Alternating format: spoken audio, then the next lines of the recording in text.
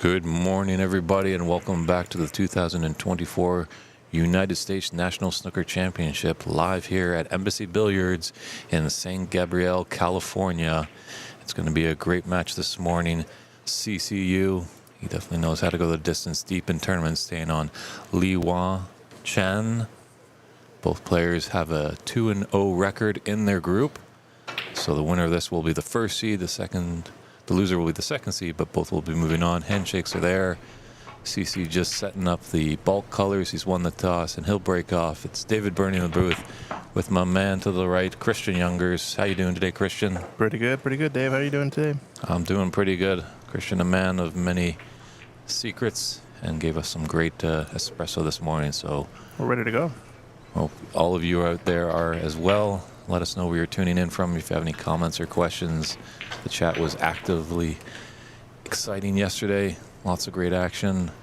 And today we're going to come to the conclusion of the round robin, and we'll find out who will be moving on.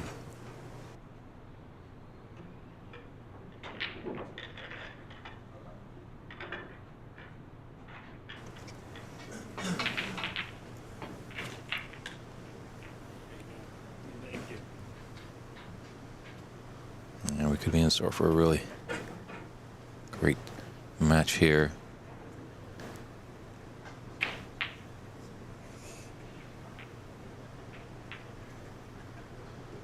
Both players quite proficient in the game of snooker here. I think it's just going to be who's going to be able to capitalize on the mistakes.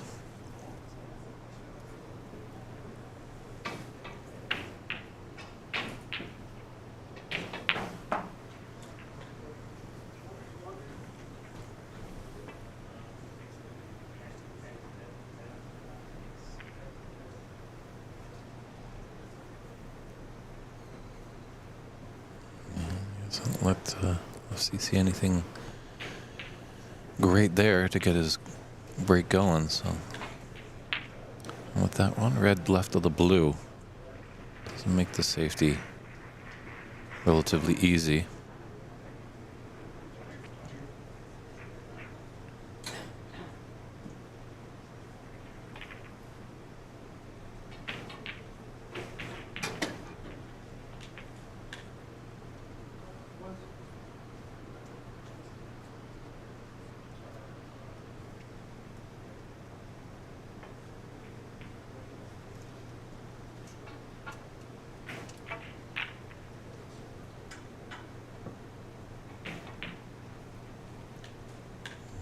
One needed the cover. This red is open to the left middle. It is tricky, and obviously now with the pink coming up table, interesting to see what color CC gets on. Black does go to the top right.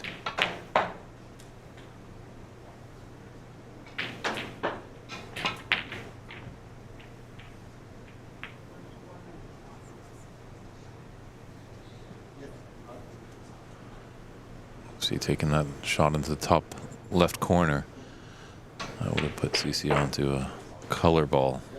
So let's see, going into the left middle, he's gonna have trouble with Catherine.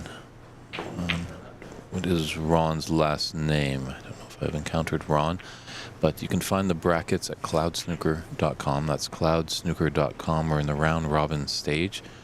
Cloud Snooker has a lot of different tournaments running and open, so just look out for the U.S. National Snooker Championship of 2024. There's a live scoring tab there on that page as well, because we have 9 matches in action this morning. We have a few that are televised. We're here on the PAPSA channel and the Ox Billiards channel. It's our main featured match between CCU and Liwa Chan, as well on the OBSA channel with Rob Richards providing commentary.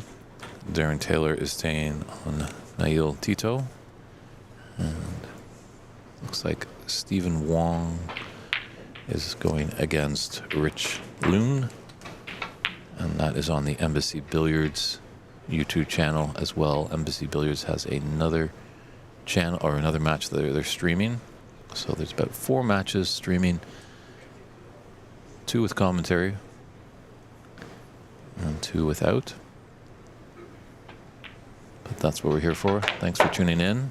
Appreciate it. So if you have any questions, any comments, we're happy to find the answers for you.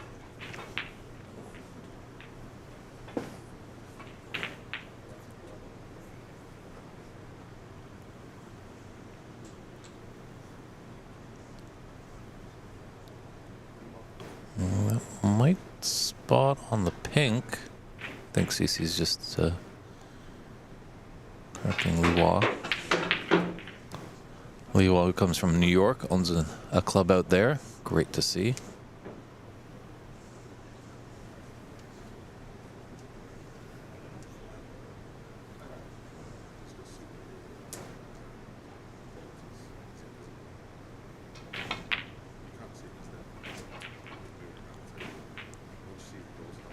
And with 61 players in the tournament, we don't have many people who are kind of a skeleton crew behind the scenes, so that's why the score doesn't keep updated as the player makes the break.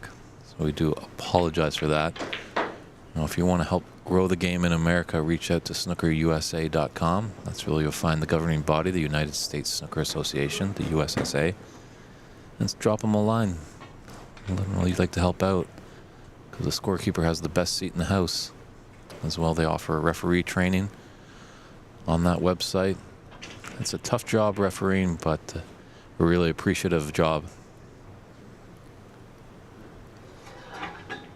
Really deflates any arguments.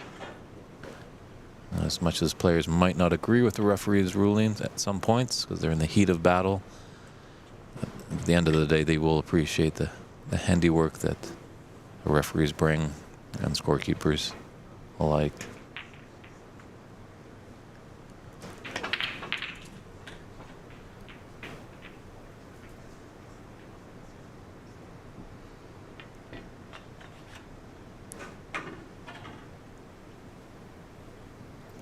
But that definitely is a game of class. It is a gentleman's game, as they call it.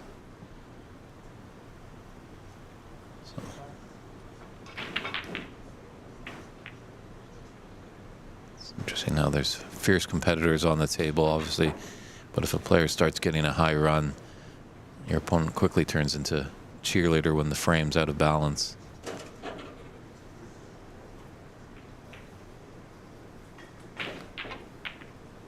Six Guy, yes, the pairings for the knockout will be shown today, but we need to get to the end of the day. Lots of matches here in day 2 of the U.S. National Championship. So definitely Cloud Snooker, I'd say, take a look back, maybe 7 o'clock tonight, Pacific time, as we're out on the West Coast in Southern California.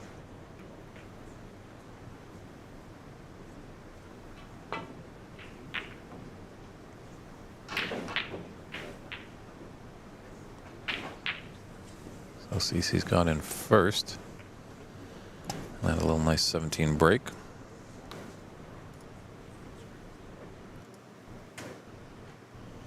Well, he's got another opener here. Unfortunate part is he's a bit... The angle on this red, the middle, looks like the natural angle is going to push him more to the top end of the table.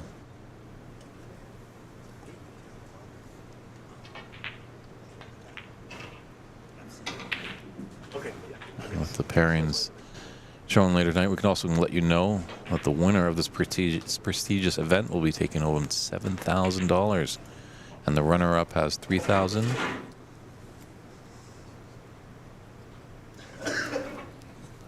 And our 2 semifinalists will get $1,000 each, and all the quarterfinalists $400, and the high break will be $400 as well. So we'll be putting that breakdown obviously up on the stream at some point. Not sure right now what the high break is. Really, it seemed like yesterday there wasn't a lot of fluidity with players. It seemed like maybe in the 30s, maybe the 40s, a high break, but I don't think there's any half centuries. Definitely not a century, or we would have heard it. as it always creates a lot of buzz.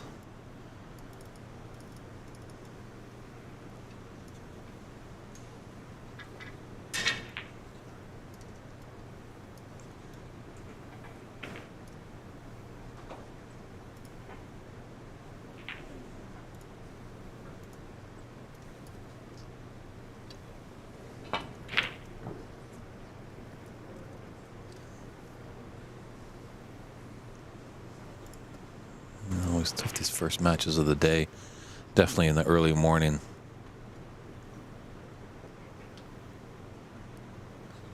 Neither player has been on the TV table yet. Plays a little different. As talking to a lot of the players, every table in this room actually plays just a little bit different. But the stronger player definitely will be able to adapt. CC seems like the one that's doing it in the early stages of this match.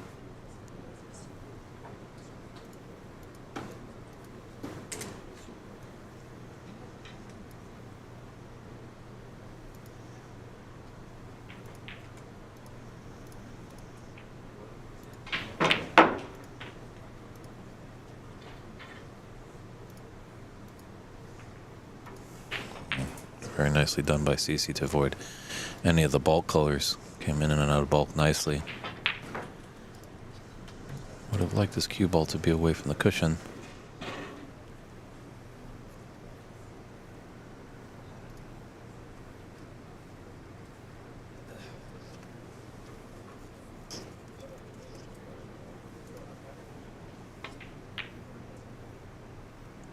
Yeah, just made that pot just that much more difficult, but played it with an element of safe, as he knew with the blind cut, his cue ball was going to be shooting up into the bulk area.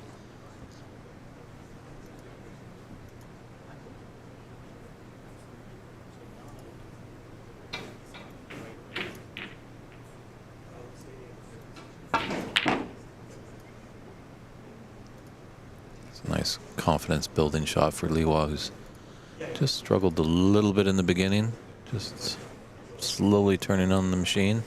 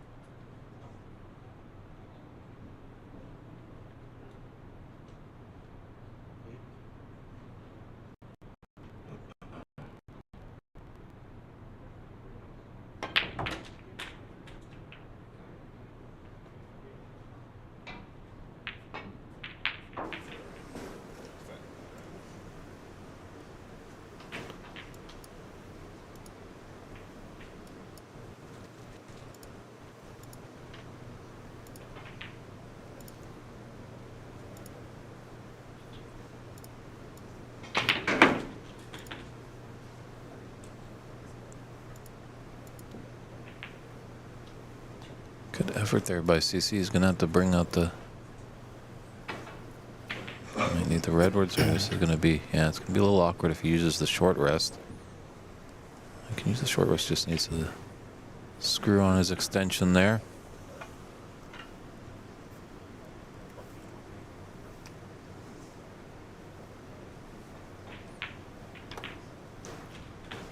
CCU, the owner and operator of Empire Billiards up there in Redmond, Washington. That's right. I think he's actually going to be moving locations coming up here in a bit, what I heard. Oh. Still somewhere on the east side, for those of you east side Seattle snooker players. So I won't be going too far, but I believe he's getting some new tables. Might be what the rumor says. Oof. A little bit too much of a low tip on that. I think he was trying to go in between the green and brown. It's going to unfortunately be end of break. But CC looking strong in this first frame action.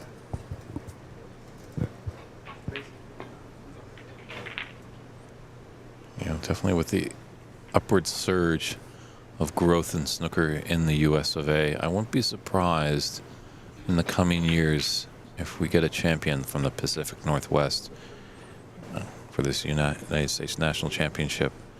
It just seems, obviously, we're in Southern California right now, and it's getting close to December, but it's still nice, comfortably sunny weather out there. Always a chance to be outside, but when the winter sets in the Pacific Northwest, it's rainy, wet, and cold, and perfect atmosphere to be inside and hone your snooker talents. Mm-hmm. That is the best, most fun thing to do, definitely when it's wet and rainy outside, I think. Makes for a good pairing. But I think CC probably being the front runner on that list that you're talking about of Pacific Northwest players. He has had a previous runner-up, I think in pre-COVID era 2018, I think, something like that. And he was a semifinalist in the last year's event. I think past two events he might have been a semifinalist, right? Yeah, I think he was semifinalist when we hosted it in Seattle at Ox as well. Mm-hmm. Yeah, I think the only... Or he lost at the quarterfinals to Raymond, that's right. The only big victory I know that CC has is he was the inaugural Seattle Snooker Open champion. Mm-hmm. You know, he's been kind of in the mix on almost every tournament, though, that he's played, right? Top 4 minimum. Yeah. BC Open champ runner-up, right? I think. Correct. 3 years ago. Mm-hmm. He seems to always be the bridesmaid, but never the bride. Maybe this is his year. We'll see. He could be a dark horse. I know there was lots of debates yesterday about who people thought the champion would be. I mean, he's number 3 seed, though, in this tournament. Do you put him as a dark horse in that respect? I think he's pretty out in the open there. Most players, I think, respect his game and know that he definitely can take this tournament down. At least that's my thoughts. The real dark horse, I'd say maybe gentleman over on table 9, standing away from us, Mr. Tom. That's who I was toting yesterday when you were in your match yesterday. There was a little debate, Christian, we were having on the chat, and you know, I was picking out the favorites, but I liked the way Tom was playing against Steven. I had the fortunate honor to have Darren Taylor, the reigning champion, in the booth as we were calling that match, and it was a 2-0 victory for Tom, but both frames went down to the black ball, so it could have gone either way. Wow, yeah. I mean, I remember seeing the first frame where Steven almost cleared up and missed the black down cushion in the thick part of the jaws. Oof. We'll have to make a highlight reel of that. Oh, his brown was phenomenal in that first frame, Steven was. So this is a great opportunity here for CC. Lots of balls out in the open. Really can put us into the snooker's required stage quite handily. Just gotta maintain his focus. Like to get that black back on its spot.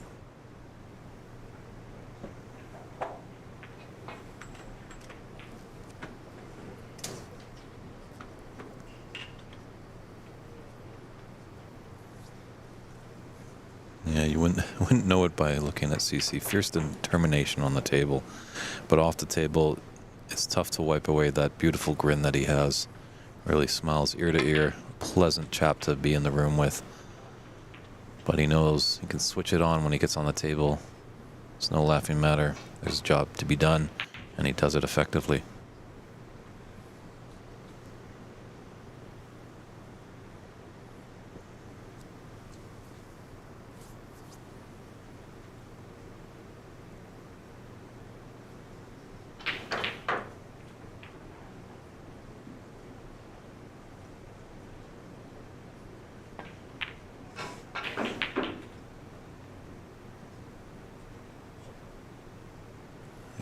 This definitely looks like the first frame is going to go to the way of the man from the Evergreen State.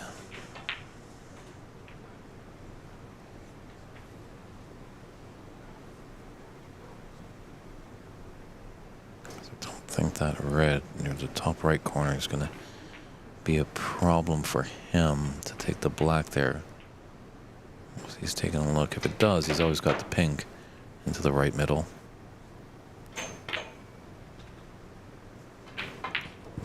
What if we got into that one? No, it got too much into it, right?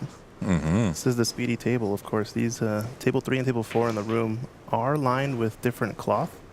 They do have strong, superfine cloth, I believe. So they do play definitely a bit quicker.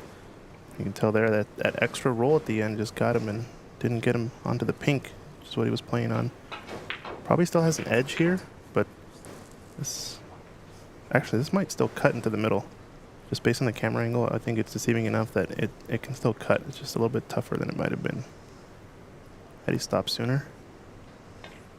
Yeah, it's there. Great shot from CC.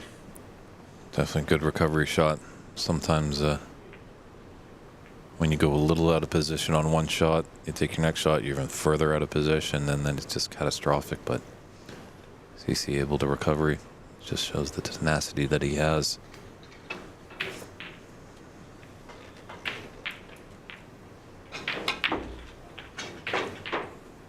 Once again, going to be overrunning his position. Might have to take pink up into the corner pocket, past the green. Did you give CC one of your world famous espresso this morning? I don't know, maybe. He's got some zip. World famous, I don't know about that yet. We'll see. Well, it might be big in Japan. Really, this is just about potting this ball. You're going to have a shape on the red no matter what. That's a tough one, and it's overcut it. I think that red along the top cushion just hampering his cueing a little bit. Did have to bridge over it, but solid break. It's like a break of, is that 24? Yeah. Yeah, he's got a 54 advantage with 59 on the table, so CC just needs one red to get us to snookers required. Ouch. Fortunate that didn't stay over the pocket, but I think CC can kind of play this a bit of a shot to nothing. Although red up table makes it difficult to go too far. I think you really just want to play for pink here. This is a shot Stephen Hendry loves to talk about, how he hates shooting this shot, the little sort of stun run along the cushion, because it can make you look like an idiot if you miss it, or you overrun your position by miles up table. Especially when that angle is there to play for the black, and you kind of need to hold it. It becomes very, very touchy, the speed. That kind of tells you how difficult this game is when a 7-time world champion does not like a shot because he finds it difficult. Right. Liwa doesn't look like he's got the engine started yet. Missing a few pots. That one not guaranteed to be easy, but definitely potable. So it was still risky for CC to take that red along the top cushion. These players have met in the past in previous U.S. National Championships. I know the one in the one we hosted at Ox 2022 edition. They did match up, I believe, in the group stage. Or no, sorry, it was the round of 32. That was our streamed match table match for the first round of the knockout stage. I think that's over on our YouTube channel at Ox Billiards.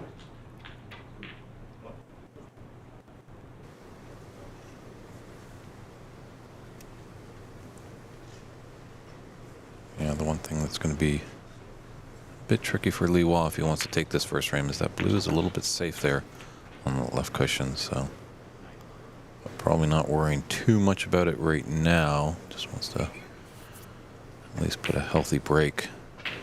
Yeah, plenty of high value colors on, so he should. It's unfortunate to get this close to the red, but if he can knock this in, it's going to get to the last two reds. And he's going to have to start thinking about how to claw some points back in this one. Maybe with some snookers. A lot of colors bunched up in the top left corner of the table from our view. Opting to take the brown here, maybe just to play shape for the red along the right long rail. Not sure I like this choice, but we'll see how it And it's up. Yeah, his cue ball was kind of be launching directly at that red to break it out. Unfortunately, green ruining the party. Probably a 3 cushion middle here and play the cue ball off of 1 rail up table. It's gone pretty wide. I think I would have liked to play closer to underneath the black as opposed to between black and blue there with the cue ball, but maybe that angle wasn't there. It does send the red a little bit closer to the black and keep it more safe, in my opinion.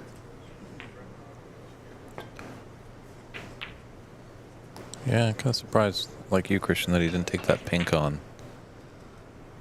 I mean, it is definitely a tougher pot, I would say, than the brown. So I do understand wanting to open up the red and sort of, you don't need the points, you know. It's only a difference of 3 points or 2 points for the pink versus the brown. So in retrospect, I don't mind it so much.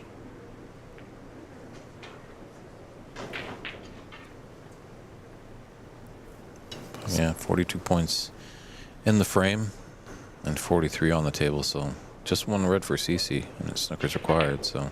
So thinning off this red, you playing, can he get below the side pocket? I don't think so, so he's going to have to play it off of the right cushion above the side pocket, hopefully getting in behind brown off of 2 cushions. Oh no, he went for the pot. This cue ball is going to drop in, I think. Does that spell disaster? Depends if Liwa can capitalize. Seen so many times that one just costly error can just change the trajectory of a frame. Players seeming like they're out, but then one door opens and they take full advantage and steamroll to a upsetting victory. So he's opting to take the red on the left corner pocket because it's a bit straighter to play shape for the black or pink. I do like shooting red to right corner instead because definitely an easier pot. And you can still get shape, at least with a high pink, if your cue ball's racing a bit too much. What do you think? Do you like to get behind the black here, Christian, off this red? Yeah, it seems like the obvious choice to me. With that ball being about a ball width across, or a ball width, excuse me, off the cushion or so. It then ends up being a nice target zone. He's overcut it, but did well to push the red up table, so not a bad choice.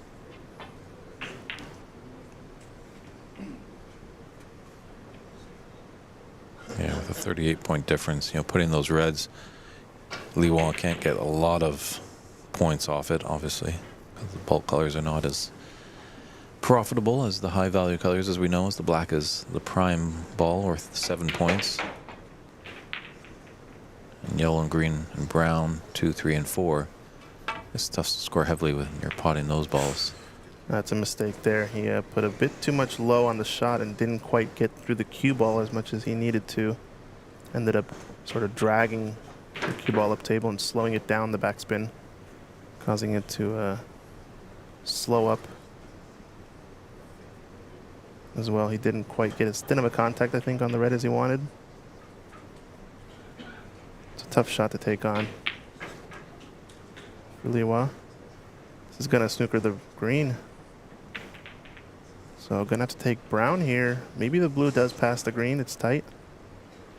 But I think brown, the obvious choice to just get a look at this red and play the first attacking snooker on the last red situation.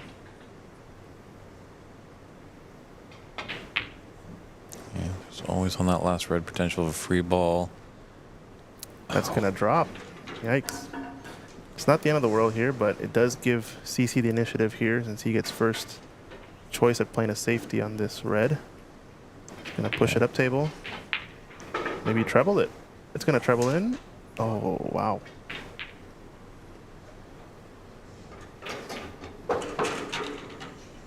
So with that red off the table, 35 points remaining now.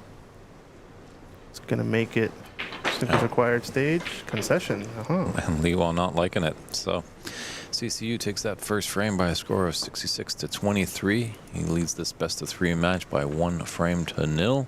We'll step aside for a few short moments.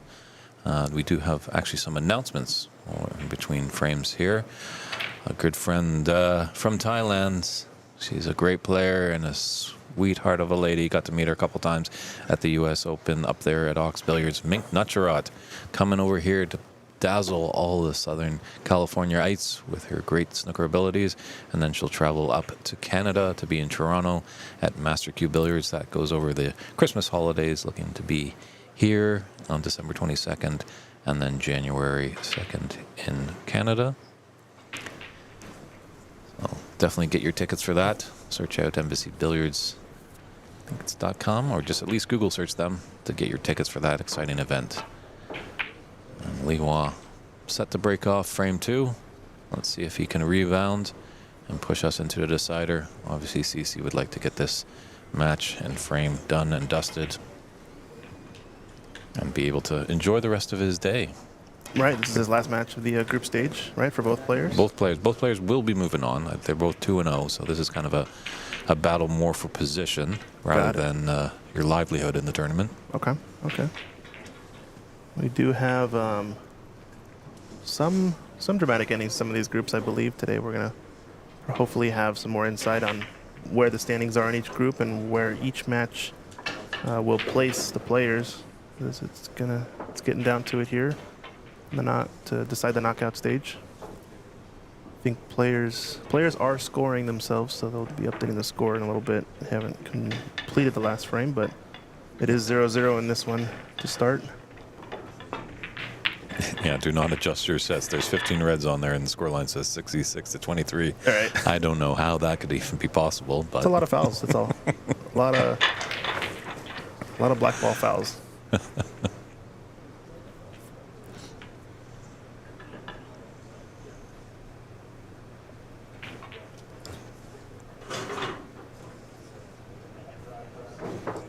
Man, I don't know. Did CC nominate this was touching ball?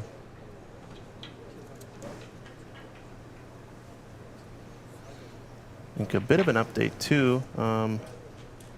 TV Table 4 has got a match going now with Darren Taylor and Niall Tito, who was a little bit delayed.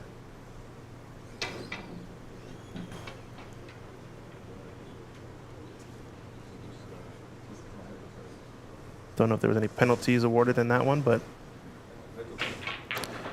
yeah, always got this great cut there by CC. I wondered if he was touching that right.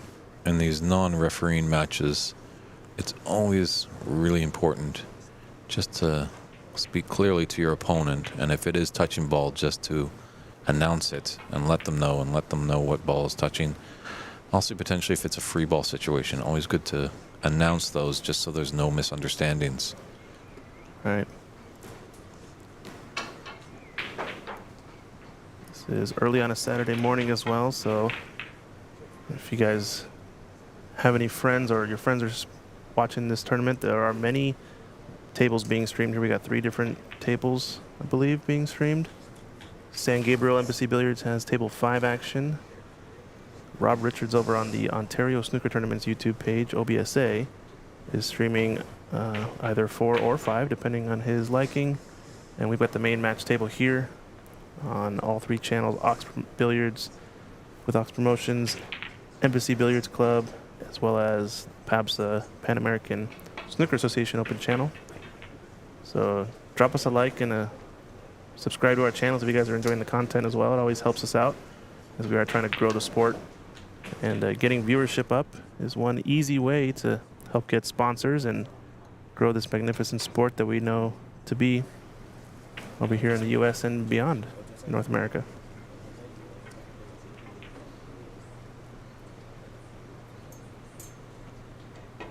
But right now, CC has drawn first blood in the second frame.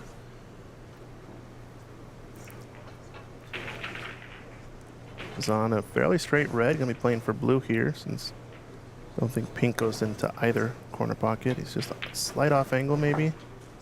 And needs to get above blue. Perfect. It's a tricky shot there because farther he gets away from the blue, the more angle he has on it to come back down for the rest of the reds. So he's landed quite perfect, I'd say, on this. Loose red he can play for next to the right of the bunch into the left lower corner pocket, as well as the red next to the black. Seem to be the most obvious choices next. He's choosing to cannon into these balls, and how's his luck? Not the best results. But definitely not the worst. Yeah, he might be taking this red down the cushion once again. He had this shot earlier, and this is more akin to the shot that Stephen Hendry hates. Kind of a stun hold for the black. That's typically the shot. And if he can knock this in, so would be a big confidence boost. It was really the only big shot he missed in the previous frame. Well done. See, I don't like that idea of hate. You know, like, I think when you come to the table, you got to be positive. You know, even if you're like glued to a color ball in a tough snooker, you're like, oh, have fun with that one. Well, this is my favorite shot. You got to be positive. Right. Yeah. You know, I want to be like, oh, I got to do this. It's just going to bring that negative energy and not enable you to be successful. And I don't know what he's thinking, honestly. We're just kind of trying to do some mind reading here, right, at the in the commentaries booth, just to make things entertaining. It could be that he really enjoys those cuts down the rail. Is this plant on? These two reds left of the bunch. Looks like they're pointed to the top cushion about a few balls length away, so there must be something in the pack that he sees. Maybe the red just below the pink.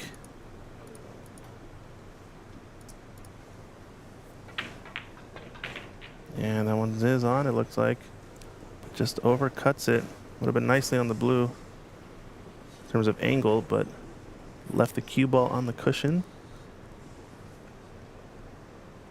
And no look at this red over the corner pocket. So this might lead to a bit of a safety exchange. Kind of playing cat and mouse to not leave a shot at this red over the corner pocket unless someone can knock it in or knock it out. Yeah, those reds were always lined up to come short of the pocket. I think there's a window here, at least to the red above the one closest to the right corner pocket. Doesn't have a full pocket, though, I don't think. He's firing, though. So maybe the lower one is on.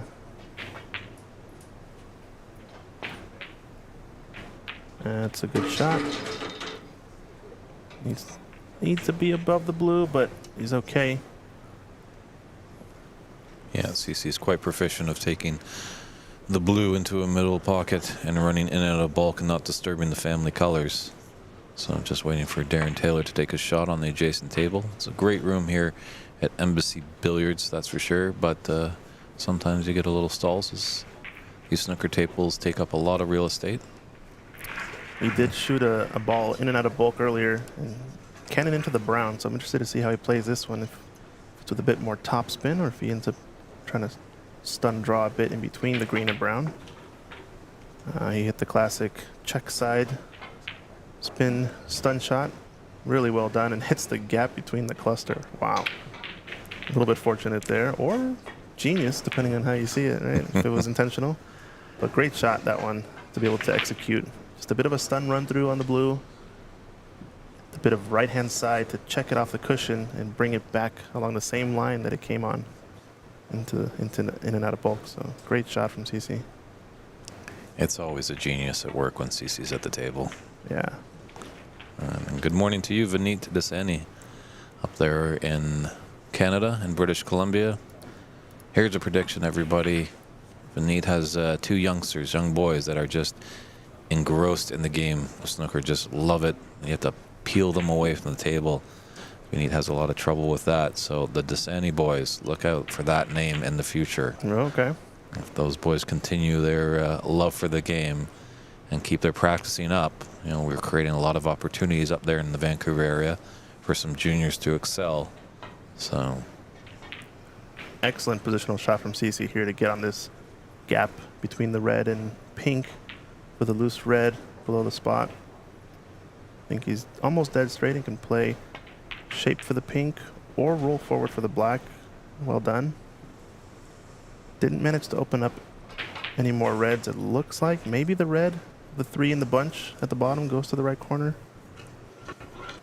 But if that red in the middle starts to really open up the clusters here, and I think one more solid breakout shot would really open up this frame for a high break opportunity.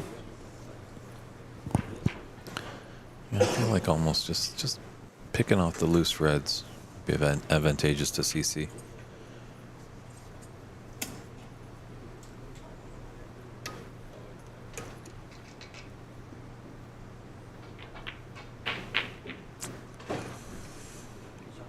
Yeah, rubbed into that black, didn't make the red. I think that was the right shot, but he just simply overcut the red. Had he cut it dead into the pocket, it would have been a little bit thicker contact, and his cue ball would have been running into the black at a slightly thicker angle and pushing it open toward the pocket. So I think it was just the right shot, just to miss on the execution there on the cut angle. Yeah, the door of opportunity has opened for you, Liwa. What can you pull out? Gonna see the long rest here. So he has left it wide open. I don't like stretching over on this shot.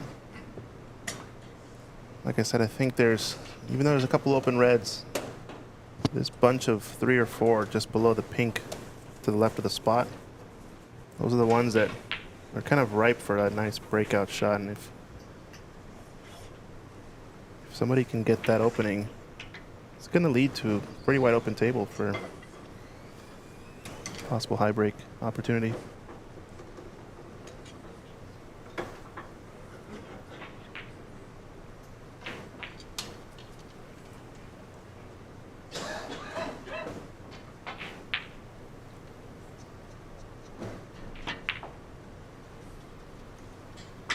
Overran position here.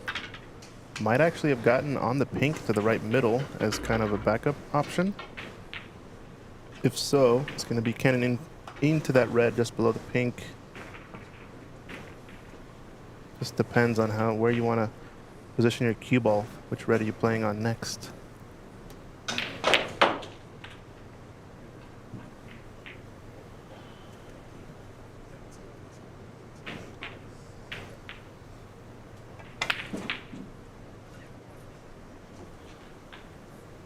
Did he cluster them up into the right middle pocket? I think so. Does have one to left center pocket.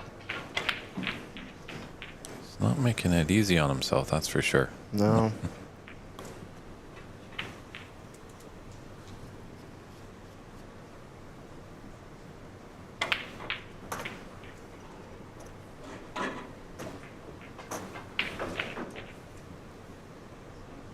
We want just awaiting the defending champion, Darren Taylor, to take his shot on the adjacent table. Great sportsmanship with all the players here. A lot of respect for each other. Yeah, it's a good group, and everyone's knows that they meet with each other every year for this U.S. Nationals.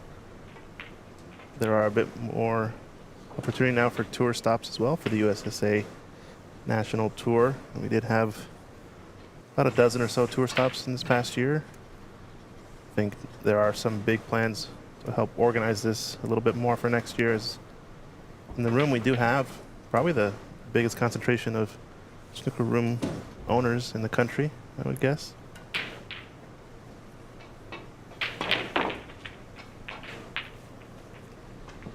So the rightmost red in this bunch, the lowest one, does go to the right middle pocket. It's a tough shot though, because that pocket closes up at this angle pretty drastically. So he's gonna have to roll this in. Nice easy pace is gonna mean a difficult color. I wouldn't mind actually playing the safety here instead.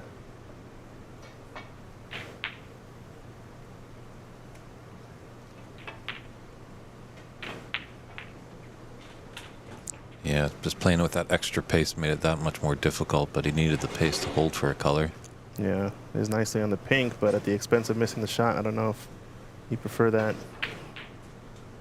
Yeah, nice 23 break though to get him back into the second frame. He's not out of it. Still lots of points on the table, but he's given CC decent chance to get back in.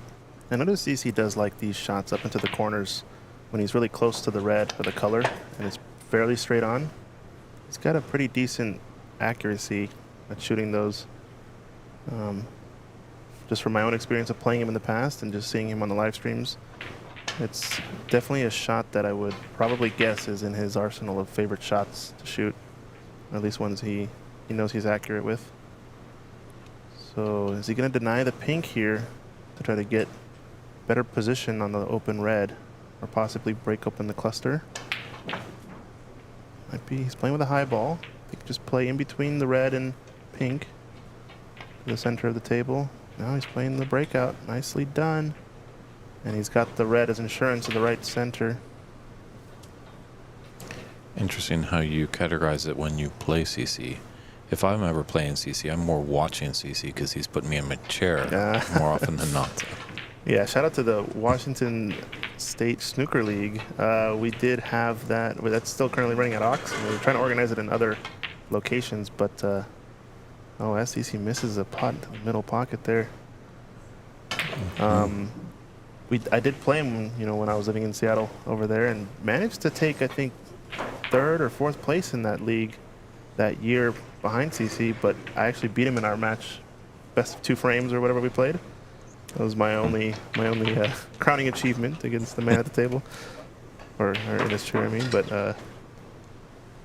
I have the recording of the clearance on one of the frames, and it ended with one of those super thin shots into the middle pocket that you have to just slow roll, and it just drops in on the pink to get straight on the black and pot the long black for the win or something like that. It was fun.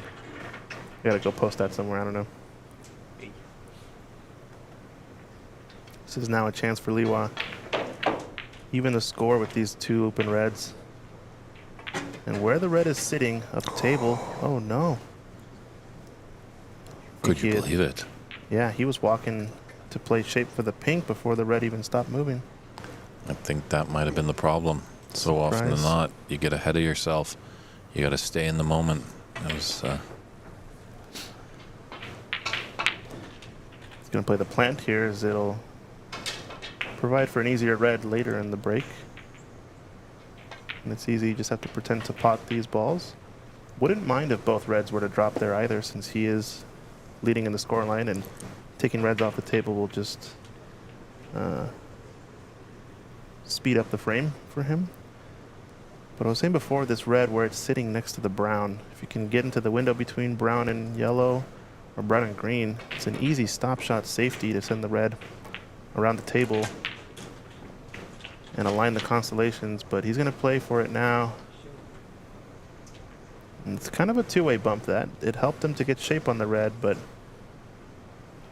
it's left him tight to the cushion, so...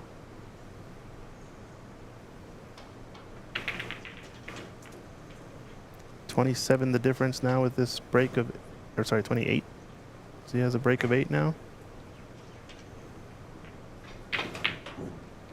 Yeah, made that pot just tougher than it needed to be, and that little bit of run on the table I think has got the red safe. It's awfully close.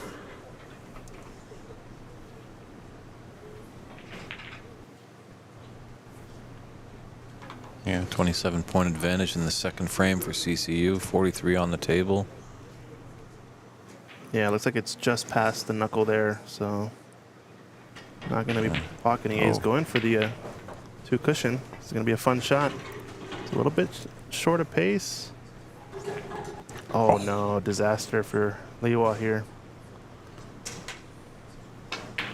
That always can happen. He could have looked like a hero there, but unfortunately came up as a 0 as he succumbs 4 points to his opponent.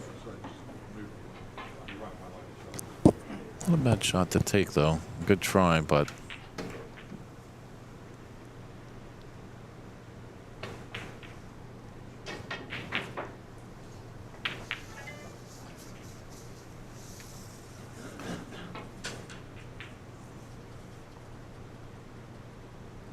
Arif will play. Just shoot his red down to the top end of the table, bring his cue ball back into bulk. It's a thin cut into that side. He's going for it.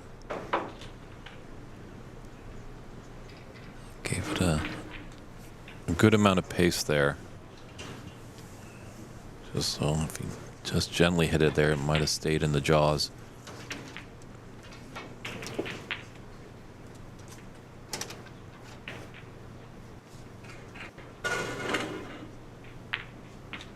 Oh, that's a great pot by Liwa there.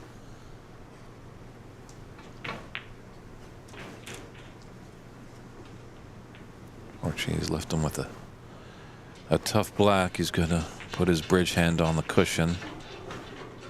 Can't put it flat on the bed of the table.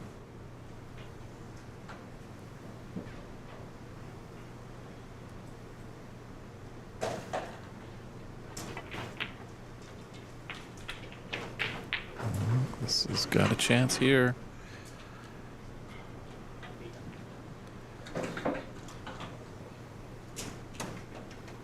Everything except the yellow ball are on its spot, so.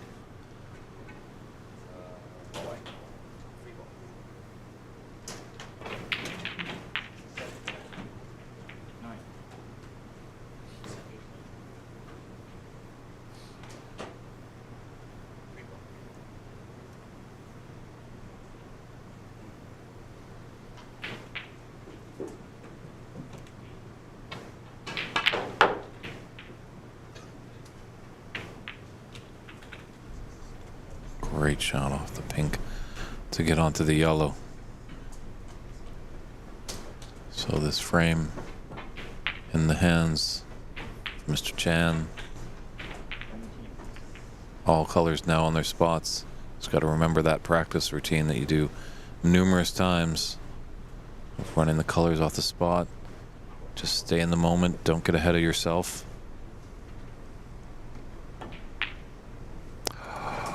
Just broke down on the green.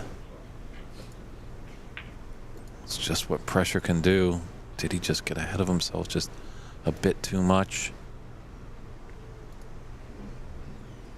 So 14 in the frame, 25 on the table.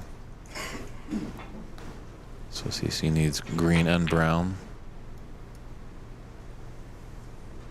to get us to the snookers required. Look at that shot. Very nicely done. Let's put Liwa in the snooker. Should be able to get out of it. Just the question is, where is his cue ball going to finish and the green ball?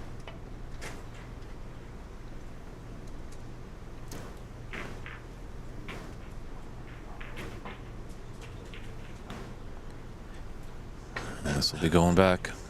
So in this tournament, in the round robin phases, when there is foul and miss, it is 4 attempts, 3 putbacks, unless we're in the snookers required stage. And as well, when we're on the colors, if there's more than 3 snookers needed to achieve victory, it is an automatic concession. It's a bit surprising there. Thought Liwa would have made a little bit of adjustments. The caliber of both these players. They might miss the first time they're in a snooker, but second time usually they can rebound quite nicely.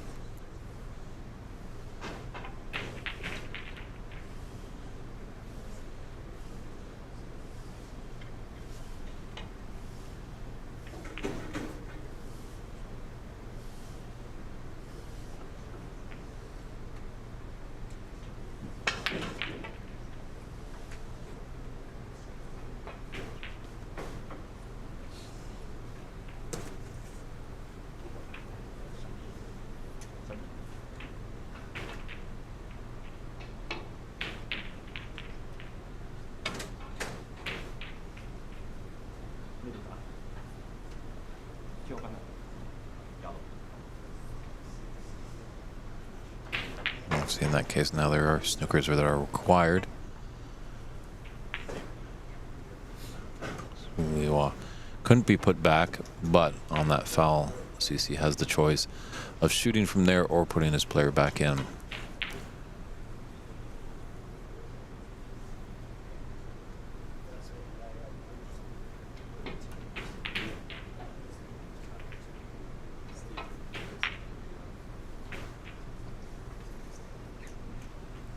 Looks like he's got him in a snooker again. Might be just a little bit of that green poking up behind that brown, but it's thin. Yeah. Doesn't want this ball to go in off, that's for sure. It's done well not to put his cue ball in the bottom of the pocket. So it would have been ball in the hand of the D, and definitely would have been frame and match there for CC. Oh, and there it is anyway. The handshakes are there. So CCU with a whitewashing victory over Lihan Chan. CC will be the winner of that group. He'll be moving on to the knockout phase. That will be starting tomorrow. Liwa Chan fans, he's still alive. He's just second place in the group. He'll be moving on to the knockout phase as well. Just might have a tougher opponent than CC does. So might just step aside for a few short moments. We're just going to set up maybe with a post-match interview with CCU. Just a little bit of housekeeping notes. Got an announcement too. High break so far, 67 from Stephen Wong in his match over on table 5. I think that was live over on the OBSA channel, Ontario Snooker Tournaments, if you want to check it out. Yeah, other than that, I think we also have the prize money officially established for this event. And I'm going to go set up a little post-match interview with CC. Okay, and I'll be right over there momentarily. So there's what the winners and the semifinalists, quarterfinalists, and the runner-up will take the high break prize. Not a bad purse for this weekend. And if we're talking about money, just want to put a shout out as we're getting a lot of great opportunities for players in the Americas. Our good friend from Canada, Sahil Nair, just won the Pan American Open Championship in Montreal about a month and a half ago. He's on his way to the professional ranks next year for the 2025 season. They have created a GoFundMe page for him. So go look at www.gofundme.com to find out. And Sahil Nair, that's SAHILNAYER. That's how you spell his name. Take a look on that. If you can afford anything, he definitely will be much appreciated, helping him fulfill that childhood dream of being a professional snooker player. So we'll step aside for a few short moments. We're going to do a little post-match interview, and then we'll be back with some great game action from this 2024 United States National Snooker Championship here at Embassy Billiards in San Gabriel, California.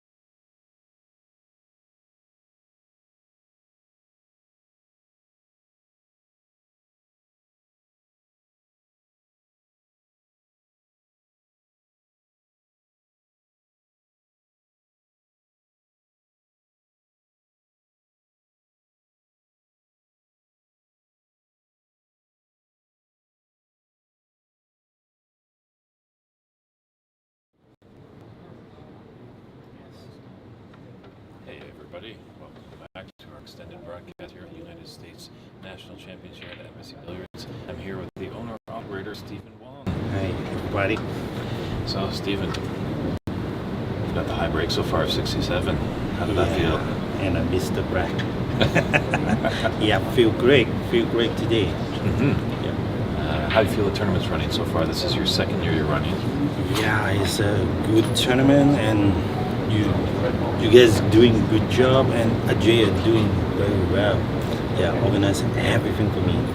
Yeah, and that's excellent tournament in the USA. Excellent. Good to hear. Good to hear. So, you're moving on to the knockout phase. Unfortunately, you're not the leader of the group. It was a tough battle against Tom. Yeah. You pretty much have like a high break so far, 67, and I think that brown yesterday was the shot of the tournament so far. Oh yeah, yeah. And Tom is a very, very good player. He's solid. That's why I just missed the chance. Yeah. I will keep doing well on the local run. One big question I have for you is, as you're the owner-operator here at Embassy Billiards, and there's many things turning, but you're so focused on the table, you don't get distracted. How do you turn that off and get into game mode? Just enjoy the game, because sometimes I host the tournament. I just want to people enjoy the game, and I try to practice and enjoy the game. And even though I just sleep 3 hours per day, it's so tired right now, but I really enjoy the job. Fantastic. That's great to hear. Well, we wish you the best of luck. Hopefully you can be champion again. He was the 2022 champion. Yeah, I'm trying my best. All right. We wish you all the best. Thanks for Thank stopping you, by David. and saying hello to us. Do you have anything to say to your fans out there? Yeah, thank you everyone, and enjoy the show, enjoy our tournament, enjoy my club. He's a great host, and he's got a wonderful room here at Embassy Billiards. Definitely, if you're in the Southern California area in San Gabriel, pay a visit over here, because not only is the snooker great, they've got Chinese 8-ball and they've got 8-ball and 9-ball. So definitely a hot spot here at Embassy Billiards for a great. So thank you, Stephen, and we'll talk to you soon, everybody. Thank you, bye. Thumbs up.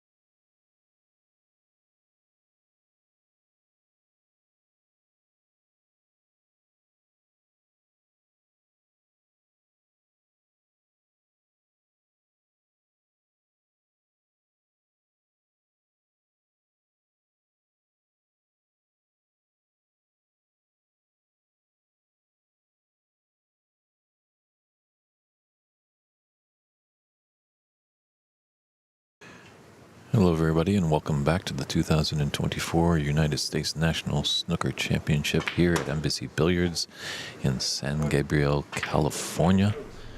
We've got another exciting round-robin match here with Arif Mahmoud taking on Loris Kishian.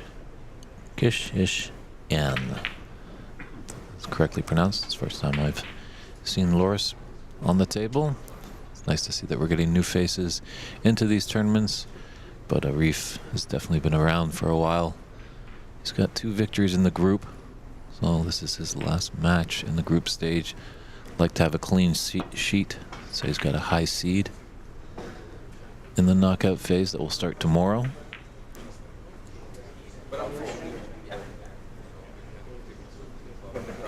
maybe just a little pacey on that safety shot. He's opened the door for Loris.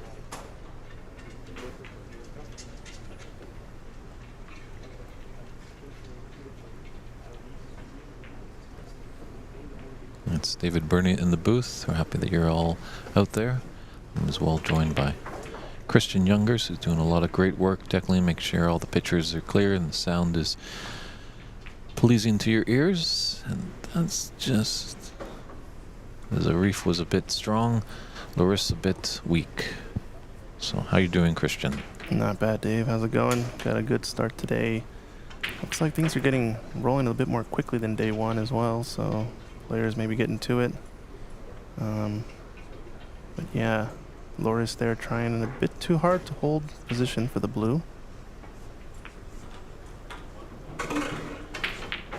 You know, I think with more and more tournaments that are happening in America, more players are getting akin to the pressures and the feeling, and they're just practicing more, just kind of wanting to be the best at the tournament, so the standard is rising. Right. And as well, you know, we're in the digital age, so these tablets they use for scorekeeping that directly goes to Cloud Snooker webpage to help all the fans that can't join us in the room keep updated scoring. They're getting more used to that device, and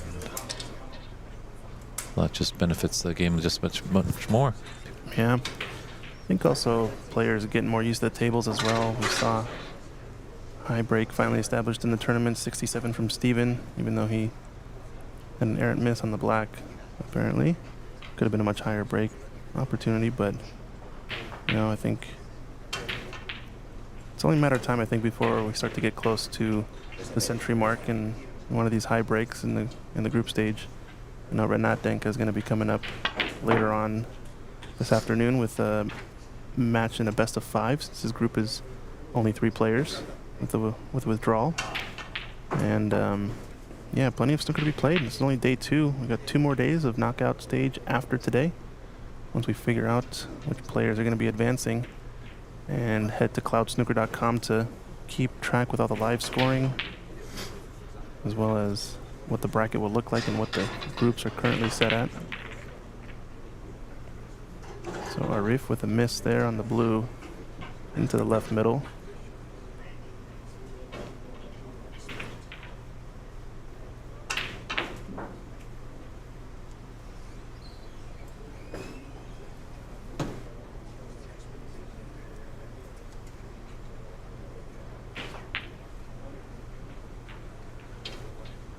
Not going to leave much for Loris. You should check this group and see what the status is. Hopefully he can just clip off this red that's on the right cushion, get himself safely into bulk.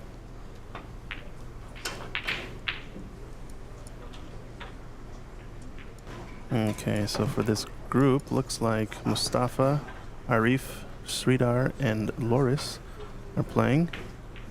The other match between Sridhar and Mustafa is happening on the back table 7. But so far, Arif at the top of the group with 2 wins. If he were to win this match, would solidify his spot as the #1 seed in this group. Meanwhile, I think Mustafa doesn't have a chance to get out of the group any longer. So it's going to come down to Loris and Sridhar, what they can do. Granted, I guess if Loris wins, Sridhar wins, there's going to be a 3-way tie for first place, so that could be interesting. It's going to be messy. Yeah. But for Arif, we know win and you're in. So I know he's going to be trying his utmost effort to get out of this group. Loris still has a chance, especially if he does get the win, but he's going to want to get a high break because I don't know where the other two players stand in terms of high break. But we'll see. I think somewhat the tiebreakers are frame differential, possibly head-to-head, and then the high break. Yeah, something along those lines. I think we can clarify that later, but I don't know. We can ask Ajaya in a little bit to see what that is. And if that's all tied up, do we go to a blue off the spot? I actually don't think that'll happen, right? Maybe. I don't know. It's possible. I think high break would possibly... No, high break wouldn't determine it. You could be tied on high break, right, technically? So You could be the chances of that. Yeah, I'm there going has to to buy a be- lottery ticket if that happens. right. There must be one contingency somewhere.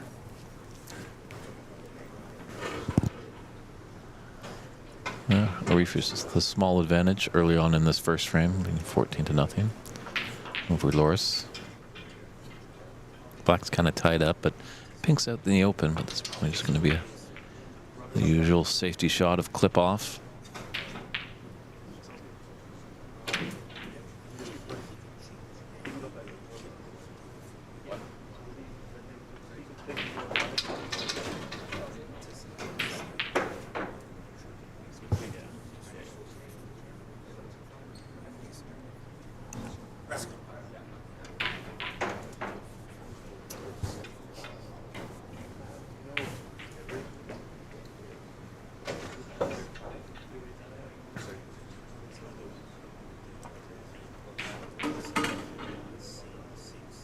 Ooh, that doesn't have the pace.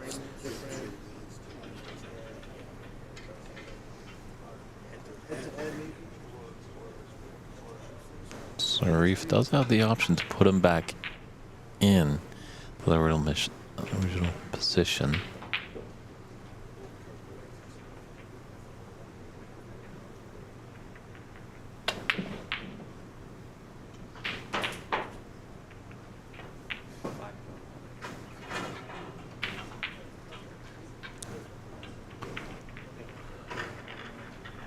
This middle pocket's definitely tough.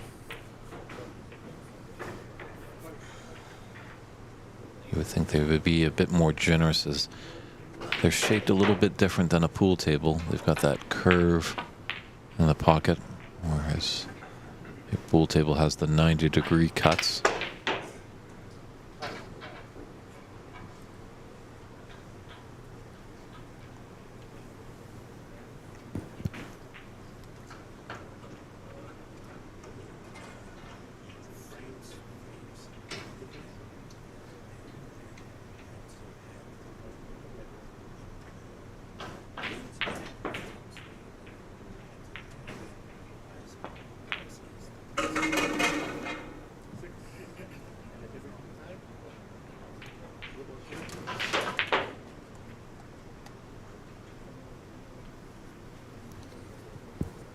All right, just got an update from tournament director Ajaya that it is going to be, like we said, match wins first to determine the group. Then if that's tied, it's going to go to frame differential to determine who wins the group. After that, we're going to go to head-to-head if it's a two-way tie to determine the group. And then finally, it'll be high break. And if all those are tied, I don't know if there's a plan for it, but I think we're hoping that that doesn't happen. Is what it sounds like. So.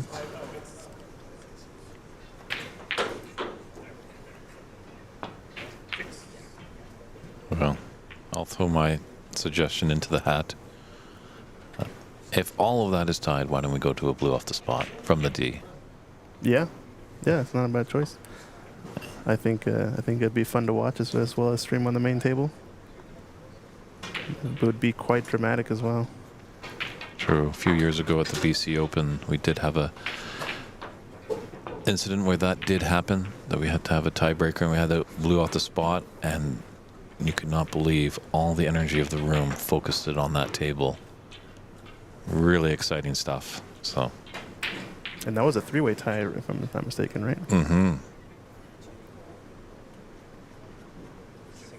good friend Francis Cho was involved in that.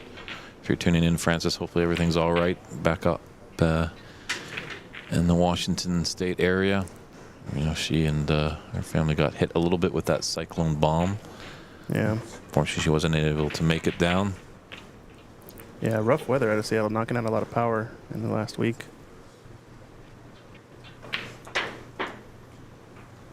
Yeah, we're getting into the winter season, so these things can happen.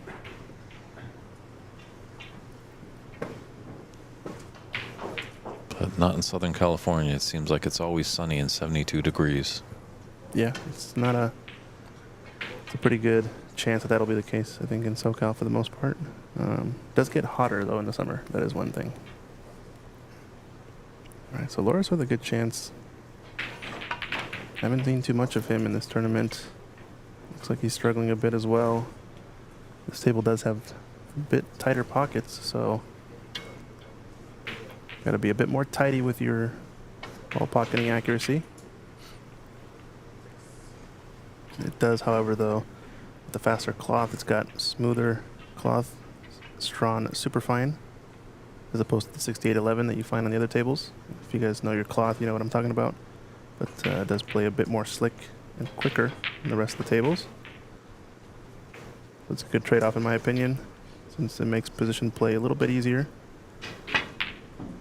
Nice stroke there from Arif.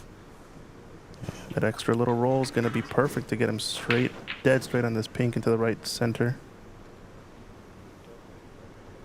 He can easily screw back if he has a straight enough angle to play the red closest to the cue ball down to the right corner, as he was kind of looking at that angle there. Looks like he might be going a bit towards the pink spot though, so might have to pick a different red, although nothing immediately obvious to get on.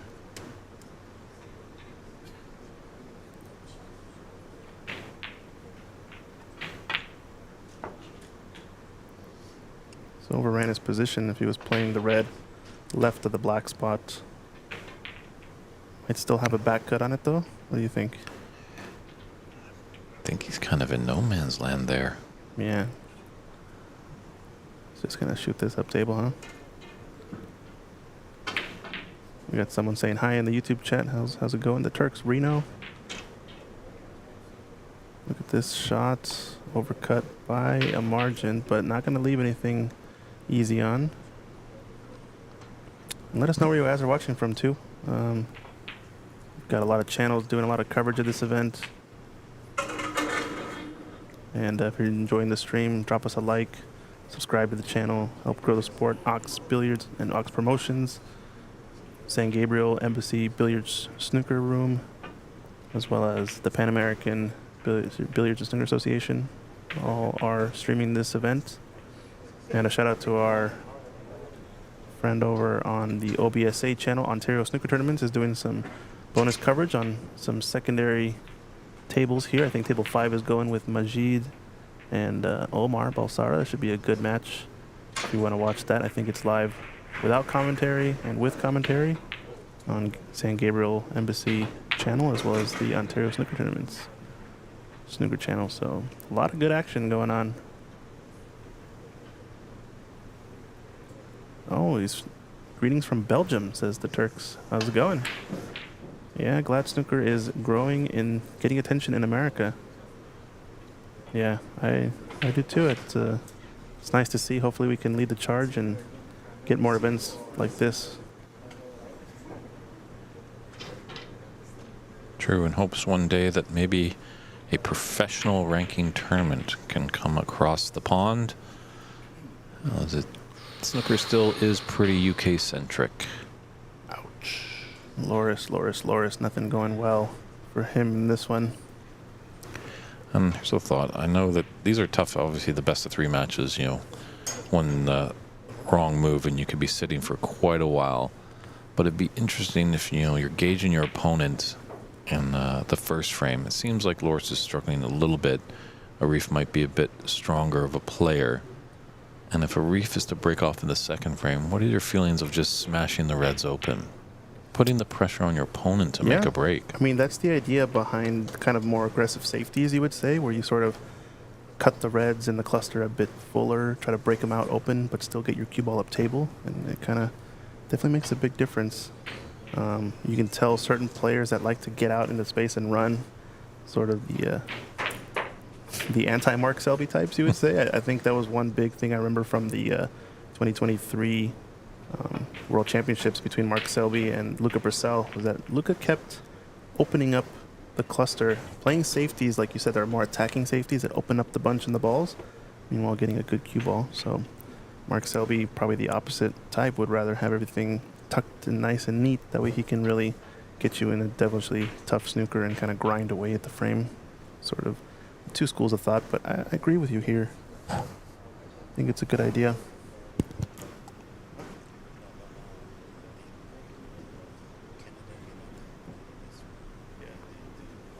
Yeah, I think sometimes you put that pressure on an opponent to make a high break.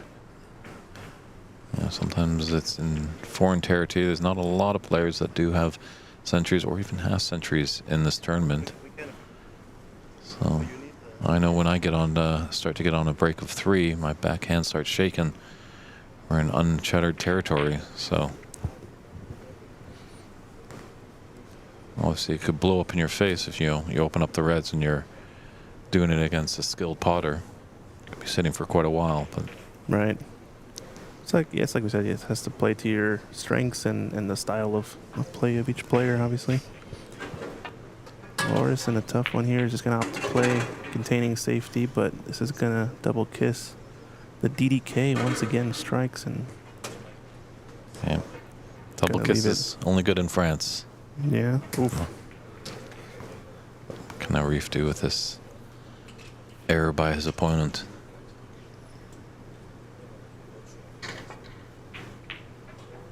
It's a good pot. He's going to be nicely on the blue. So once again, off to the races. I think if you're Arif, you kind of recognize a little bit that Loris might be struggling with his potting. So really to punish him, it's just a matter of not missing your colors. Pocket a few reds and colors and then just play a decent safety and hope to get another chance at the table. Yeah, I think Arif just wants to keep at that table. Get Loris just a few minutes in his chair thinking about that double kiss. Loris definitely has to have the mind of a goldfish and just forget about that shot. More often than not, players will get a chance. Arif is number 6 seed in this event, I believe, from what I saw in the brackets. So you don't get to number 6 seed or to top 8 seed even in this event without being able to do anything, or without being able to do something on the table, I would say. Oh, but there's a mistake there. Try to do a stun run through a bit and just either hit it a bit too hard, a little bit less pace would let the cue ball sort of start to develop some roll before it contacted the pink, or just a bit of a higher tip position. Either one, depending on the pace you shoot it at, you kind of have to pick and choose which one you like there. But it was a tight window to play that stun run through for the loose red left of the black spot. Now a delicate roll up safety here, roll up kick shot. That's going to be okay. Decent job, yeah. The plant might be available. Does look like it's pointing at the red at the top of the 4 bunch, closest to the left corner. He's looking at what angle it has. He's going to have to cut the first red just like that down toward the bunch to get an angle to make the ball into the corner. Yeah, always a little tough with the plant shots when there's that space between 2 reds. When they're welded together, it just makes it that much easier. Oh, nicely done. Yeah, like you said, it's a little bit easier, right, with that sort of closer position. And Loris just have to kind of build on that. That's a tricky shot. That should, hopefully boost up his confidence. Know that he belongs here. Beginning of this frame hasn't gone his way, but let's kind of dig in. We have one of our usual viewers, SC Manhattan, saying hello over on YouTube. How's it going? Appreciate you viewing and shouting us out on the stream. Glad you've been enjoying the coverage, and this is only day 2 group stage, so it's only going to get better and better, the standard and quality of play, to show what the US's best has to offer on the bays. Yeah, it does. The matches get a little bit longer in the knockout phase. You know, the stronger players definitely will prevail. And when we get in those longer frame matches, that's when kind of sometimes they might let their hair down a little bit in the early stages. And you might see some big breaks. The high break so far is 67 by Stephen Wong. But I'd be surprised if that stands the test of time.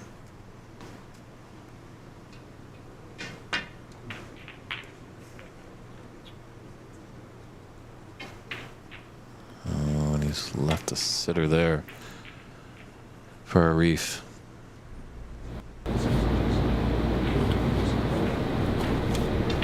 It's a nice angle of the whole room here at Embassy Billiards. As you can see the banner in the back there. It's back-to-back years that it's hosted this great tournament. Actually got some youngsters in the crowd today. Good to see. Hopefully they can get inspired and want to pick up a cue. Admission is free down here. We're in San Gabriel on San Gabriel Boulevard. So if you're in Southern California, come by and say hello. Christian will be happy to autograph anything that you'd like. Is that so, Dave? Let's overcut the blue, trying to get shape for this red. It was going to be tough with where the blue respots to get in that angle, so not necessarily going to be promising, but another chance for Loris. If you're Loris, all you got to focus on is playing efficient snooker here. Get your red and color down. Don't focus too much on getting too perfect in the position, and this has gone awry again. Disaster continues for Loris. Yeah, he's just unfortunately selling out a little too much. We've been fortunate that Arif hasn't really been able to capitalize strongly. That's both players' first match of the day, but they were in action yesterday. But it is a little bit of a messy table. Those 6 reds below the black spot just makes it quite messy. So after this blue, we might have a little safety battle with them clipping off the reds. This is a thin one. He's done well. Slightly overcuts it to the pocket, but it's going to at least get a look at playing a safety on the cluster of reds here. Just nick off the left edge. Try to get into bulk. Ideally behind yellow, but doesn't have to. This is almost the situation I'm talking about. You got a big commanding lead here. You know your opponent is struggling. What about bursting open those reds? I see. Yeah, instead of playing the sort of conservative safety, I like it. I think you're right. You know, not obviously we talked about breaking it open off the break, but in this situation, there's tough reds there. Yeah, in that case, I would think about maybe clipping the red closer to like a half ball contact, a little bit thicker, playing with a bunch of running right hand side and playing at 2 cushions out of the left corner in between the blue and brown or the blue and green to the upper right corner of the table, and just kind of opening up the reds out to the center as well as you can.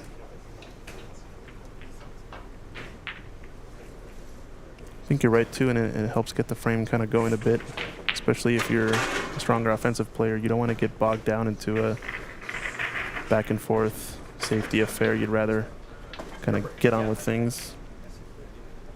True, we've seen it so often than not that sometimes these long safety exchanges that happen between the players, and then all of a sudden one player falters and the opponent's got a great chance to get in, and they've all of a sudden forgotten how to pot.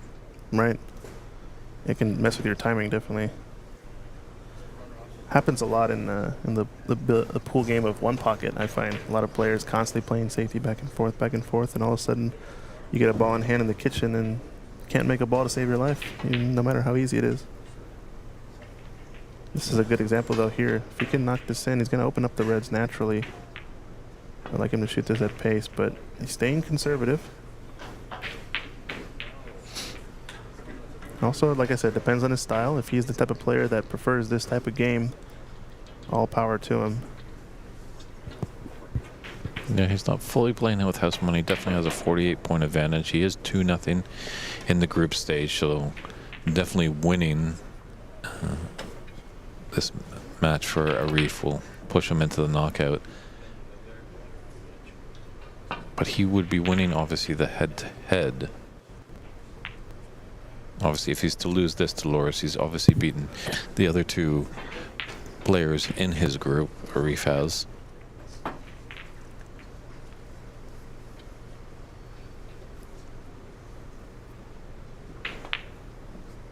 But we've got the safety of being in the commentator box. They're down on the table.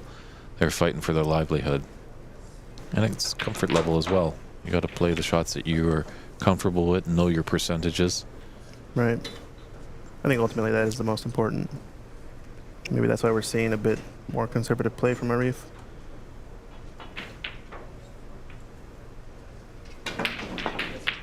Oh, big cue steer there. You saw it drag his tip from his right to his left pretty dramatically on that shot. And I think that's typically indicator of your body telling you you're going to miss the shots, but then you deciding to take it consciously anyway. And your body kind of trying to steer the cue into the right line as you know you're going to miss it.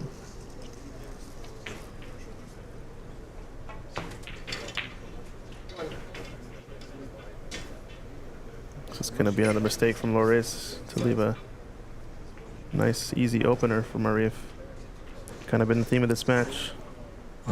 Nobody really jumping out of the room here. Arif not necessarily playing stellar, but doing just enough to let Loris make the mistakes.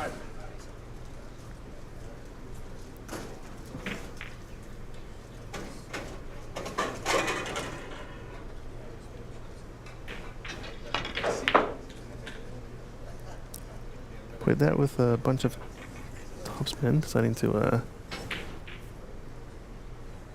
get some space off of the cushion. I think he could have stunned it off of the rail.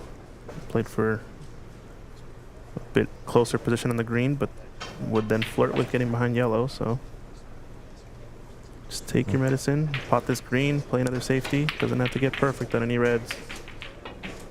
It's not worth missing the pot just to get that running right-hand side, in my opinion. And he had the ankle on that green.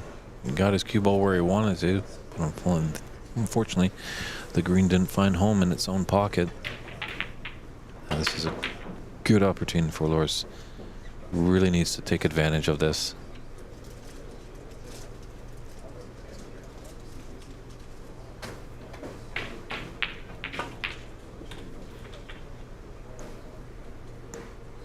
Not the greatest shape, but he's got to take little victories, and that, you know, you can see him reeling a little bit as that red rattled a little bit in the pocket and then finally dropped. You know, a player is in tuned when their objects ball don't even hit any sides of the horns. They just go straight in cleanly into a pocket.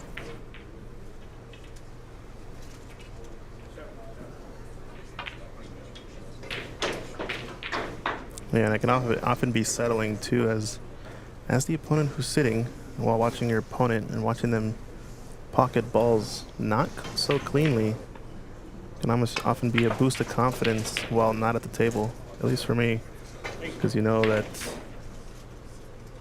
kind of the player is on the sort of teetering the edge of missing the pot on the next shot if he's missing center hole routinely. Yeah, it definitely is a large mental game. Tough. Because obviously Arif is seeing that Loris is struggling, and sometimes some thought is obviously struggling a little bit, really tie him up. And that will even really give him even more headaches. That has kind of been the theme of this one, I think.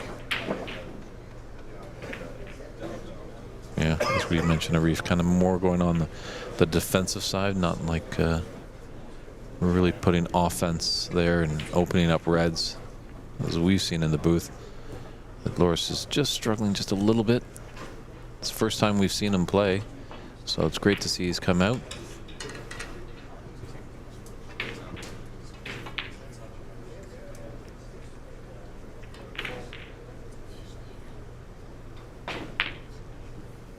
Opts to take the pink into the corner. I don't know. Tends to be a preference there, but I still feel like maybe blue into left middle might have been higher percentage pot. Like I said, it being the player preference, typically just the way the blue goes into the middle pocket has a little bit higher margin of error. Be mindful of that green as he's queuing over it. Oh, I see, yeah.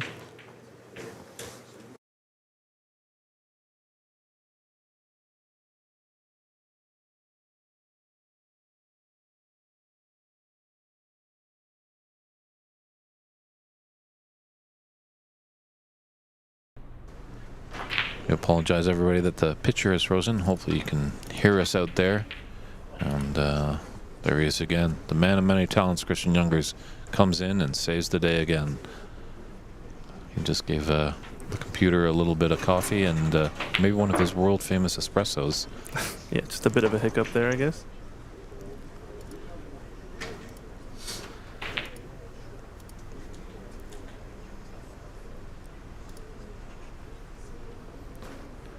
So we are now in the snooker's required stage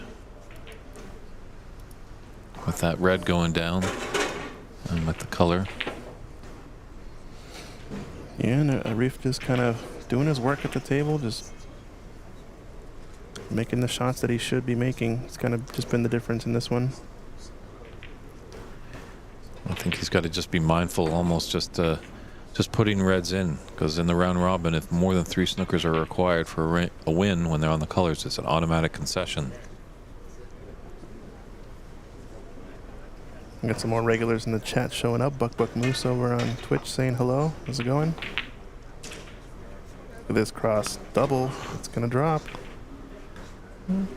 Wasn't intending it, so I had a pretty good cue ball tight to the both cushions. So Yeah, interesting. He raised the hand of the fluke. I'm like, that's my bread and butter right there. I love a cross double, you know, with maybe if the pot goes in, an element of save possibly, but it did bite me at our club championship back in Vancouver. We were on the final black, me and Dale Wiesbrod, and I tried a cross double, and it just slowly creeped to the corner pocket and didn't drop and sat for a sitter, and yeah, Dale knocked it in to win the championship. that's tough. 2 tournaments in this past year that I've lost on the final black. Yeah, I feel like as long as if you're taking that double on, you just got to make sure you hit it at the pace that it's not going to stay in the pocket, right? That's the only thing you can hope for. So taking, looks like he's going to be playing the blue here.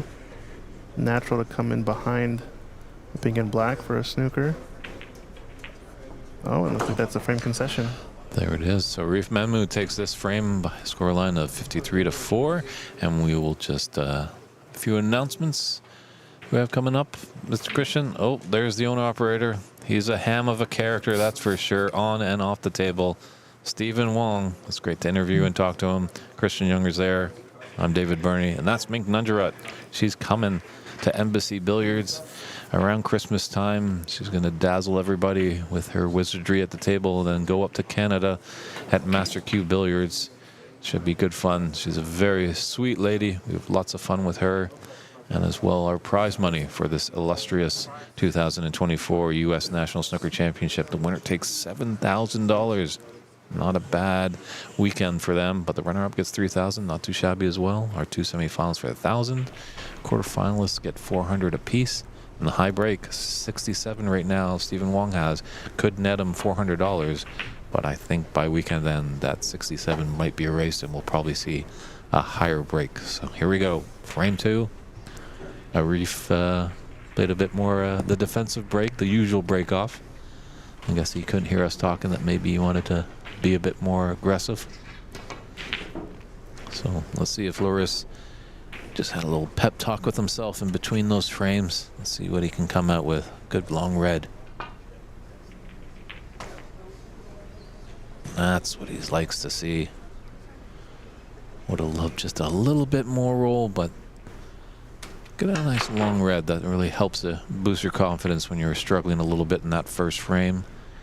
It's a blind cut with the black. You know, he could stun in and open up some reds.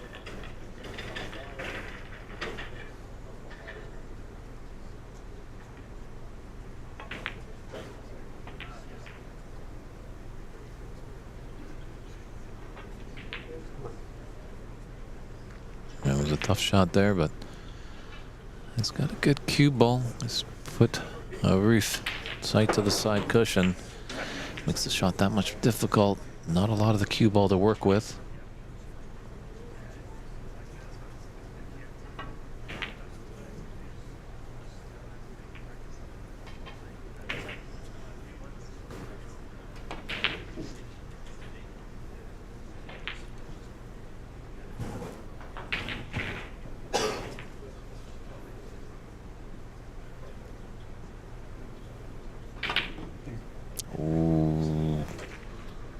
Was gifted an opportunity there on that miss by Arif. Just having a shake of his head, just walking back to his chair.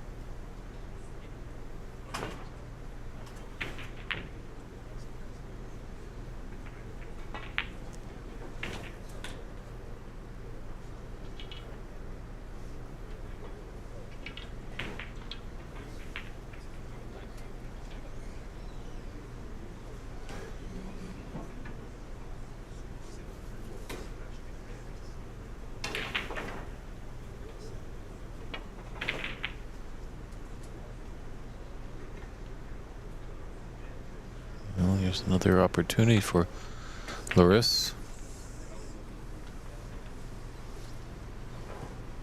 Having a drink of water, composing himself. I don't want to rush, don't want to force anything in this game. Want to be completely comfortable.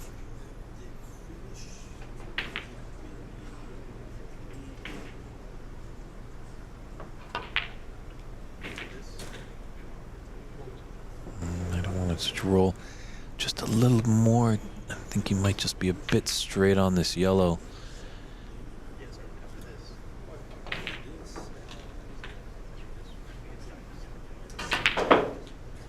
Okay, he's okay. He's got some good cue power too.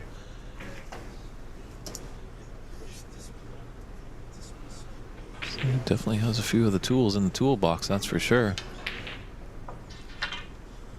Maybe he's just shaking off those first frame jitters.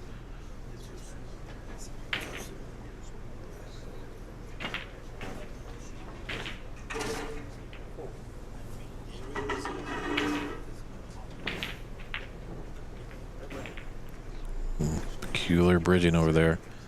Probably gonna have to grab the wrist or maybe even the spider.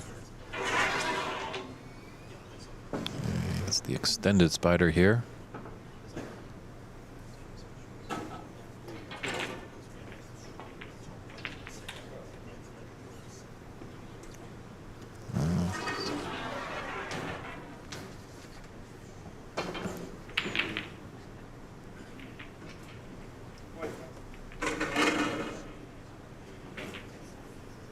He's just now looking for just a regular spider.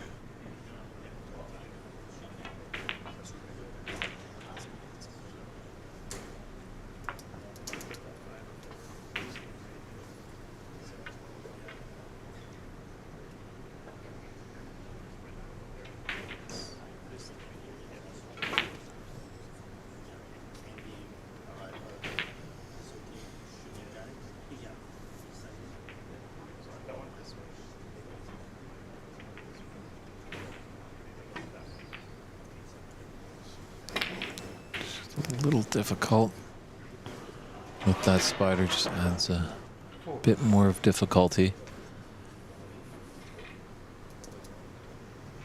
But great Canadian players. Bill Werwinick.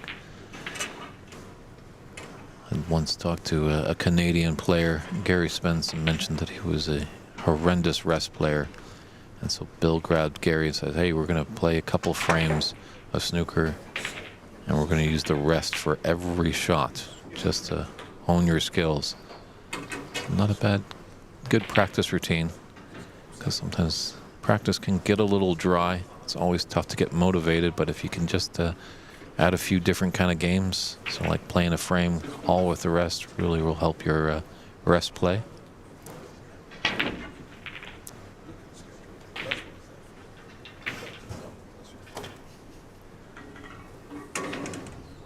So we're just finalizing some of the stream matches coming up in the next one, and I think we got some decent action coming up. This is winding down here.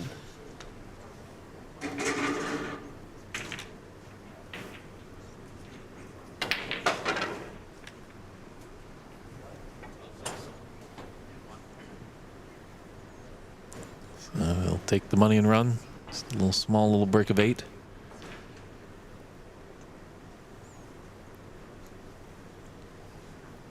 You're talking about that thick safety shot, Christian. This might be in store here. Maybe a little bit thick. Get the cue ball up to bulk, but it's going to open up these reds.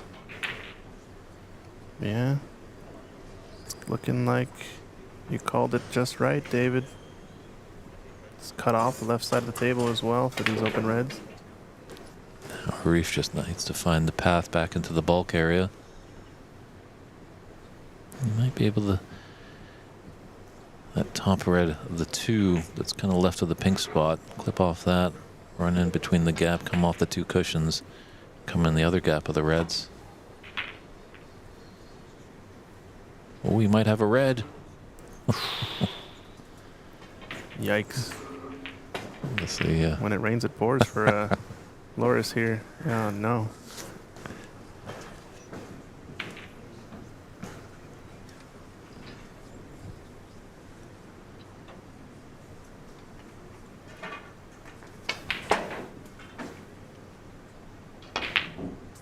Oh, but he can't capitalize. He was gifted that red. Obviously, his last shot was more safety driven, but fortunate enough for him, a red did drop, but then he was on a green and just couldn't pot it to keep the break going. But this is very, very awkward bridging here for Arif for this red into the top right corner.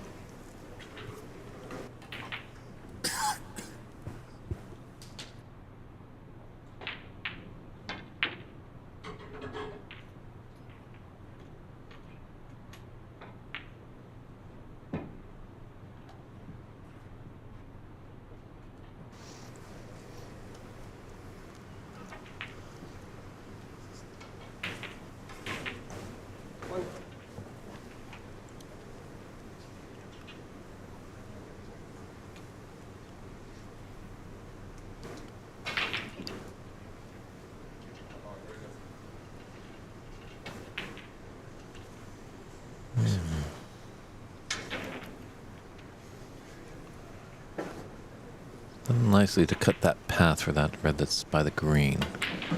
She's a thin cut.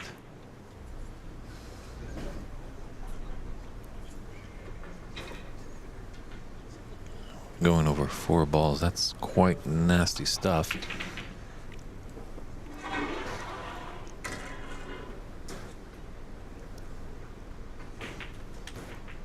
Well, you know, your opponent was struggling in the first frame. He's found a little bit of form here in the second, but beat up a frame. I don't know, does Arif roll the dice a little bit? Potentially take that red out in the open into the right middle? Certainly doesn't like it. He's using a couple pieces of equipment.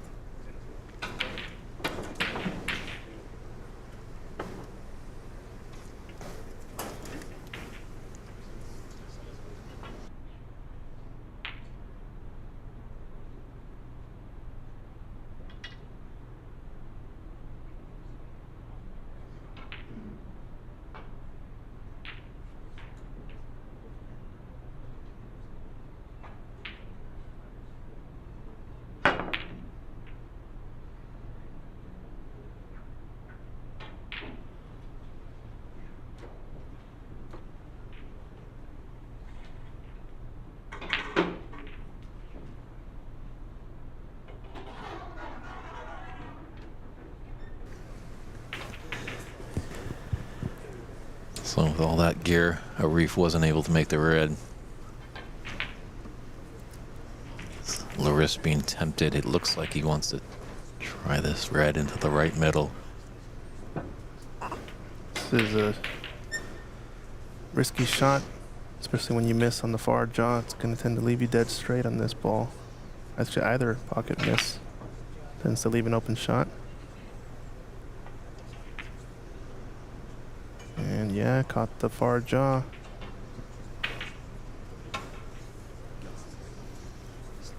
So 2 nice open reds for blue or pinks possibly. With the open red on the left side of the table, closest to the green as well.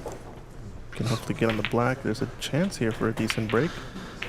I'd say slow down there a little bit, Arif. Maybe just take a walk around the table. I like the red into the left middle because the natural cut is going to put him potentially on the pink into this right middle, and then they could have this red here. So Yeah.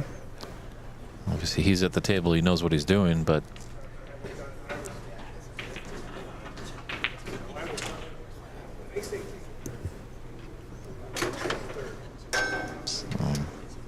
now he's left himself with a long blue. Obviously, the last red might have been a bit easier than the other red that I alluded to get on the pink. But our good friend Cliff Thorwin says sometimes you got to take that little tougher red to keep the break going to get on a color, and then that easy red afterwards.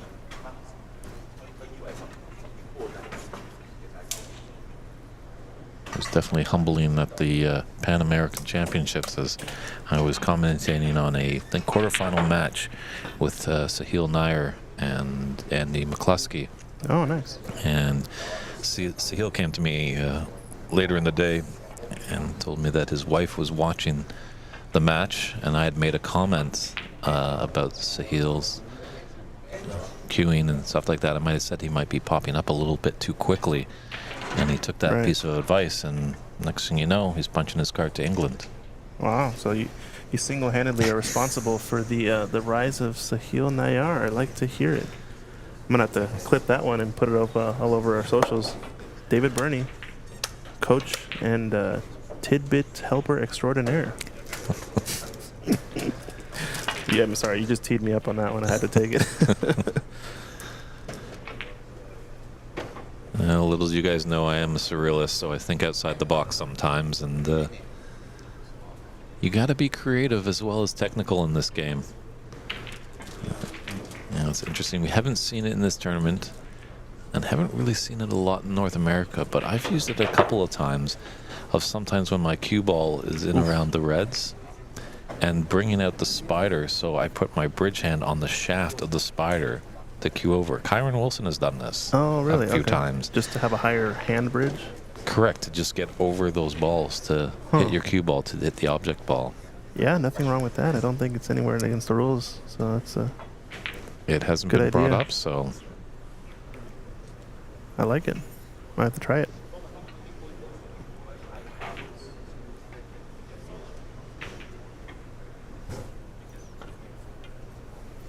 So he's gotten in between a few of these shots. The the yellow doesn't pass into the lower right corner pocket, so it's gonna have to take the rest shot here on the brown, and with red over the left center, I think it's the right shot.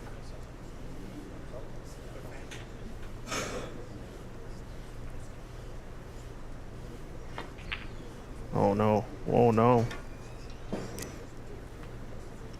Just left another opening.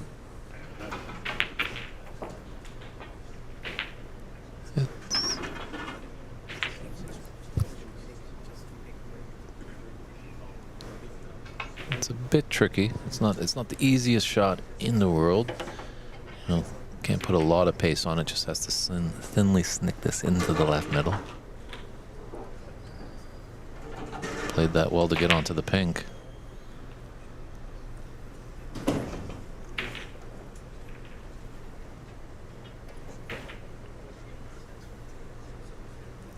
Arif just retorting to his cue case to get that mini butt extension. Just add another 6 inches to the length of his shaft.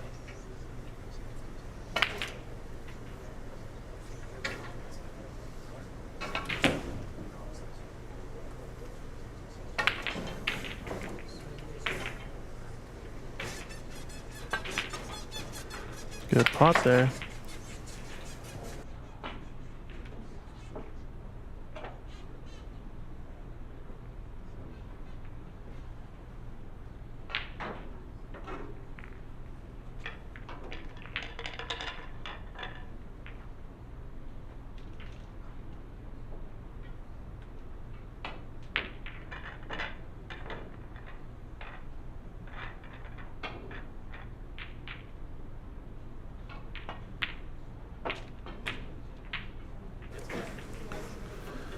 Arif now starting to feel it. And a good red there if he can get black opened up. It looks a little bit tight, this window. But I think it does go either way, though. He has option of pink if he doesn't like it. So is going to take the easier pink. If the black is close, it means the red might not pass. I think it does based on the view we have. That's a good shot at a natural angle to kind of fall straight on these two reds into the left corner. Just kind of looking off the table at Loris. His body language just doesn't feel like he's in it right now. It's been a tough day at the office for him. Not comfortable really since the start of the match. I think had a couple early misses and maybe that hurt the confidence.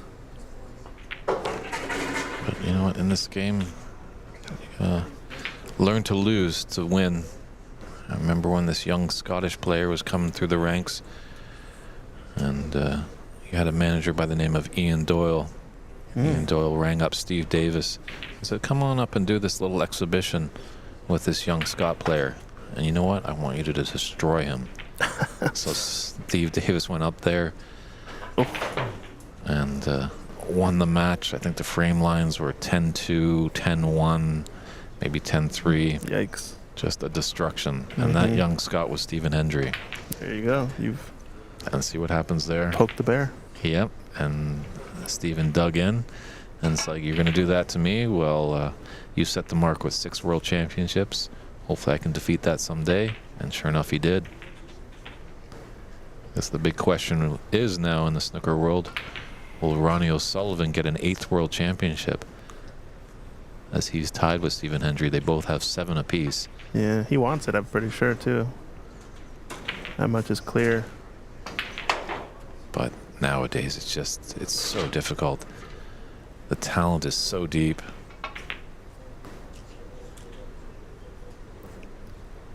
So we've definitely potting pretty strong in this one, but he's lost his cue ball a bit here. Now tight to the right long rail. I think he's just waiting for some shots on the second match table to clear up before taking his shot attempt here. He's going to take this long pink, I believe. Try to get on the red below the black. So this is going to be... Shot will tell us a lot about how he's feeling, if he's ready to sort of take down one of the top-seeded players or not. Not quite there. Too bad we couldn't get a close-up. That bridge hand was just nasty going over that middle pocket. Yeah, pretty uncomfortable right the whole time. Your fingers have to be quite the contortionist. He's going to have to use the rest, I think, on this shot. Don't see him playing safety up table or with one of the reds down here.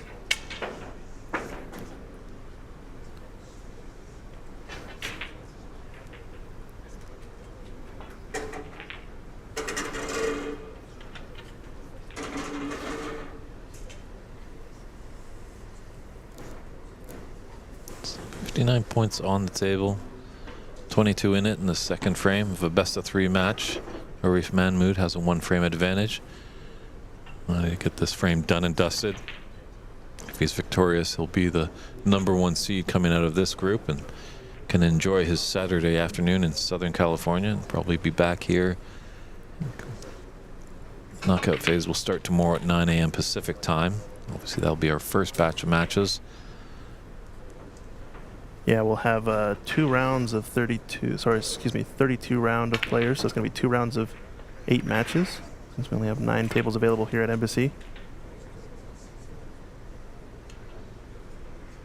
think the schedule is posted on cloudsnooker.com in the knockout stage. If you want to take a look there, we'll eventually get up an overlay here so you can see it on the stream once the names start getting filled in on the final group stage today.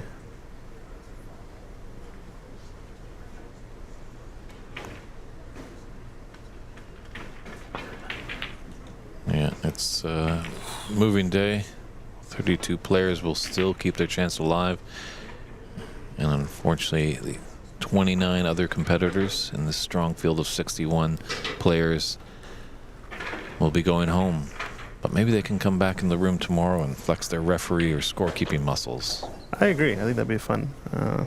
Interested to see when we get refs for the knockout stage. I think it should be guaranteed for the final and semifinal matches, but we'll see about the quarters. Now, Loris just has to salvage as much as he can out of this frame and in this match. At this stage, he should be able to play with a bit more freedom and a bit more relaxed, I would say, since it's almost like if he's gone through the phases of assuming he might be out of this one, it should reduce the pressure, in my opinion. How about this? You know, the angle on that brown, it's a blind cut, and it's going to shoot his ball back down the table for the reds, whereas that pink, it's rather straight on.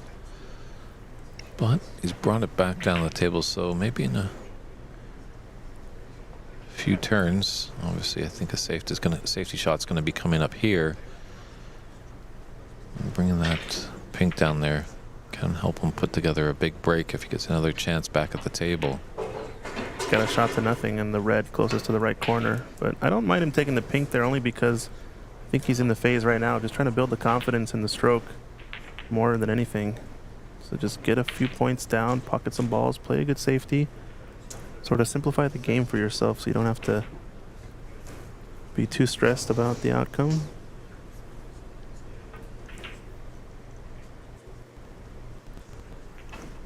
The tricky one to take on, so I think looks like a high ball, so he might be playing this into the lower left corner. It's natural to come across for pink, so I don't blame him. It's gonna sell out a shot though. This is what I'm saying. I think if you're Loris, you've missed a few of these into the middle, shots you shouldn't be missing in the tournament. I think you gotta just slowly build your confidence, make 2 good pots here, run away and play safe. No sense in trying to complicate things. The scoreline isn't that much against you. You can still get back in this frame pretty easily. I even don't mind taking the yellow here just to good angle an on easier it. ball, right? And the natural angle for him to pocket the yellow into the middle will take him down to the reds. And as you were saying, yeah, if he can make just some little breaks and then run and hide, that brown's in a nice position to roll behind up there near the bulk cushion.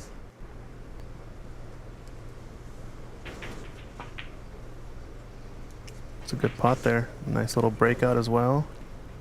I'm gonna have his choice of reds here. I think the blind cut's gonna be a safer option because you have the blue up table to play for, as well as possibly bumping into the green to play shape for the green or pink. Granted, the straightness of the lower red does make it so that he can take on black if he chooses. And definitely an easier pot, I would say. Nice shot. Well, it's off the cushion a little bit, so that just makes it a little bit more tricky. Being right onto the cushion, glued to it, the whole philosophy of taking your cue ball and hitting object ball and cushion at the same time will just make that object ball hug the cushion and roll right to the bottom of the pocket. I think this is end of break as well, since where the black's going to spot will mean it'll be a tight window to get a potting angle on this last red. So, oh no, he was straighter than I thought. He's nicely on the red. I thought he had to go up table with more angle, but did really well there.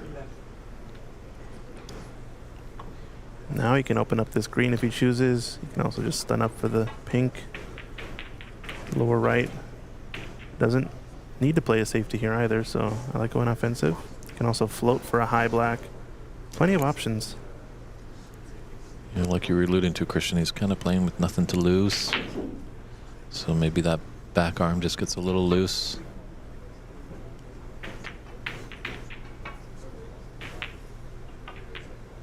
Oh. Ouch.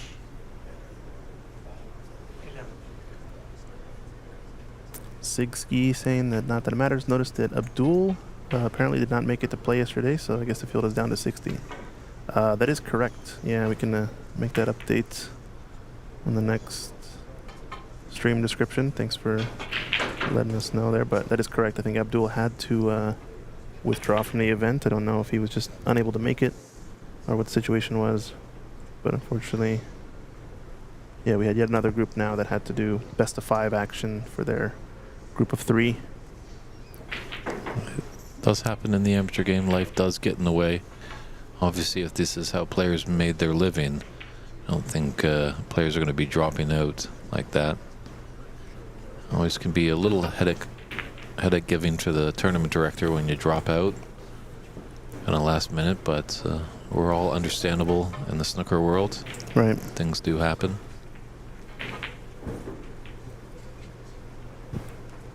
Nice. Yeah, you can follow everything on Cloud Snooker. All the details are there for the group stage, what the current standings are, as well as the knockout phase.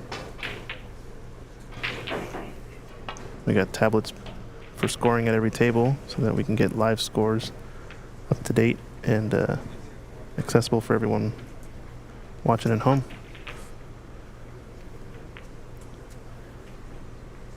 Yeah, the second frame a little closer. Only 4 points in it and 35 on. Arif really blew away Loris in the first frame. He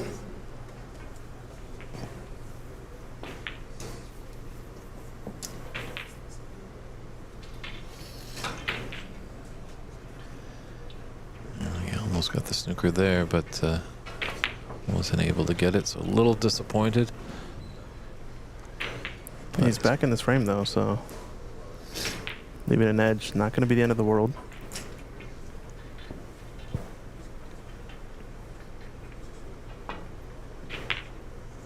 Actually had a pretty full ball. I don't know if it was enough to get the potting angle, but this is going to settle over the corner slightly. It's gotten pretty thin now. So anyone's framed this one. Feels like essentially one big mistake might cause the end of this.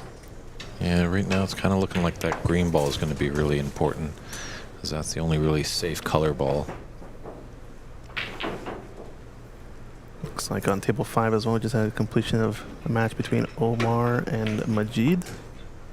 I don't know who ended up taking it down. Looks like Omar might be the winner there, as I think he was last at the table when the handshakes happened, or before the handshakes happened.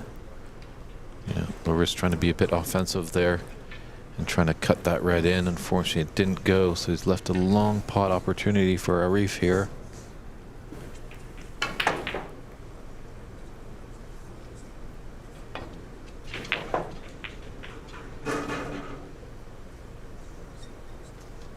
Now it's opened up the brown too. Not a lovely bump. It's gonna have some free points here going into the colors. He's got a nice angle. Just has to avoid cannoning the black really on this stun shot, I think. Play it 2 cushions or 1 cushion up for the yellow. It's kind of up to his own preference. I like 2 cushions just because of a little bit bigger stroke you can put on the ball, but he's opting to take the 1 cushion. Just has a bit more distance to travel for this yellow. Take a look at the score. Is he going to get behind that blue, or is he going to try and cut in that yellow into its pocket? I don't think we're going to be seeing a clearance in this frame, barring a double maybe into the middle pocket for the green would be the only way I'd see it. So he might just play safety here, as it is a tough pot for not too much reward.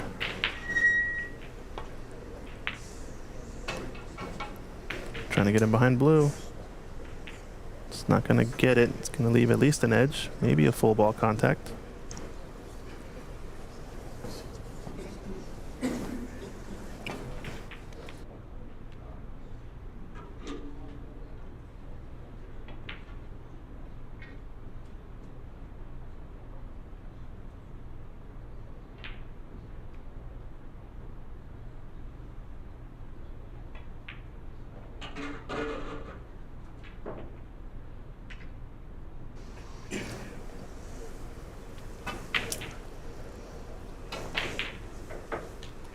Ooh, caught the barest edge of that.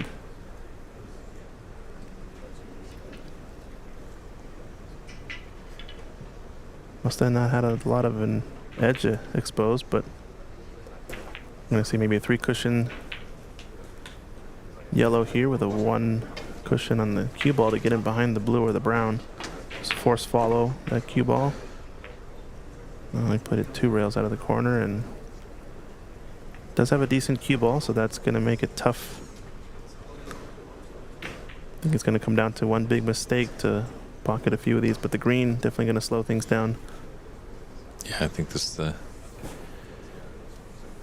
yellow is kind of inconsequential. If Loris is to take it, he's going to cut the lead to 7 points.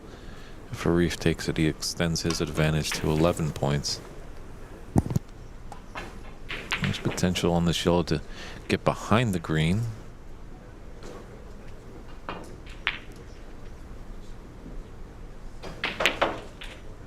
Looks like what Loris was trying to do there. And safe shot. Hasn't left an easier opener.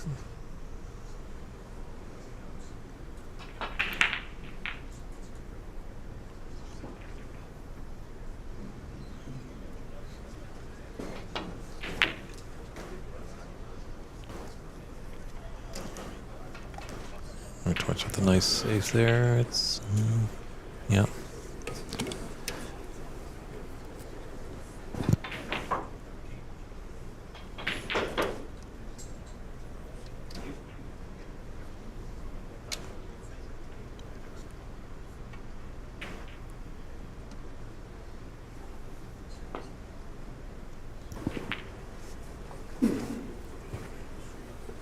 Gotta keep running for him. So. Could have ran a little bit further. Oh, as he baited Arif to take in this long yellow. It is kind of a shot to nothing, but not, like I said, not a ton of reward with where the green lies. Has a natural safety as well if he wants to just double the yellow past the blue and play the cue ball in behind brown off of 1 cushion.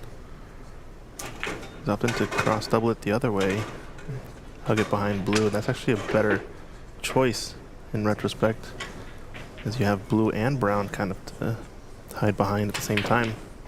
I think he's got the snooker there. It looks really close. Definitely by our camera angle. Loris definitely will have the best insight on how to play this shot. He's right behind the cue ball. He can see it, I think. It's just super close. Maybe just put a touch aside just to swerve around that blue, just for safety. But the big thing is here is where's cue ball and object ball going to end up? Ooh. Yep. Just a bit of swerve there. It's going to pump the yellow. Sorry, the pink. Oh. Okay. Not bad. Not a bad result. This pink has made things a little bit interesting now too. I think we might see the green opening up here on the shot too, possibly if he just hold his cue ball there. I think the only real option is to either kick in behind the yellow or hit this yellow double full ball. Don't think he's gonna cut it at the pink. Oh my goodness. And that didn't drop. I can't believe that happened. Flirting with danger there. Yeah. I can't believe they didn't drop. As our Irish friend's been rubbing off on you, Arif, that was very lucky. I thought for sure just to be nice and safe and come cushion first and then hit into the yellow. Or, yeah, like I said, hit a full ball, push the yellow up, table away. Made maybe, I mean, I want to see what he was thinking about doing in those. What was his actual thought process there? I'm interested in knowing, because didn't seem like he was actually doing either option. It could have been he was trying to go in behind it and just misgauge the sort of line, maybe with a bit of side on it, causing it to swerve offline a bit. I don't know. This is more akin to the shot that I was thinking about, kind of just pushing the yellow up table. Yeah, first it was going to look unlucky because he hit the horn. Yellow did have a lot of pace. I think it might have almost come back down to this end of the table where the cue ball is. But We're in a bit of a longer frame now, I think, too, just because of where the green lies as well. Once this yellow drops, still, it's going to be a similar situation with the green. wow. I can't Almost believe made Arif went that. for that, yeah. Like I said, it doesn't really matter, in my opinion, who makes the yellows. It's still going to come down to this tough green along the left long cushion.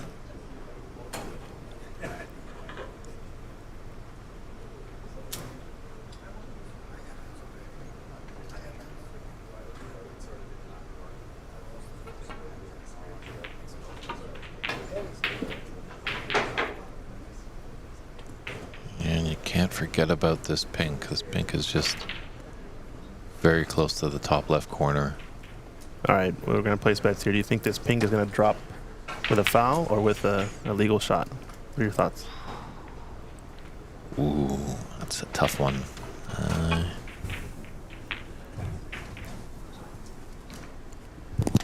That's a great snooker there for Arif. I got that's a tough question there, Christian. I almost think it's possible that it will go down to help a player get some more points. How about that answer? However that pink ball goes down, it's going to help someone with points. Oh, you're shying away from my question. I see, Dave, trying to get out of it.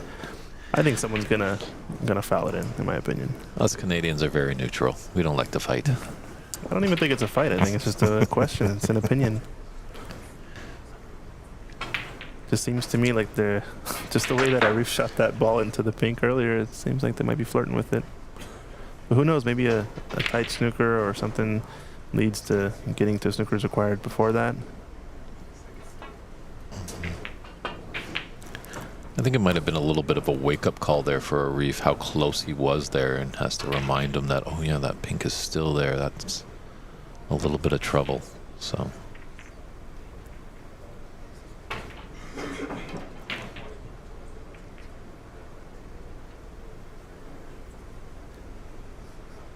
what about this? Do you just roll the yellow down towards the pink? I actually like punching the yellow, doubling it toward the black, putting the cue ball in the gap between the green and the rail, because I think that's a nice place to hide behind. And it's kind of like once you get your line right, there's a decent amount of space, decent margin of error there to try to get in. And worst case scenario, you end up, jacking him up over the green. But only problem with my shot is that you might leave the yellow somewhere available to the upper corner pockets. Yeah, he didn't take either of our shots, and he's left Loris with a mid-range yellow. And I think this frame really is going to get determined by the green.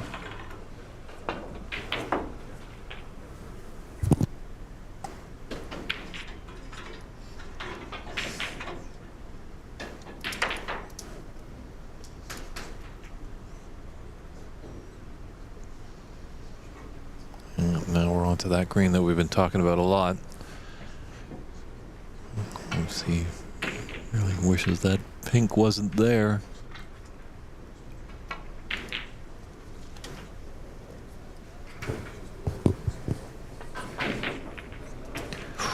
It's close. I won the bet, Dave, huh? Called it. I never made a wager. I don't know what you're talking about. You told me clearly you didn't even want to say. Yeah, I wore the Swiss flag there, Well, we Yeah. called it. I think he should have hit the left side of that green. His cue ball's gonna come off the cushion.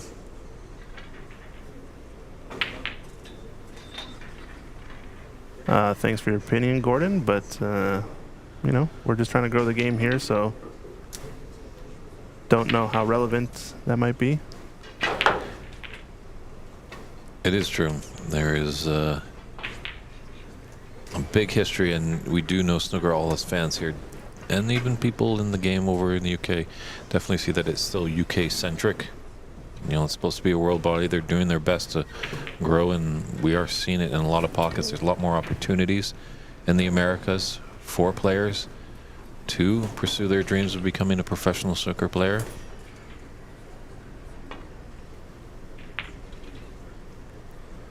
Yeah, this was always the natural safety. Try to get behind blue. Big benefit, he's gotten tight to this bulk cushion. It's going to be difficult for Loris not to leave the brown somewhere available. 16 points difference now means Arif inching closer to the snookers required. You think he's going to get it with the brown blue maybe? This is a key shot, I think. Brown is Arif's frame ball. And yeah, just going back to the player abilities. Actually, Cliff Thorburn was asked once, so who is going to be the next world champion coming from Canada? And Cliff honestly said, I don't think that person's picked up a cue yet. Yeah, so I can see it. Maybe a youngster, someone that hasn't found the game just yet. And when they do, well, we're doing our best to create that opportunity. As I see some young fellas in here. And it's also nice to see what you guys do up at Ox Billiards in conjunction with the World Women's Snooker Organization hosting the US Open. That's going to inspire a lot of young girls to pick up a cue. Rianne Evans, 11-time world champion, women's champion, once commented that a little girl actually came up to her and was amazed and fascinated that women can play this game too. I thought they were just referees. No.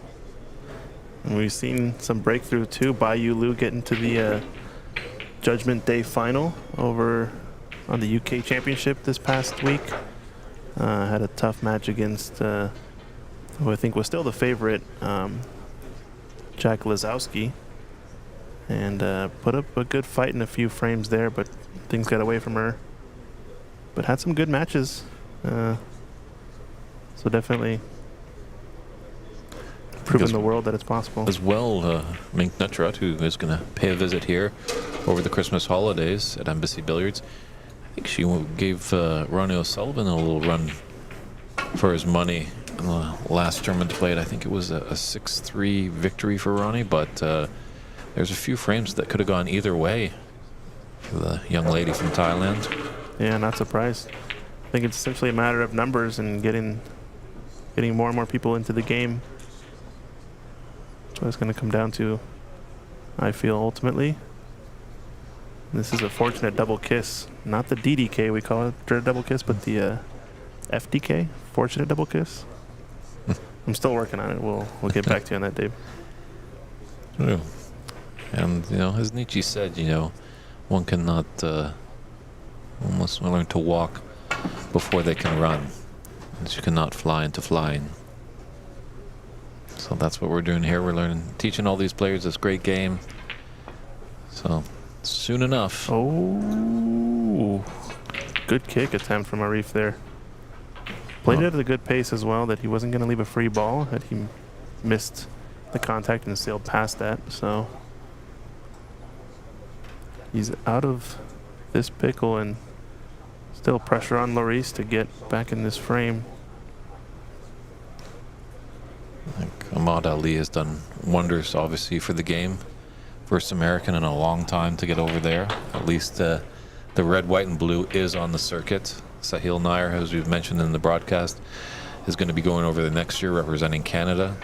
So and there's also a Brazilian on tour, right? So the Pan American Victor Sarkis was over there for a couple of years. Igor Figueiredo. Igor, yeah.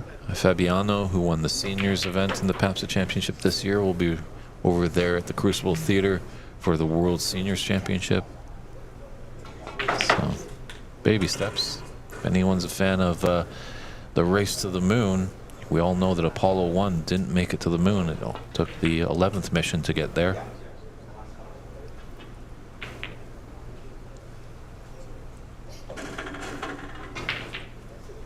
Yeah, with the blue so available over the pocket, I think the key is going to be the brown who can pot it and get shape.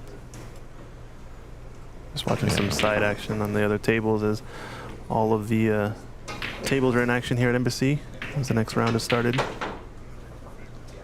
Yeah, Loris, if he's going to want to push us into the decider, he's going to have to cover a lot of real estate.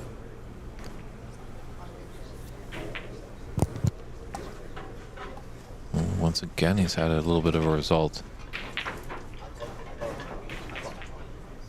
Ah, yes, Gordon, the man in the white suit. That was just a phenomenal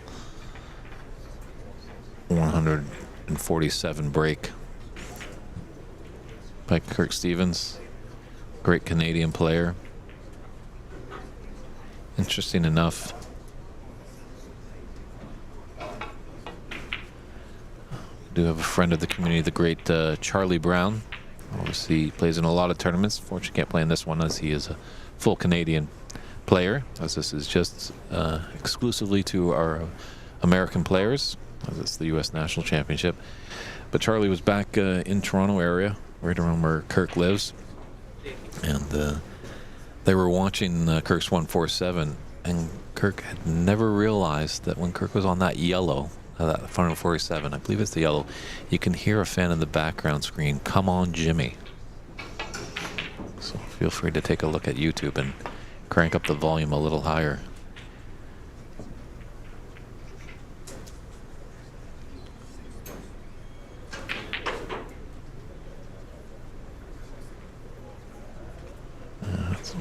Some long pots that Loris needs to put us into the decider here.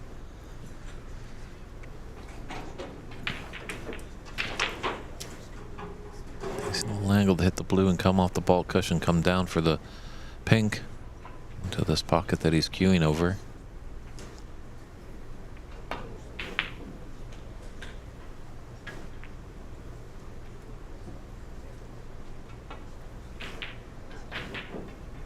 Well, it's getting down to the final few balls. Arif does need this pink and black to put us into a decider. Or Loris, I mean. Arif just needs the pink. But Arif's at the table. He's in control of his own destiny. Just a little black being a little bit of an annoyance.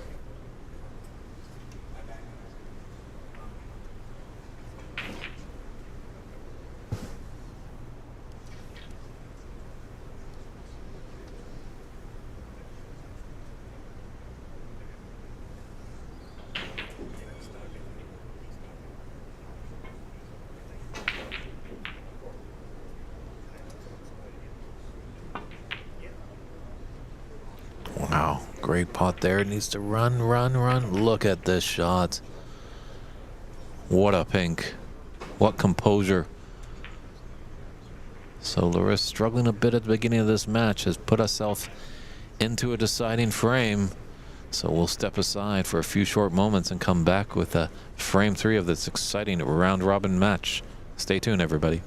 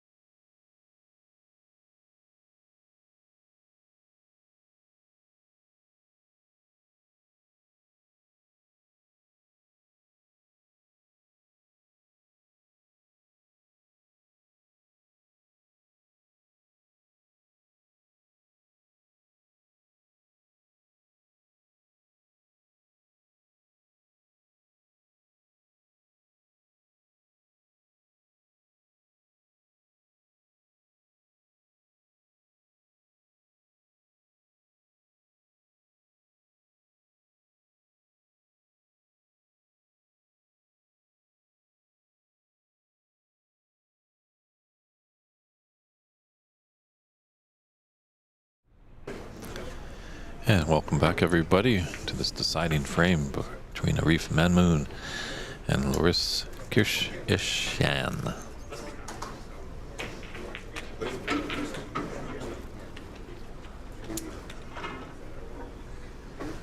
So both players haven't been at peak performance. Definitely, Loris was selling out a lot in that first frame, but as Christian alluded to, in that last frame, he kind of was just playing with house money. His back was up against it, and so often than not, we see when a player is up against it, they just start producing the goods. It's kind of when you fail so much, you're down the bottom. When you hit the bottom, there's only one real way to go, and that's up.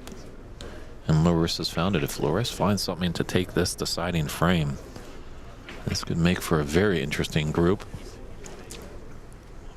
Loris has one win to his credit. Arif has two. So a win by Loris would put his record at 2-1 and make Arif 2-1. And their other match with Surinder and Mustafa. Not sure what's going on in that match. That could have a paramount importance on this one, but definitely take a look at cloudsnooker.com. That's cloudsnooker.com for all the results.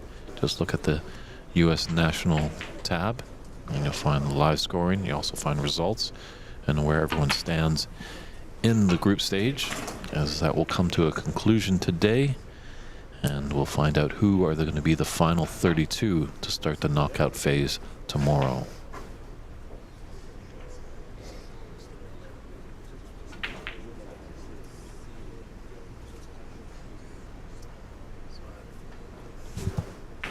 I had to step out of it for a little bit, missed it, but looks like Loris took that one down. Must have cleared up and gotten the brown down and blue, pink, black.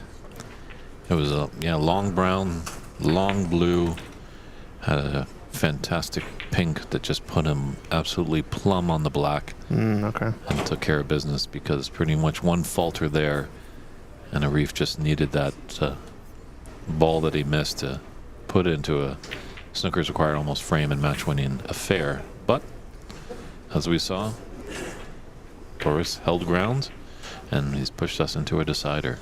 Yeah, stole the frame. Nicely done. So Gordon's telling us this snooker app for Android phones called the Friendly Monster. It's a very accurate representation of the game. Okay, we can check it out.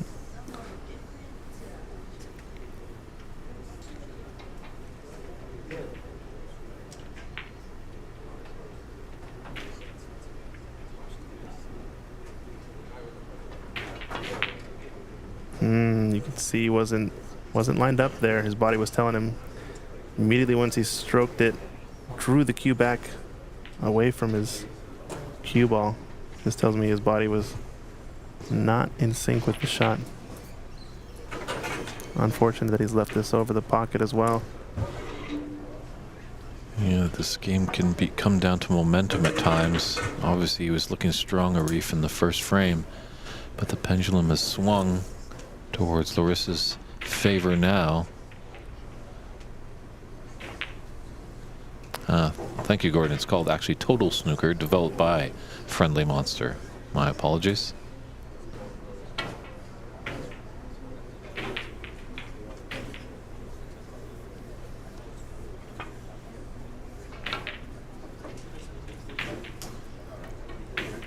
And he's come up on the right side of the blue. When we mention the right side of the blue, the natural angle after this blue goes into the middle pocket will take him down to the business end of the table.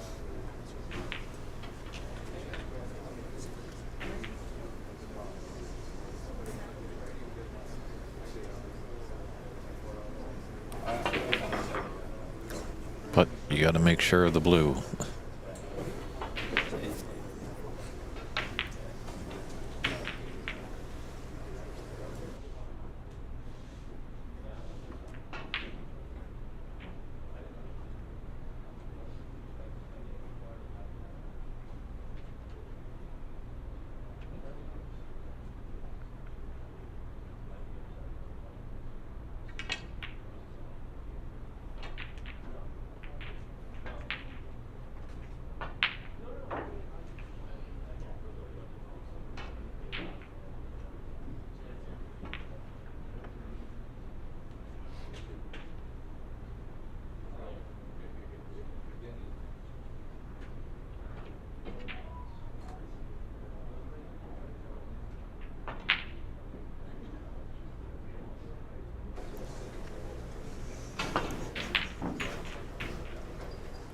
Ooh, just shows how tight those pockets are.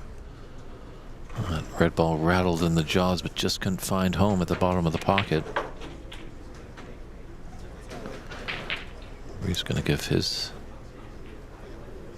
go at this red into the same pocket. Just going to be mindful of all those balls that he's queuing over. Doesn't want one fiber of clothing to touch one of those balls, as it would be a foul.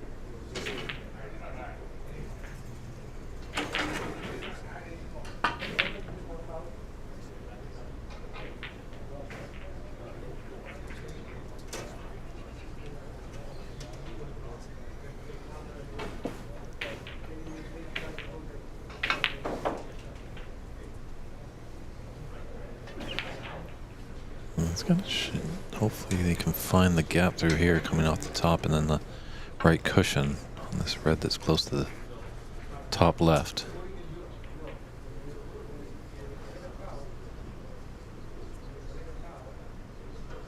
Just got a little disturbed by a table. Looks like there's a little disagreement. So Arif's just hoping that they can handle like gentlemen. Arif has recomposed himself.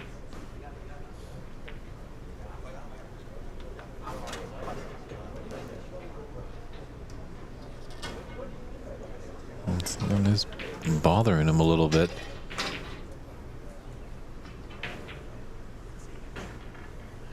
Always good to, if something's bothering you, get up from that shot once you're down. You don't have to take the shot right away.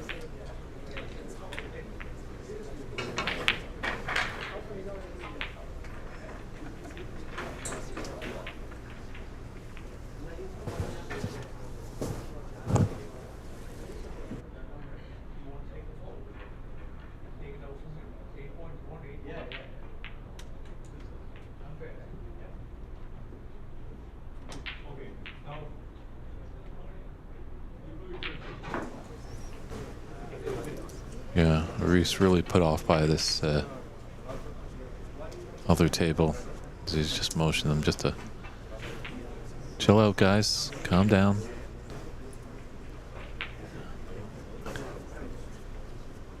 And looks like Mustafa's just coming to find a tournament official.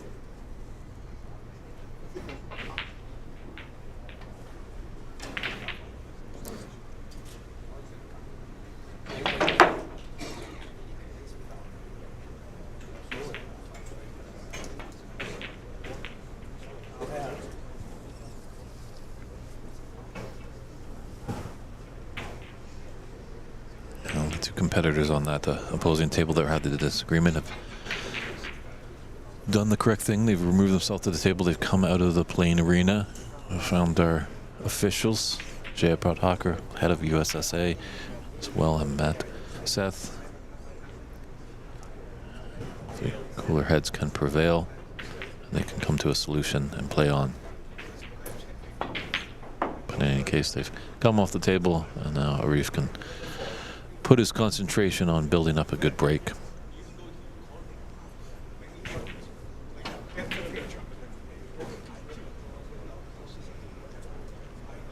It can happen on moving day. There's a lot at stake here. Nobody wants to go home early.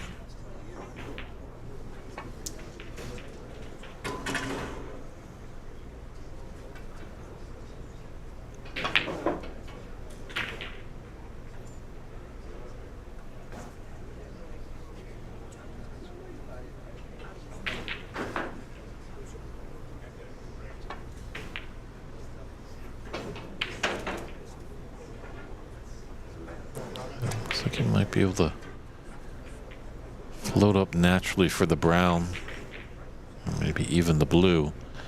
Love to get the blue back on its spot. Just queuing over the black, gotta be mindful. Yeah, Larissa just coming over to take a look.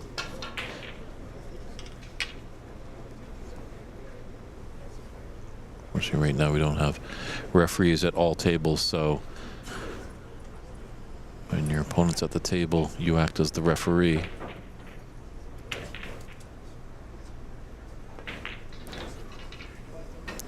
That was tricky.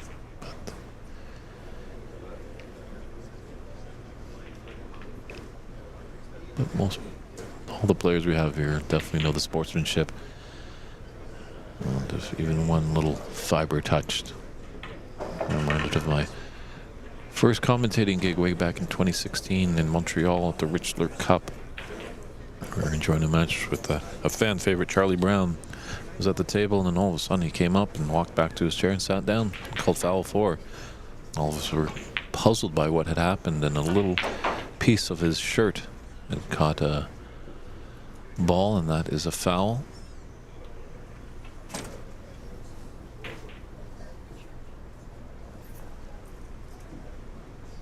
So Arif, a 16-point advantage, but lots of reds open for the taking. Black's kind of really out of the question here. Pink's got some possibilities.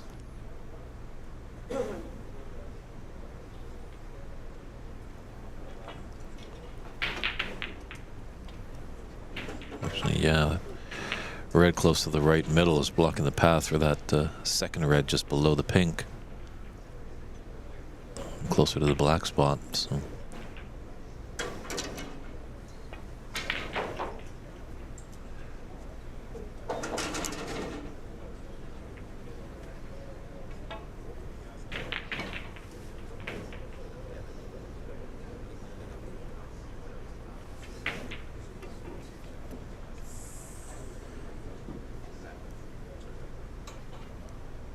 Just got to be mindful of the in-off here. It's always a threat. Oh, it's got to be a thin snick on that red closest to the top left corner.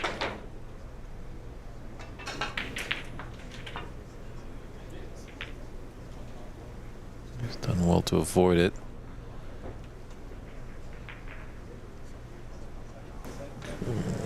Done with a bit more pace to get into the bulk area, but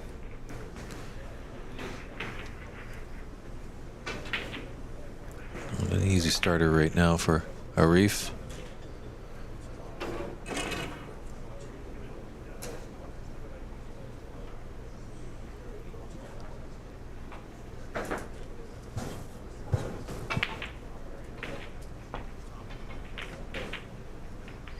Just a little squirrely with that follow through.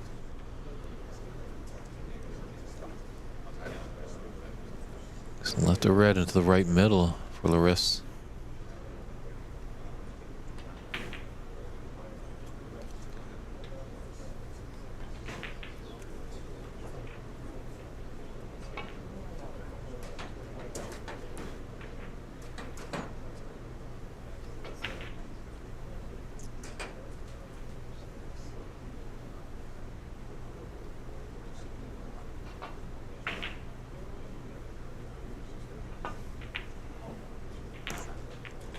Fortunate, needs it to run a little bit.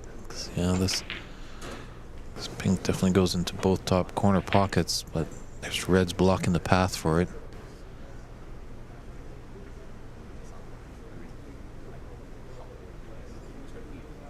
If it takes this green, it's going to cannon into the yellow. Not a bad kind of shot to nothing.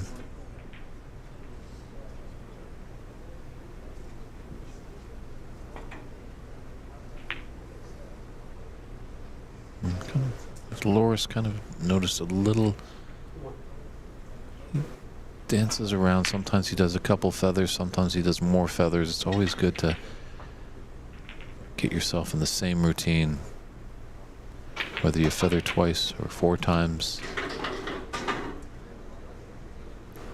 Good friend in Canada, Phil Snake, You watch him, he really kind of quickly does his feathering back and forth about 5 times, then settles himself and then slowly draws back the cue with a great deliberated pause in the backstring and drives the cue through.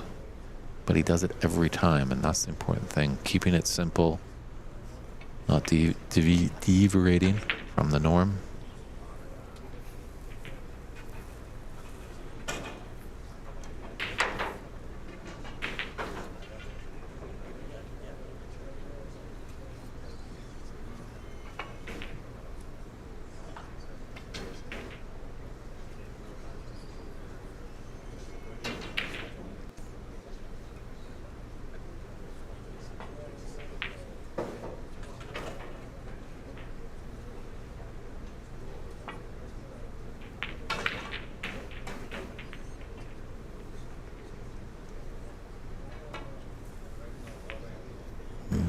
He left enough of that red by the black. Laura's having a good long look at it.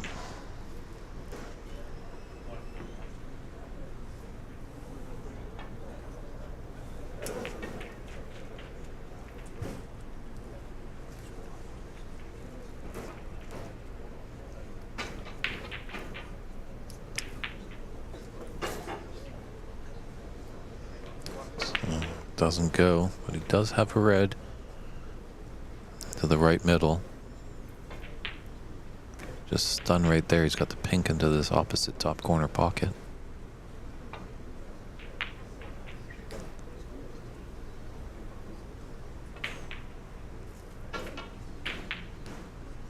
Had a bit of distance to go, and we've seen so many times at this U.S. national tournament as well when we were here a few months ago at the Embassy Open.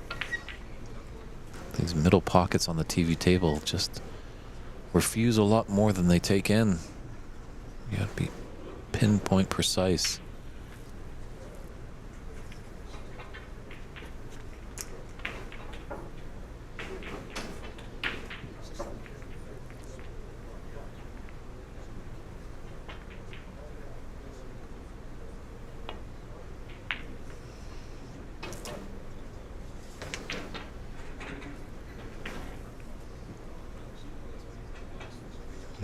Pop that out. It looks like a potential shot to nothing here for Loris. That red to the right of the pink.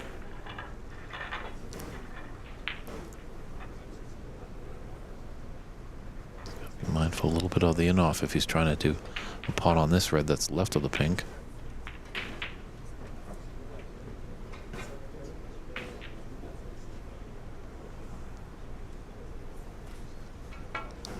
Is there a pathway for that angle for that red? Just sitting right by the top right corner. We've taken a good hard look at it. Obviously he's gonna bit tough with all those balls around. Being a right-hander, it's a little bit more easy.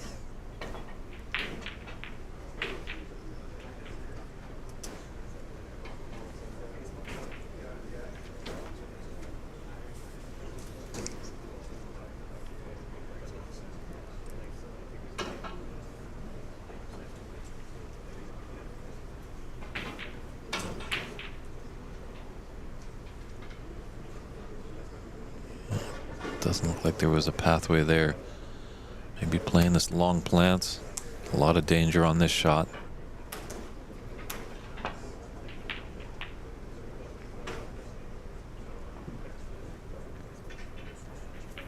Yeah, it's really getting clogged over there. I think there's a pathway that Loris could maybe cut that middle of the 3 reds by the top right.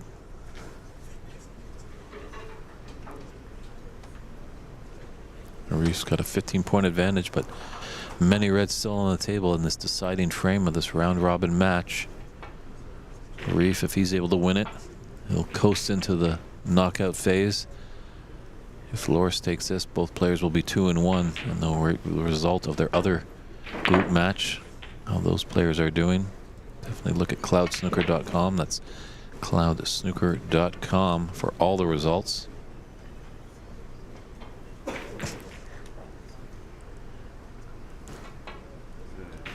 the intensity that these players bring, they always sometimes can find a way to crack a smile between each other, as Loris just wanted to act like Moses and part the seas of those two reds to open up a pink for him into the top right corner.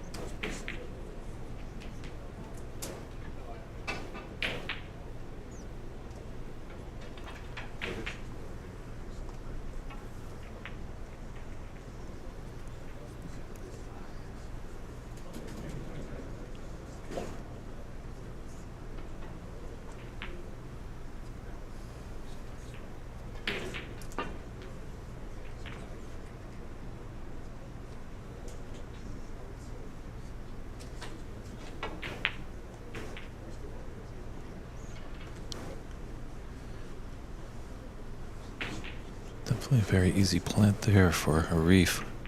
The result of that red.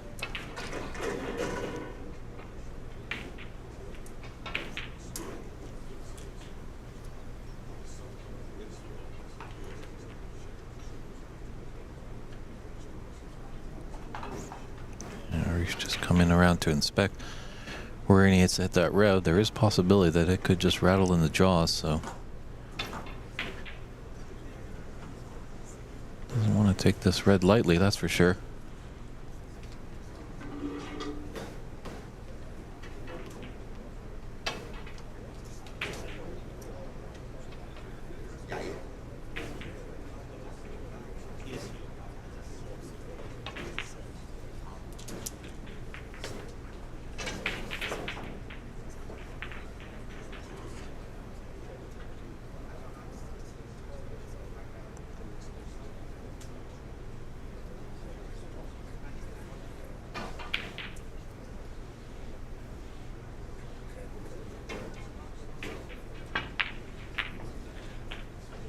Very nicely done.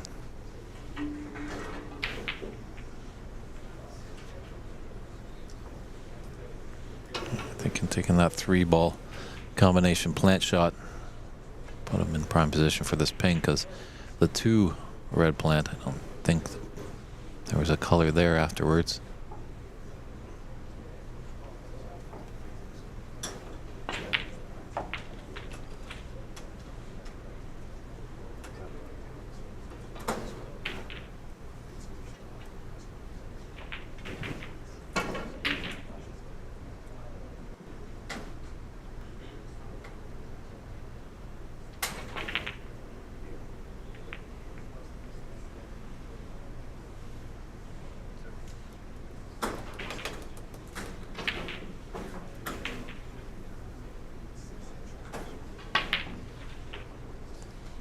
got a bit into it, a bit too much. But he's still at the table. Get a nice recovery shot on this pink. He's got some open reds.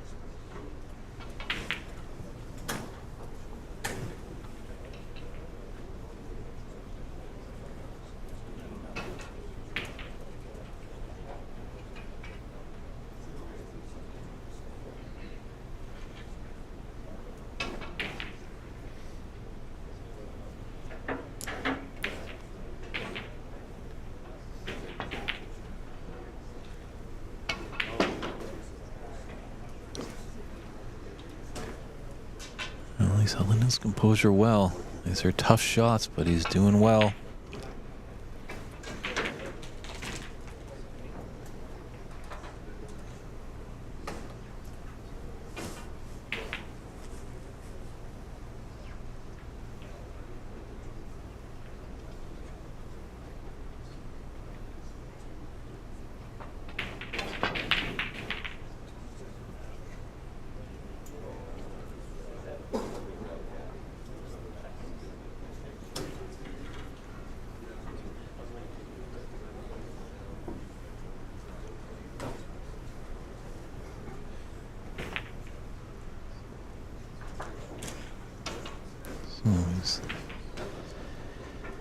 He's giving Loris an easy starter. It looks like he can stun up for brown or blue. Obviously, blue would be nice to bring it back down to its spot.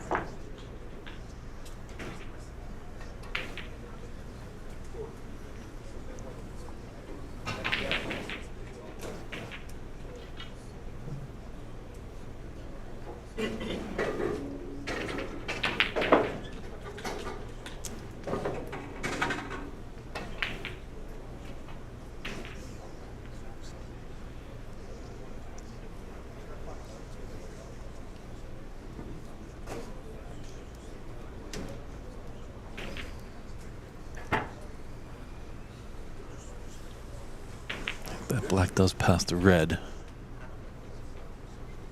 That's near the top cushion.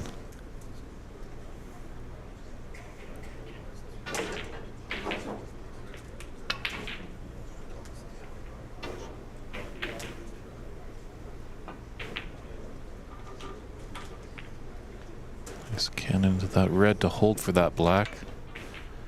So, good little opportunity here for Loris.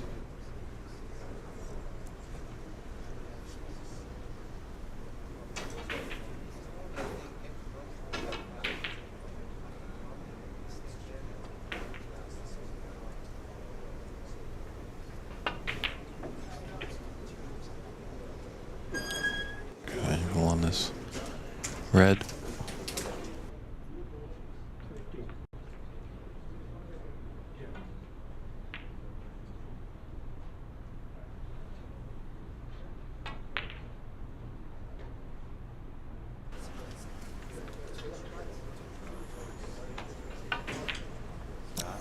Ooh, just broke down there.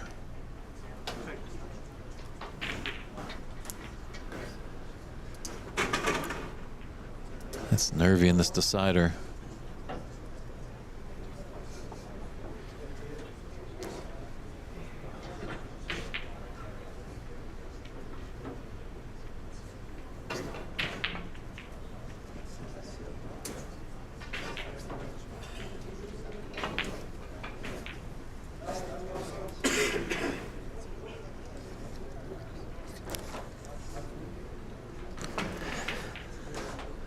So Arif is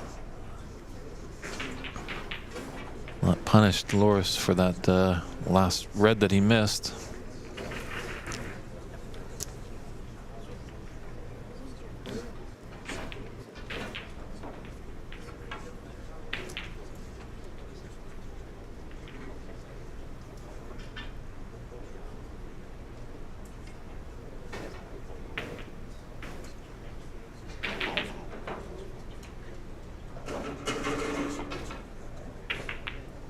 Oh, he had an opportunity. Fortunate enough that red just came up enough that it's a real thin cut. Not one I'd like to take, that's for sure.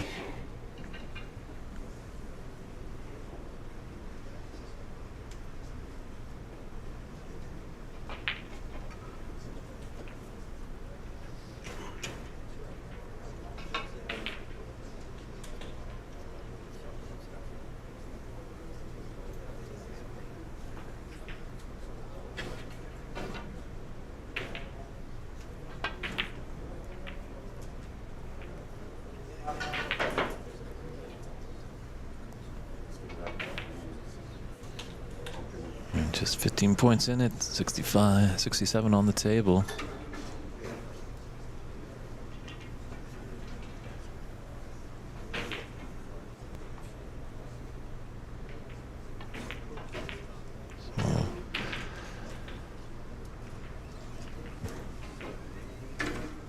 So Lars just excused himself to have a quick comfort break. I'll just let everybody know that our good friend Mink Nutcherut's going to be here at Embassy Billiards. Go Google search Embassy Billiards to find out how you can get into this great event. She'll be here around Christmas time, and then she's going to go northbound above the 49th parallel up into Canada and doing a great exhibition at Master Q Billiards. Lots of fun.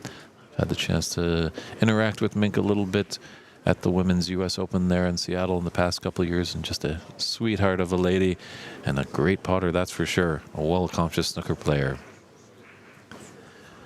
That's what everybody's playing for this weekend. Lots of money at stake there. The winner takes home $7,000. The runner-up gets $3,000. Two semi-finalists that don't make that final match are each going to get $1,000, with the quarterfinalists getting $400 each, followed up by the high run break of the tournament at $400. Right now it stands at 67 for Stephen Wong. We'll see how long that lasts. I think once we get into the knockout phase tomorrow,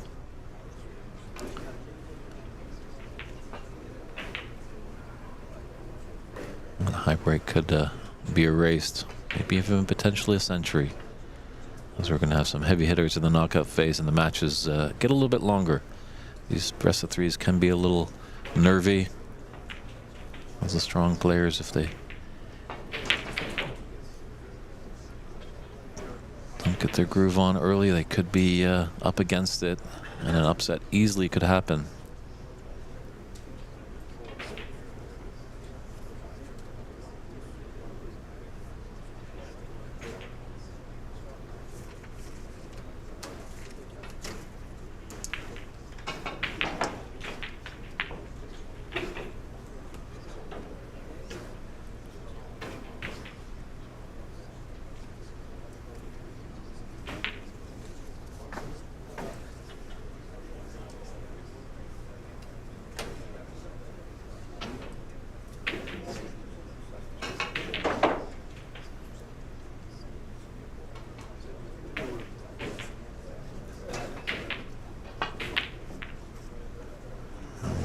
Tricky black, but that's one that he makes more often than not. But I think he's got a result here, is that red has blocked the path for these two reds as close as the cue ball into the middle pocket.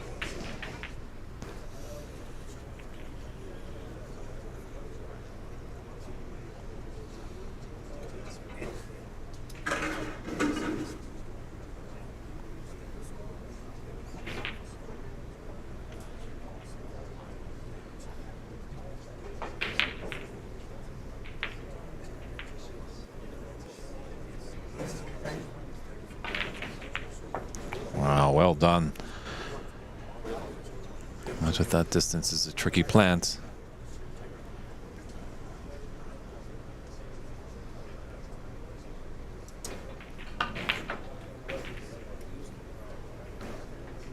Gordon, yes they do. Gordon's asking about when they cloth the tables, are they aware of the nap? As snooker tables are a little different than pool tables. With the cloth that's put on snooker tables, there is a nap. So obviously when you're going from the top end into the bulk end, there's a little bit of friction you're going against. And yes, they are aware, because our good friend Simon Barker, fantastic table mechanic out of Sheffield, world traveler, came over and did these tables.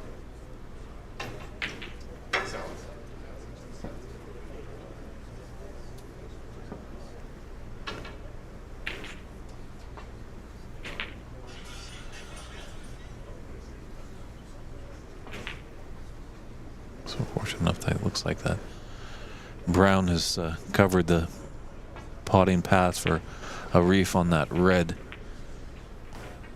close to the left middle.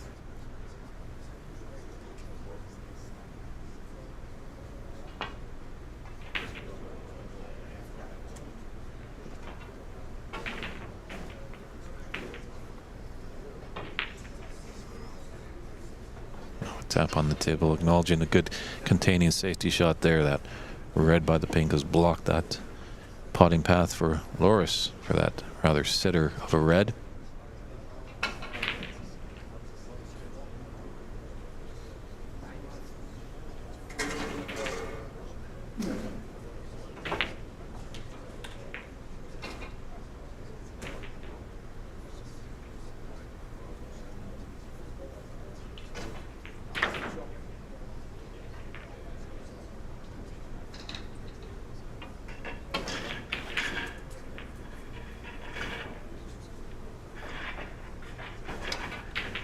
Nice shot there. That red is on the more top side of that middle pocket. So if Arif wanted to put it in, he's going to have to do some fantastic work to come off a cushion or two to clip it in.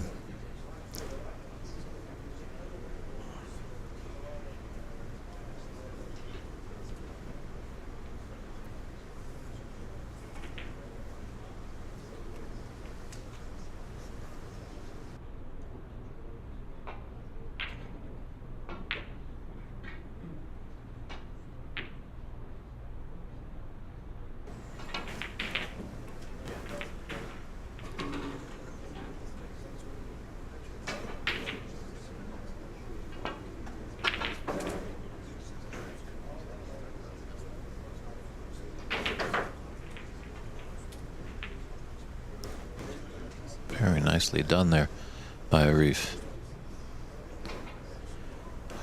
It's given Loris a lot to think about.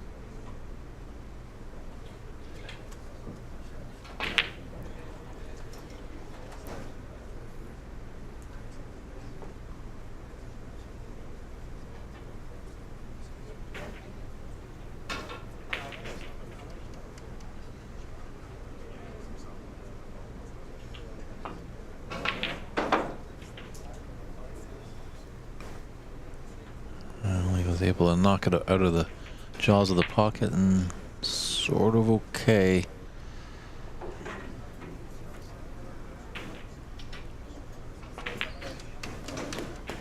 Red definitely is still potable into that left middle.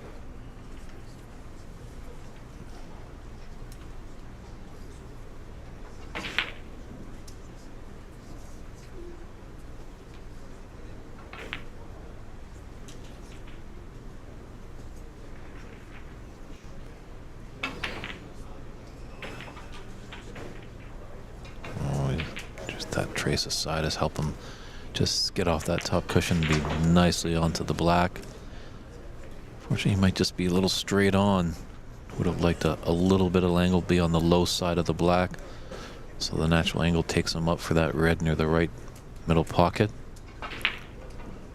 Bike Garrett, unfortunately, sees he's not playing. He had his final match earlier today on the stream table and was victorious. So his group stage standings is 3-0, a clean sheet for him. We'll definitely see him tomorrow in the knockout phase.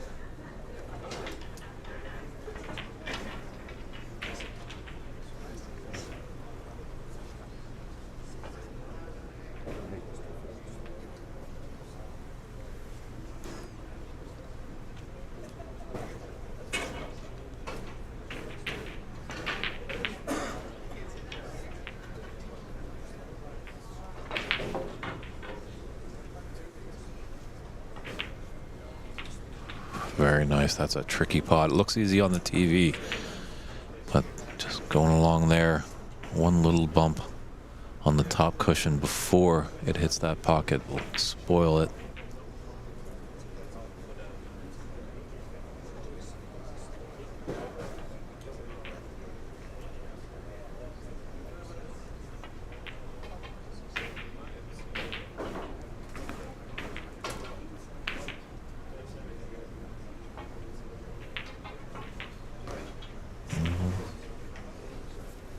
Looks like we're going to get down to the colors again.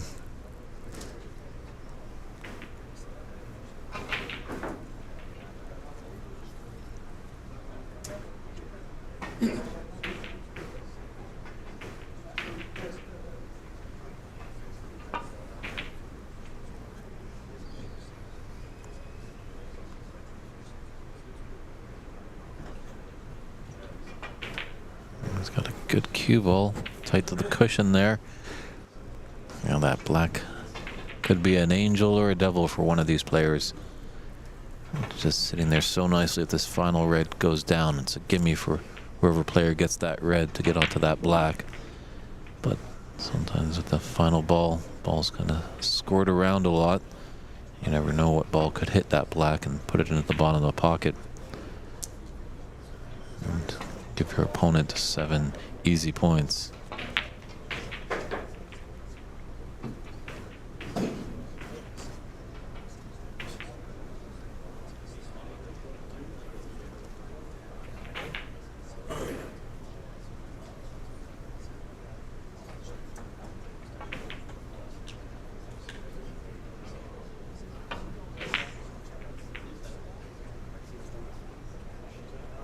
Wow, what a result there.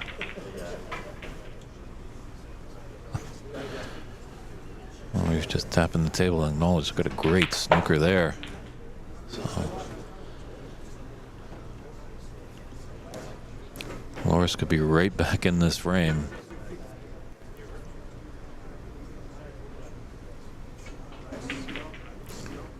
So here's a handy way of doing things. When we talk about putting a coin down to mark the ball or a little piece of chalk, we're taking the cue ball marker with a tailor's pencil. But Loris just pulled out his phone, took a picture of the table. So if things need to be respotted, they'll have an accurate picture to put it all back together.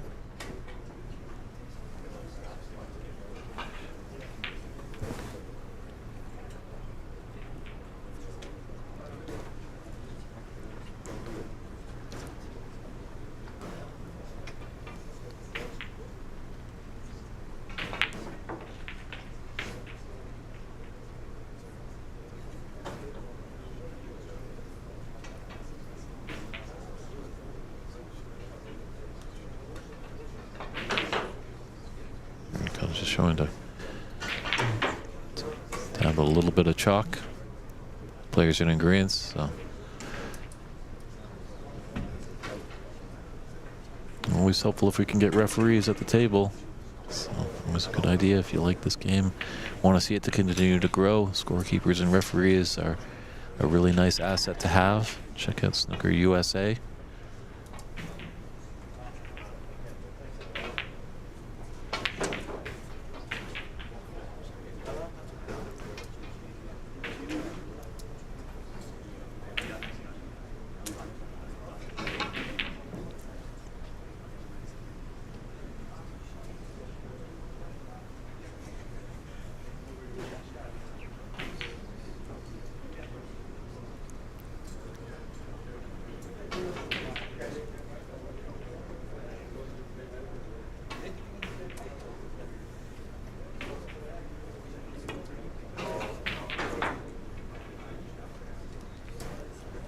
Nice. Doesn't come too many penalty points. Hasn't left Loris an easy pot.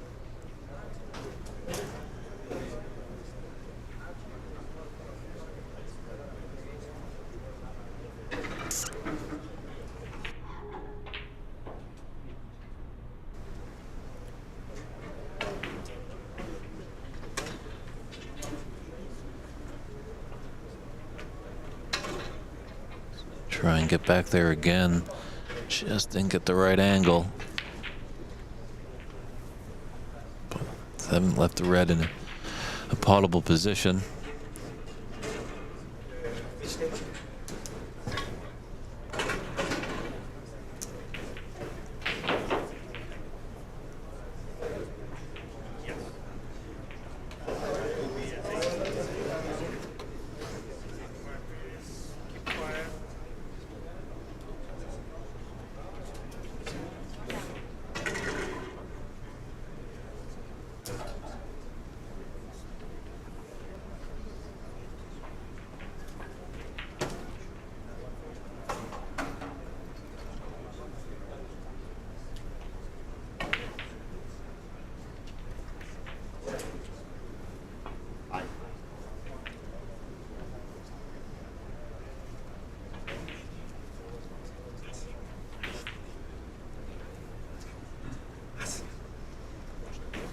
Pretty big red ball here, obviously with that black over the spot, over the pocket, I mean.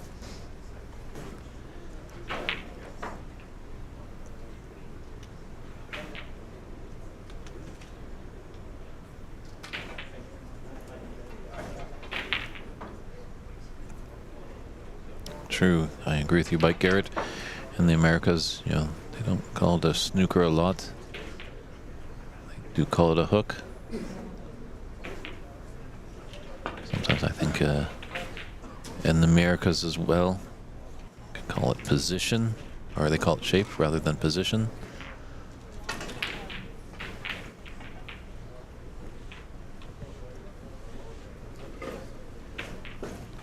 There hasn't been a huge amount of fireworks. It's got definitely tense. It's getting more and more tense as we reach the climax of this deciding frame.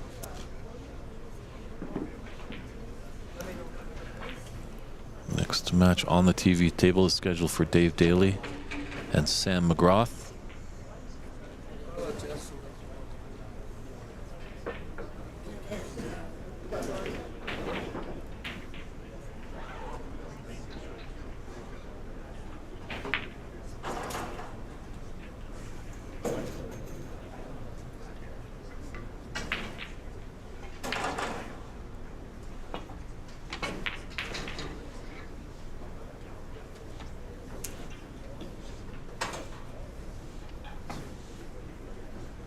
Got a nice cue ball there, so.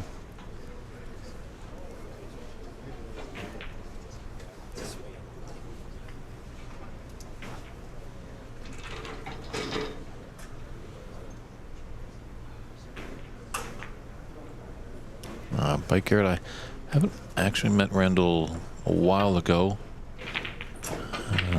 We've spoke a little bit here and there. And that's the result there. What a fluke he had. And actually, I think Randall has stepped away a little bit. His work commitments came in the way, so he stepped aside as an official for snooker in Canada.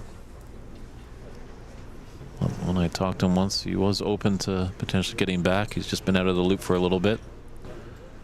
Sometimes happens that life gets in the way. But we always know snooker will be there.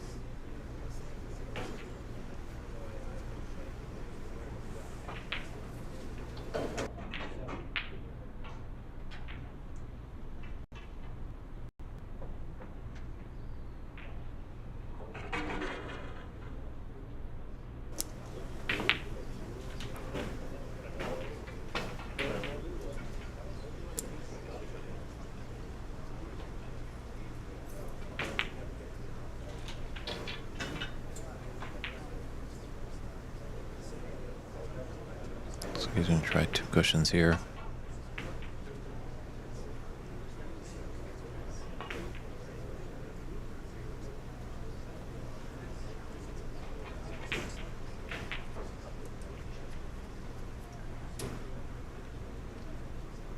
Just make sure, Loris. You wait till that cue ball stops. I know, obviously, the red wasn't hit, but an astute player there. If the ball's still rolling and an opponent touches the ball, could be a foul.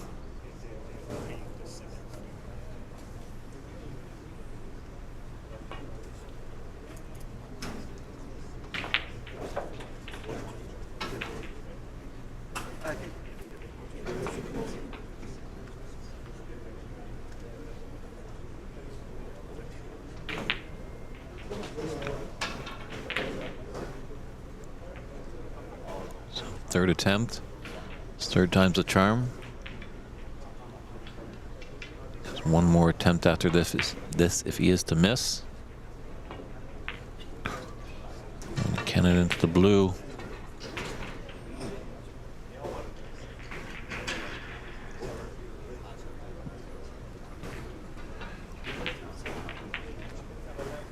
So, sacrifice 13 points. It's now 41 apiece.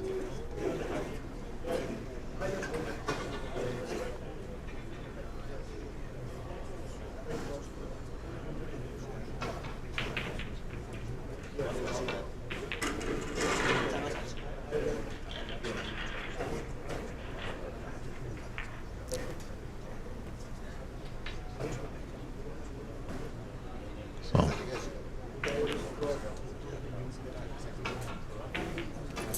owner-operator and co-tournament director Stephen Wong has come to the table, so they're just kind of taking a look back on the stream just to see where that blue ball was.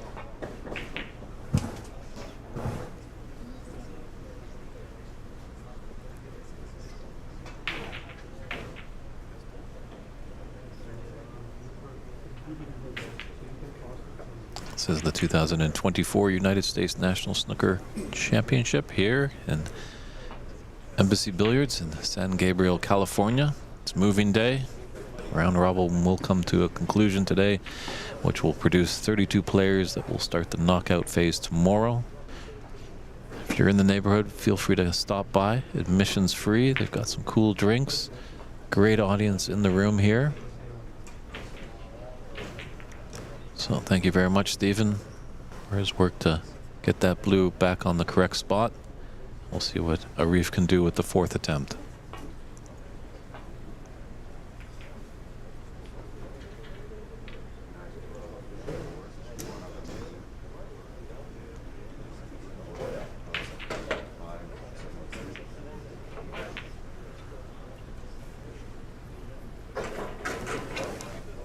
So now Loris has the option, obviously, to take on a shot or put his opponent back in from that position.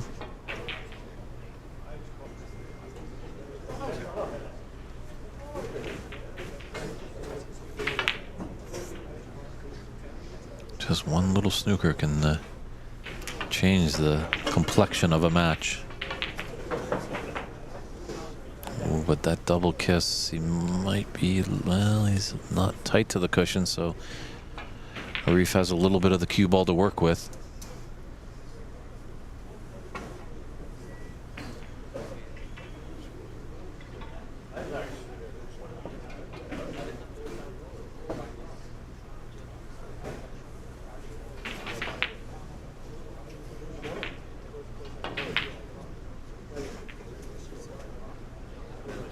Oh, now the pink ball's gone close to a pocket. So they've taken two pockets out of play, leaving only 4 open.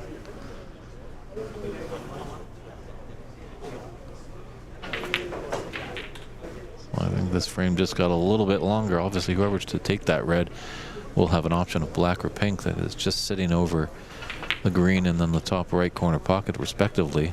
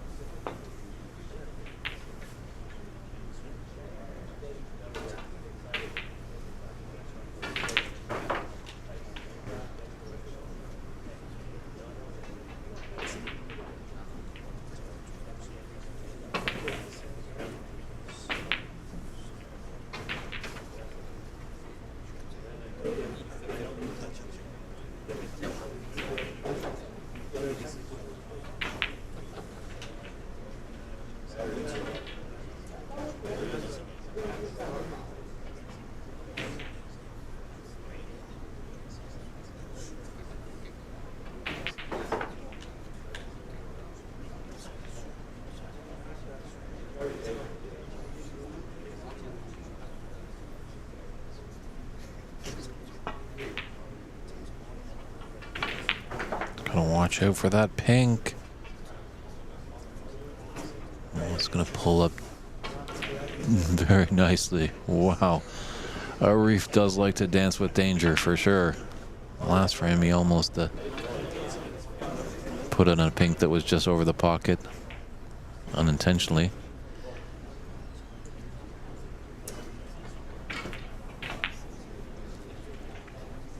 Definitely awkward queuing here. Bridge hand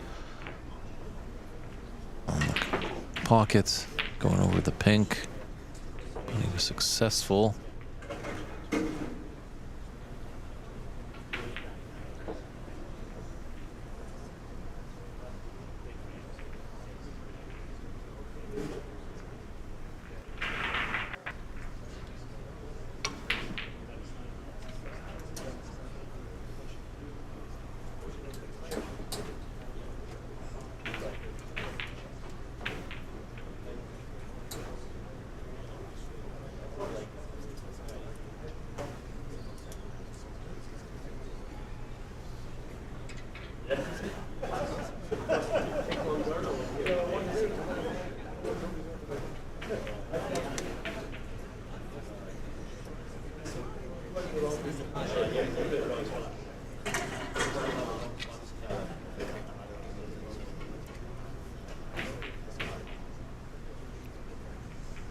Might be able to shoot this ball in between the brown and the yellow and just come off the cushion with this cue ball. Get behind the yellow.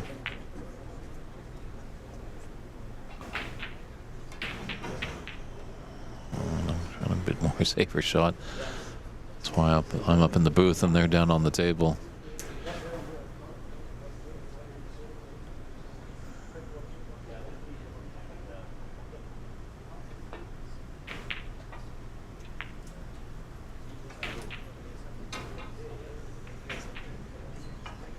Yeah, I think come off the bulk cushion. Just has to hit that red rather squarely, because if he hits it a little bit thin, might shoot towards that pink. Well played.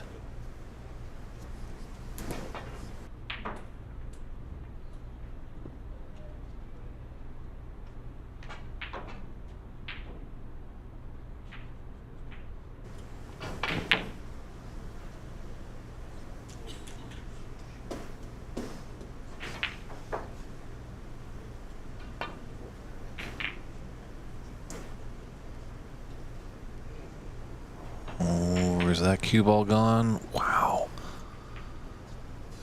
It's time for Loris to get a little bit of luck there.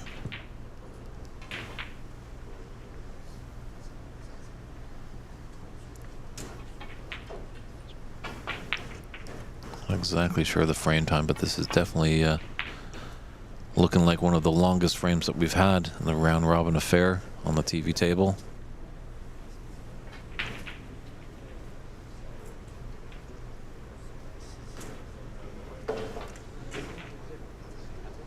Probably wants to go cushion first and then run into the red.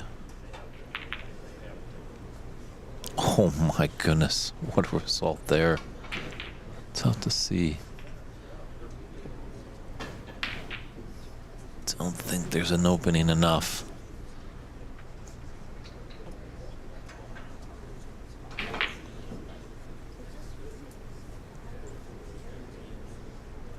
That black was just out a few more millimeters. It's potentially, maybe there might be a gap for the red to go in.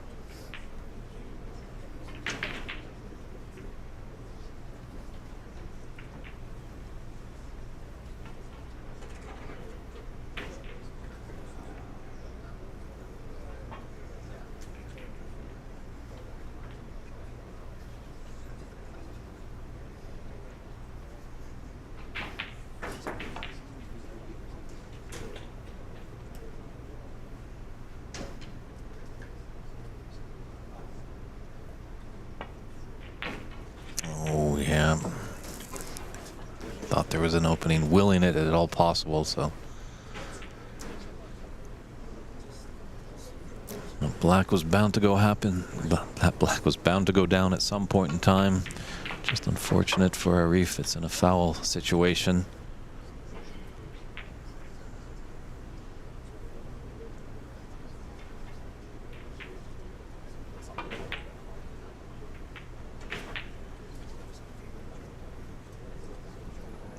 What a shot here by Loris.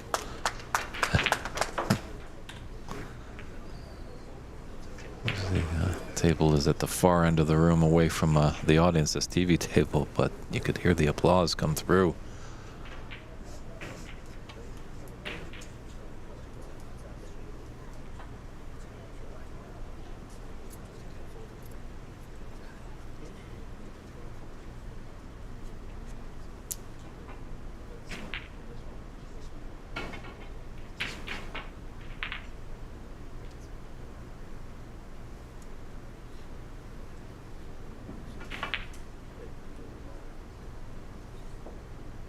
So 11-point advantage for Loris over Arif. 35 on the table. Obviously, the pink is just a sitter for whoever takes this final red. But Arif in a bit of trouble here. Be really costly.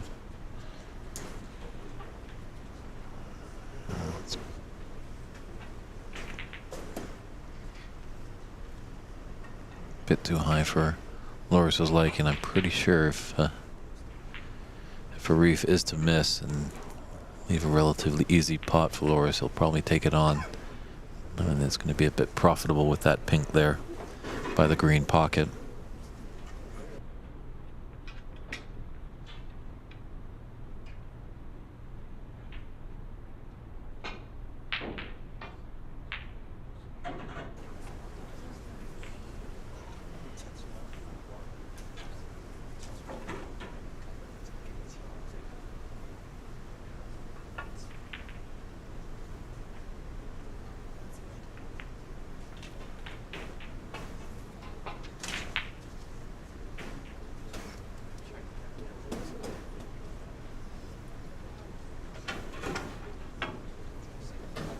Much better attempt here.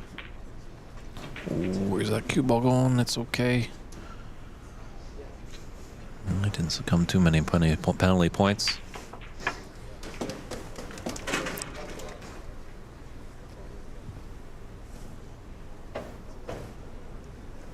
How many more twists and turns do we have in this deciding frame?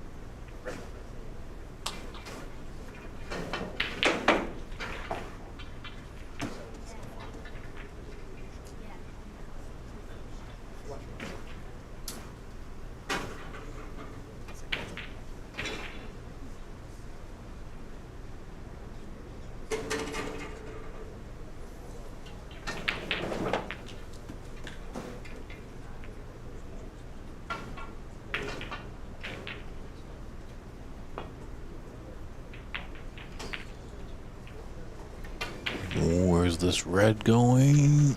Oh. That would have been a massive fluke there.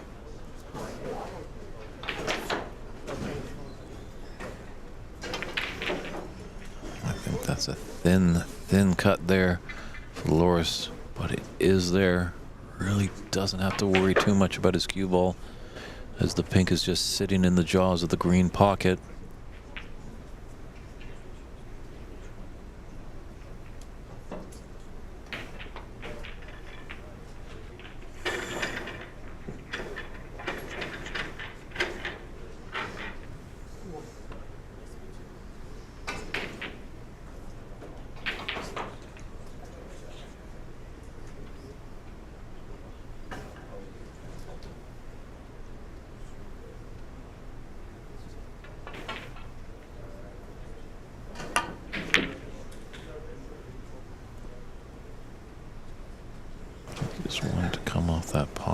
cushion a bit more, but does have a great opportunity to just get behind the blue. To really annoy his opponent even more with a good telling snooker.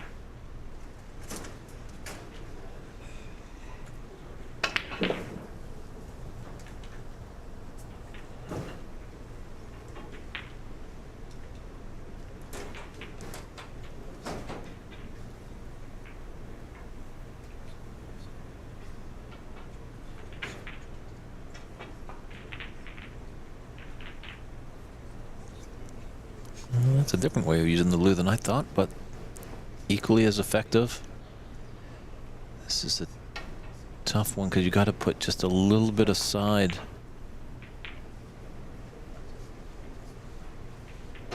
On this cue ball, looks like he's hitting center ball. Maybe there is a...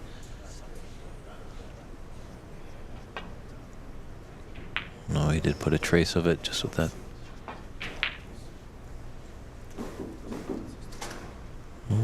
Really follow through. So 22 points in it. There's 27 on the table. Morris needs yellow and green to put us into snooker's required stage. Lots of great support in the chat for both these players.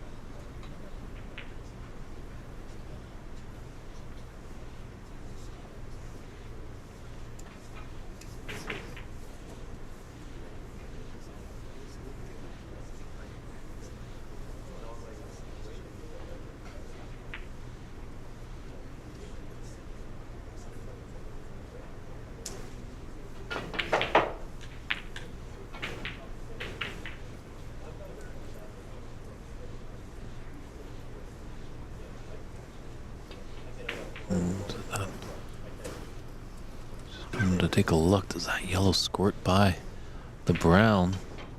Tough to tell from our angle.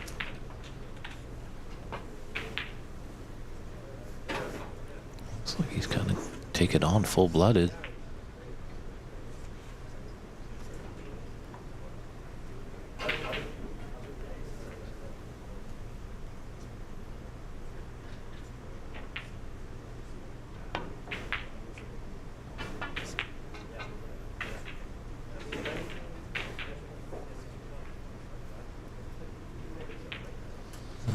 Nice little result there. So Arif's got some awkward bridging over that black.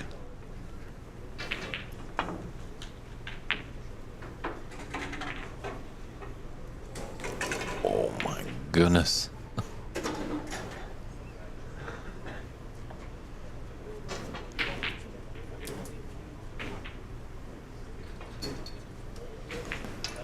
Just want to trickle off the bulk cushion, just nudge onto that yellow. It's fortunate enough, obviously that green is not right in the jaws of the pocket. A bit more that he has to travel.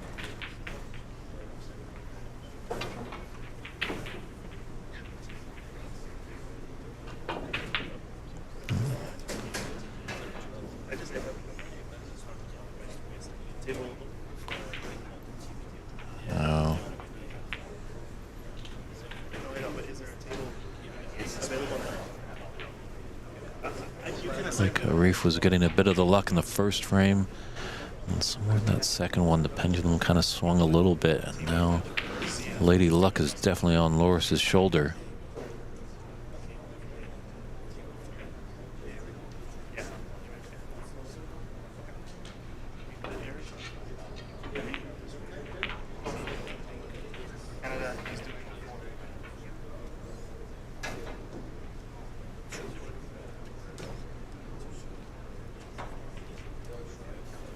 Is it effective?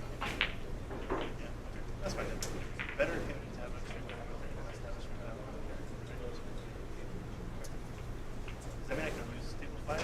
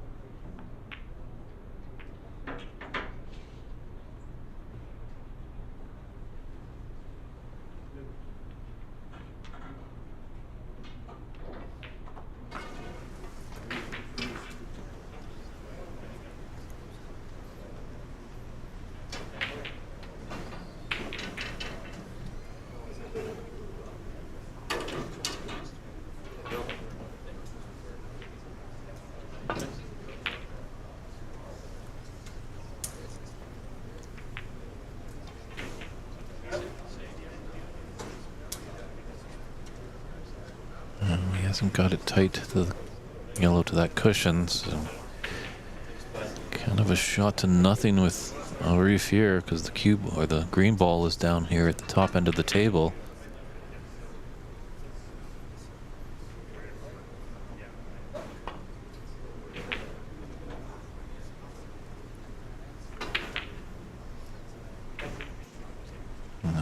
Now as the luck turned to Arif's side. He's got a nice result there. He's got a snooker.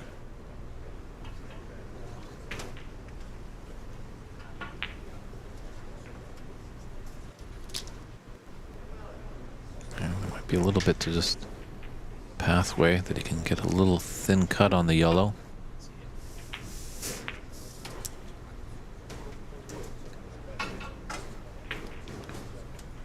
Certainly has been a messy, tense, deciding frame here.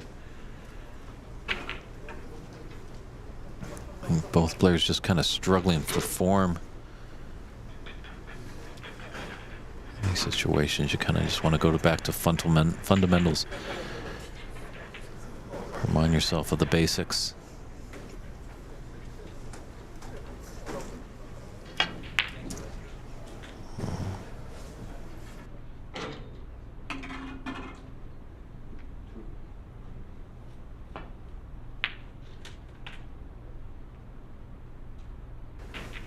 Nice yellow with the rest.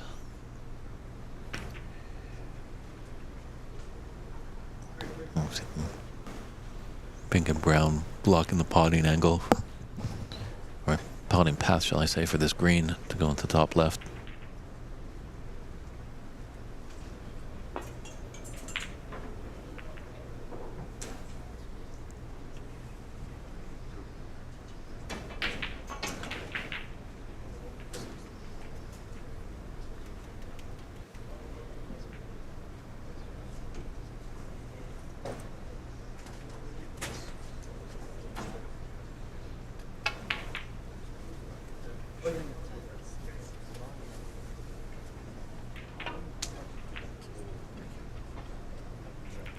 This could be a result here.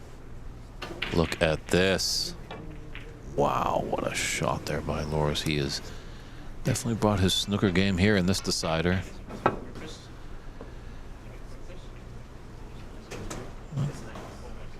Arif just subtly shaking his head. That was obviously not fully intentional there. He could have been steaming mad, but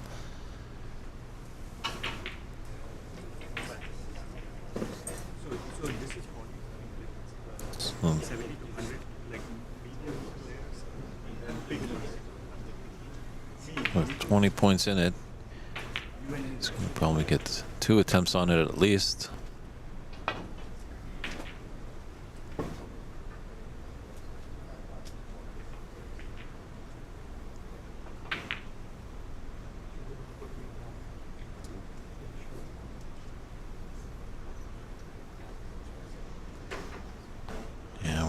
In that first frame, Arif had won at 53-3. Thought he was the clear favorite. Thought we would be done and dusted with this match pretty quickly. As Loris was struggling a little bit. He started to find a little bit of form, had a little bit of luck. You do need some luck in this game from time to time. But most of the time it does come down to technique and really what you make of what is presented to you.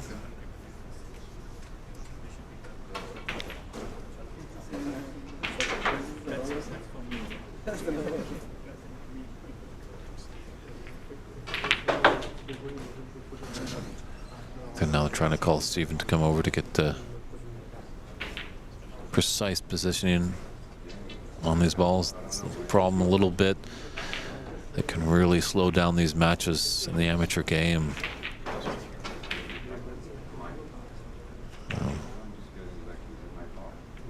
It's the one hurdle that we do have in North America. Really need a lot of people to step up and help out, whether it be refereeing, scorekeeping, streaming, producing, commentary work.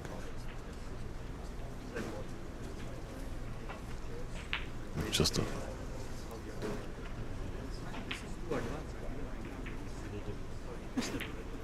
would help out with these delays, because as a referee, he would come to the table and would spot the balls,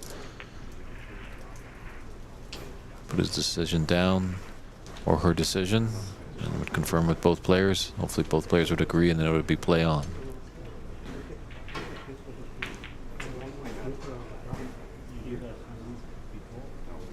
I got a nice, exciting match after this one. Dave Daly will be taking on Sam McGrath.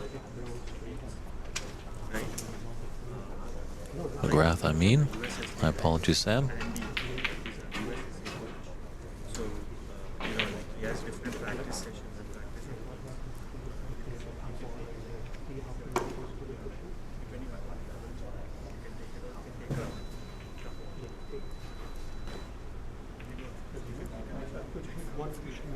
You know, some players like to make it a little bit of a vacation as they're traveling far places. So when they get knocked out of the tournament, they might go do some sightseeing. But it would be really nice if some of the players could step up and don the white gloves, or man a tablet. So second attempt here. This won't be coming back if he misses.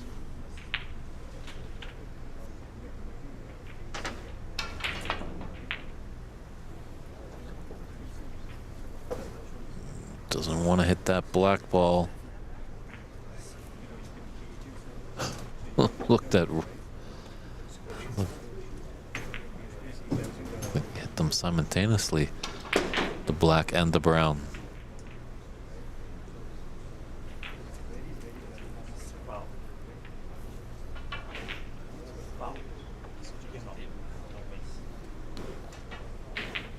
So Loris can put Arif back in from that position, but obviously can't put him back in the original position.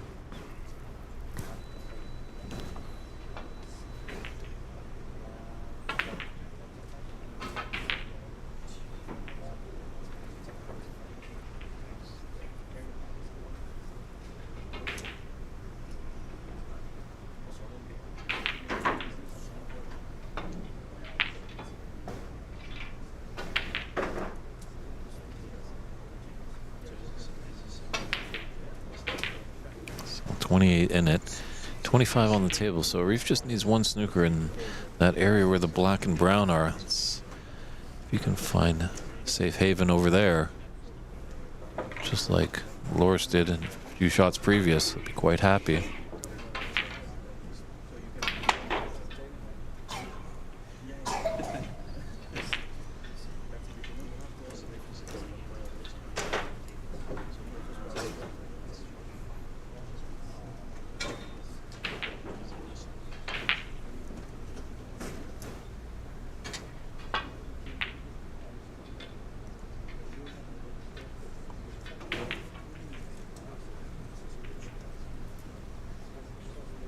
Arif's got to put all his concentration into this green, put that green into its own pocket. There's a lot of distance to travel for the object ball, but cue ball to object ball, not a whole lot of distance.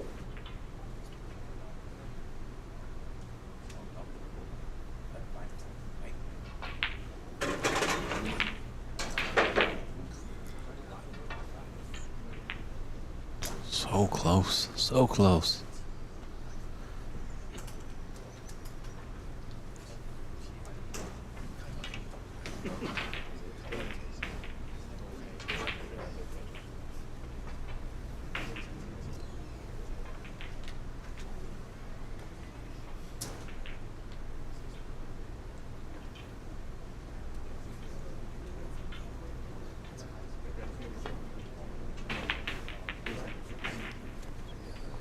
Great shot there by Arif. He's got the snooker.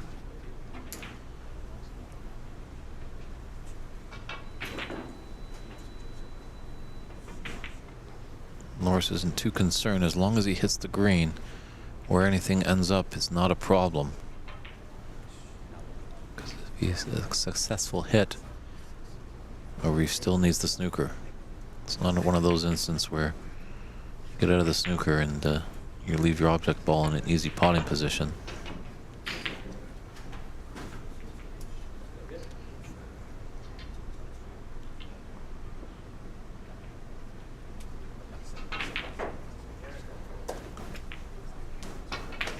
Well, he's got the snooker, so 25 on the table and 25 in it.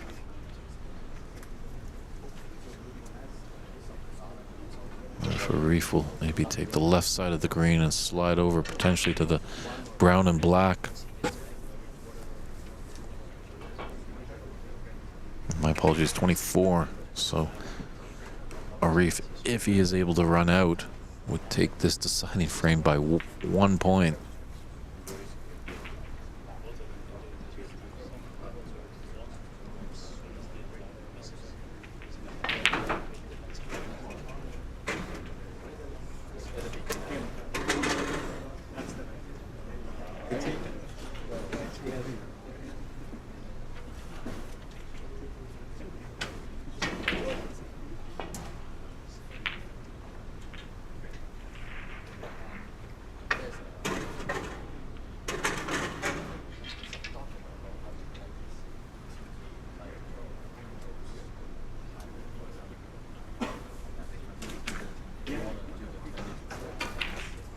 Just coming in around to take a look at that potting angle. Definitely just puts the concentration there. The brown looks relatively easy after this, but that famous last words.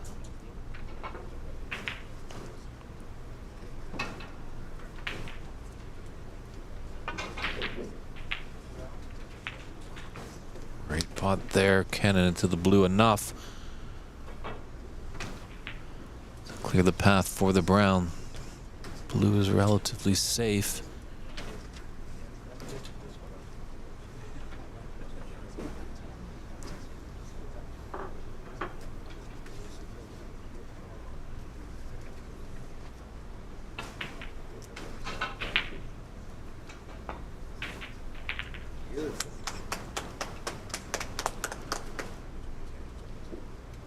Seems like there's a larger level of Loris supporters in the fan group.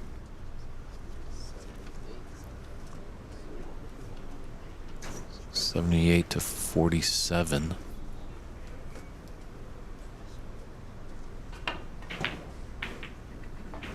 Oh, what a double. This is going to make this group real interesting. Not sure the other results of that other match. There could be 3 players at 2 and 1. There's going to be handshakes there. What a turn of events. Arif Mahmoud seemed like he was in control, but Loris Kishkin found something to claim a 2-1 victory. We're going to step aside for a few short moments, but come back and see us at the 2024 U.S. National Snooker Championship here at Embassy Billiards in San Gabriel, California. Our next scheduled TV match is Dave Daly going against Sam McGrath. Join us for that in a few short moments. Thanks, everybody.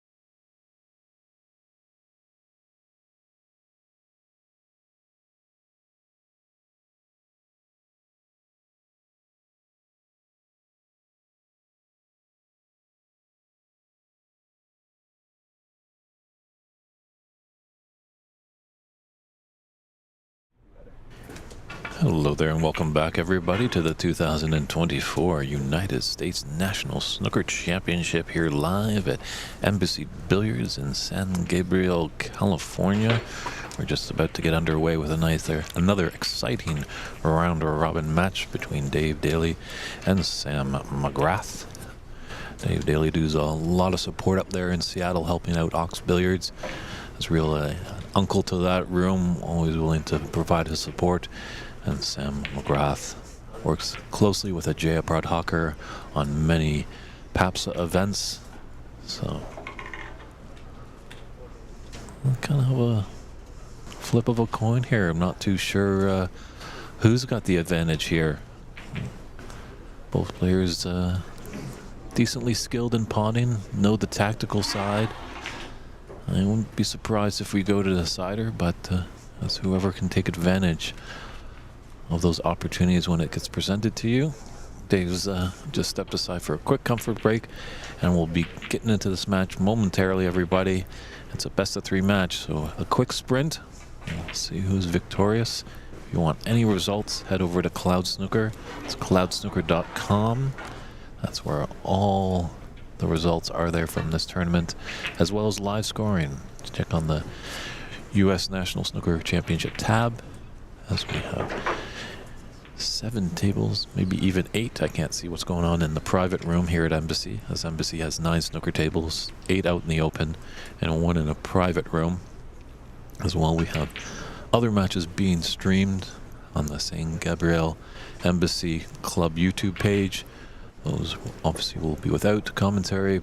Our good friend Rob Richards at Ontario Snooker Tournaments, obviously hashtag at OBSA on YouTube. He is streaming, I believe, the Andy McCluskey match.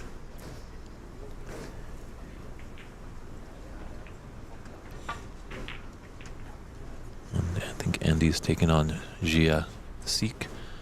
So tune in there if you want to get into that match. But we're happy that you're joining us here on the PAPSA YouTube channel for an exciting match here.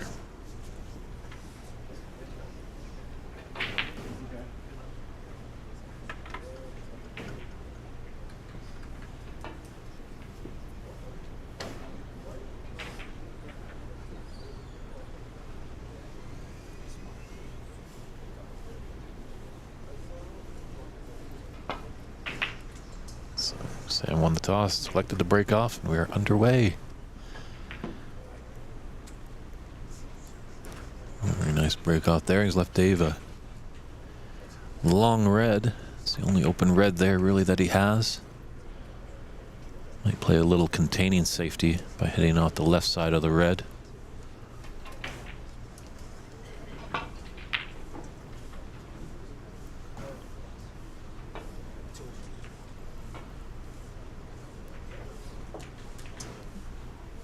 Don't mind that by Dave.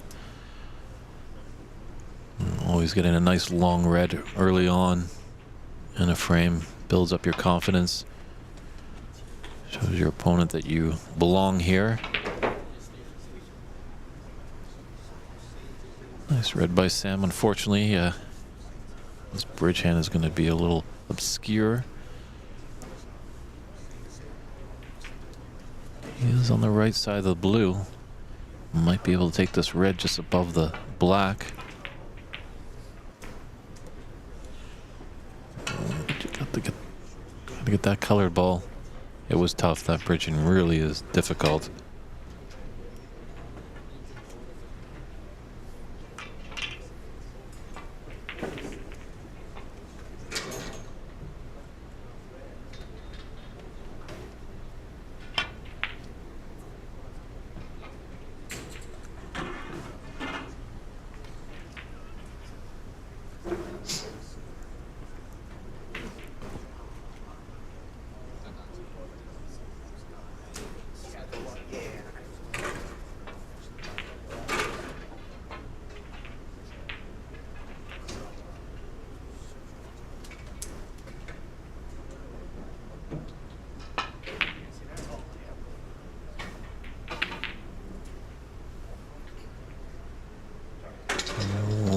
where this red's going. Don't walk away too soon, Sam. Well, obviously with that fluked red, a little delicate.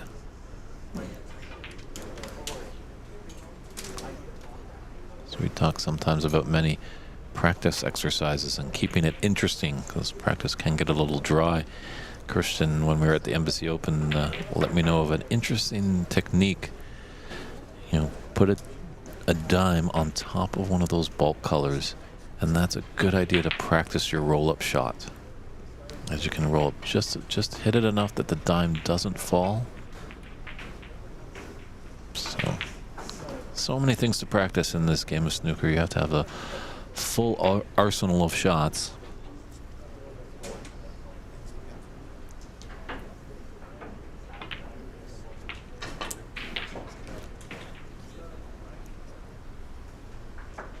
Definitely Sam up there in the San Jose area. That's where the PAPSA Academy is. So he gets a lot of practice on some great tables.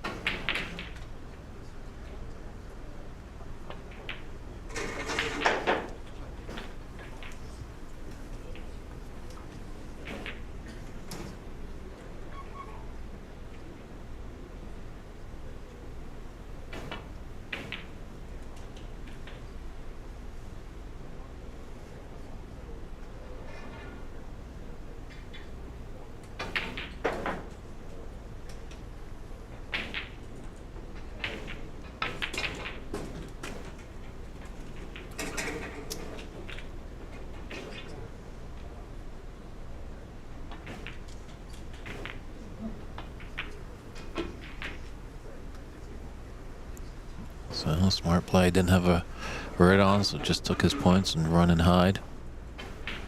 You want to tie up your opponent there.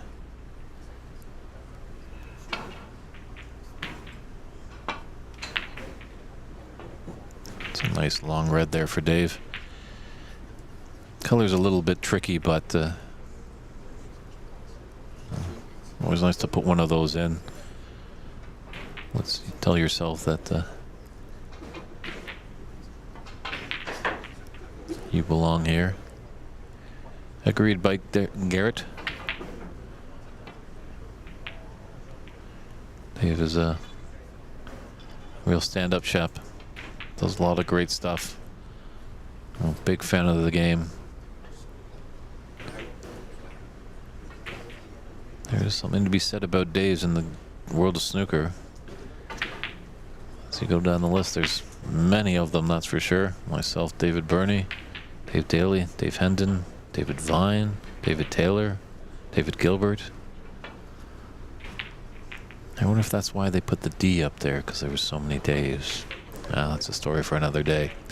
Anyways, Sam's left Dave a little rather easy open red into the left middle here.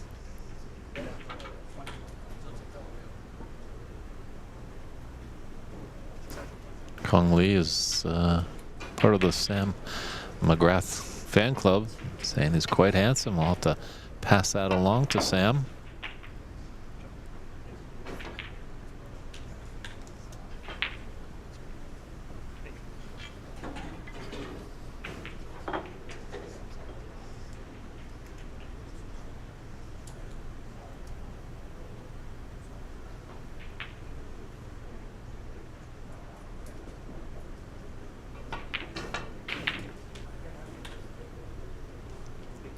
Just a little too thin on that one, but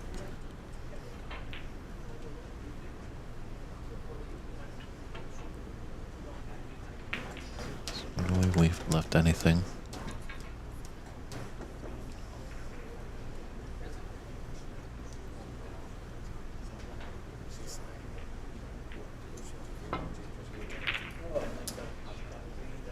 Ooh, just a little fat, but he might be fortunate.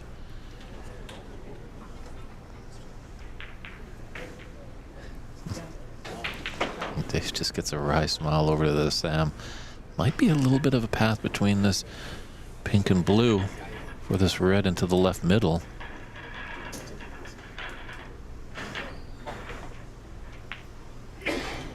Here it is.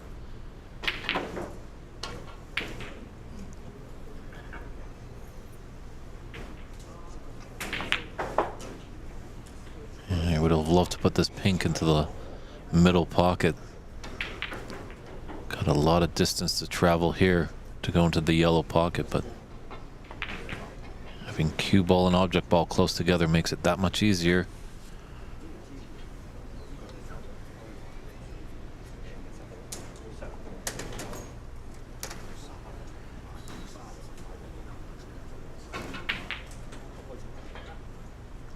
Almost shot to nothing here.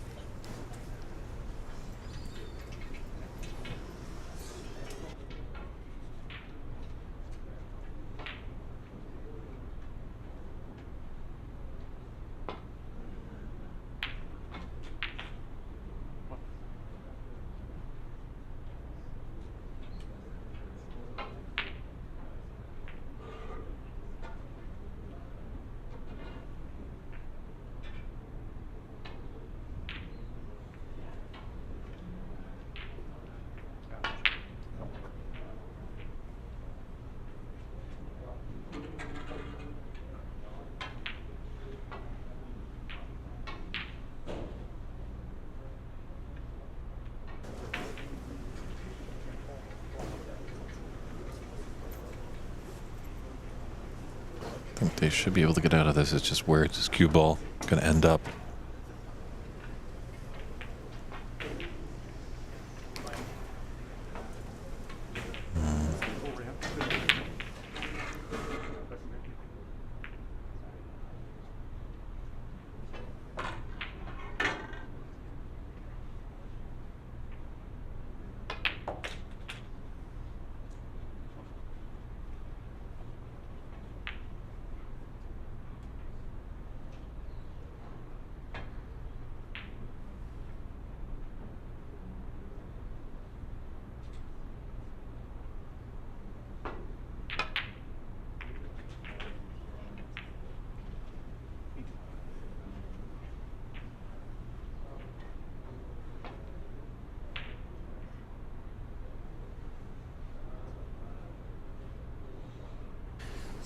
See, Sam made the right decision, didn't put him back in there.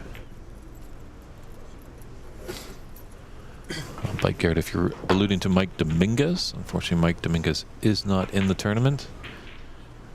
I think Mike actually had to run back quickly to the New York Athletic Club. He had some duties he had to fulfill there as someone had fallen a little bit ill, and he's on the staff over there.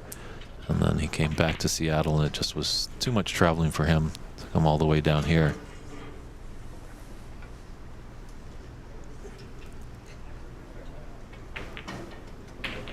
But yeah, Mike and the team at Ox Billiards always doing wonderful work up there in Seattle.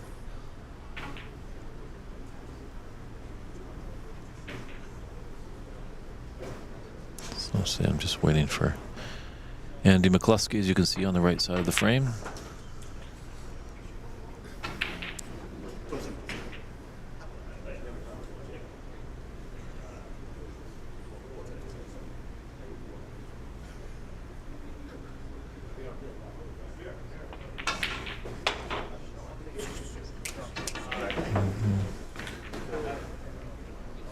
Nice little result there. It's going to be Dave having a good smile there. He's like, can you give me a break? So Sam up by 22 points. Just this initial frame of this best of 3 round robin match.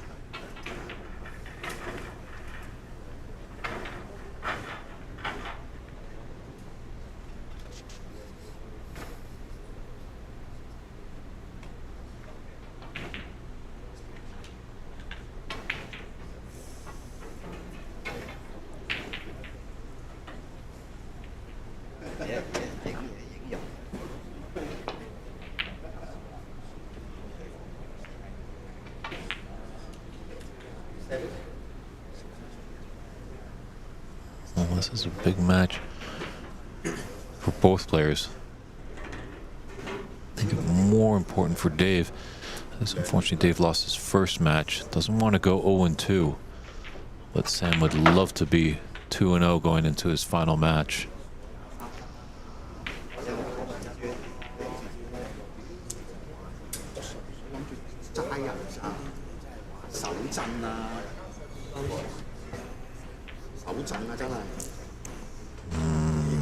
It's a shot Dave like to have back.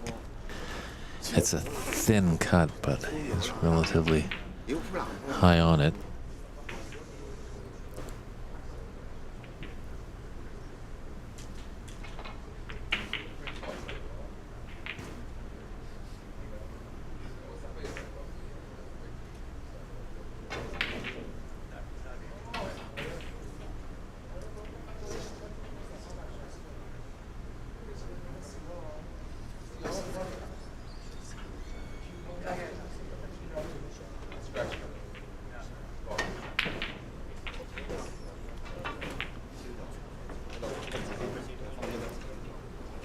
So onset looks like Sam might just be a little bit of the stronger player here.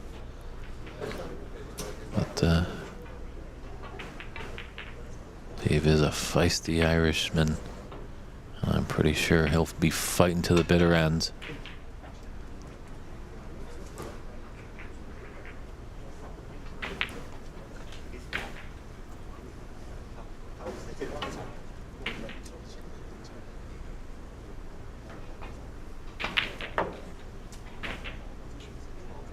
Yeah, I've yet to make it down to Rochester, Washington to see the In the Pocket Club.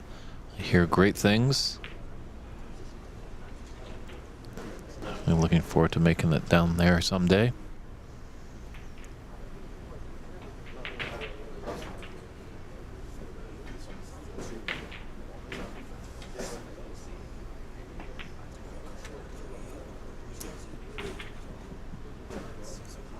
Just slid that in beautifully, Dave. Very nicely done. And that's interesting for these North American players.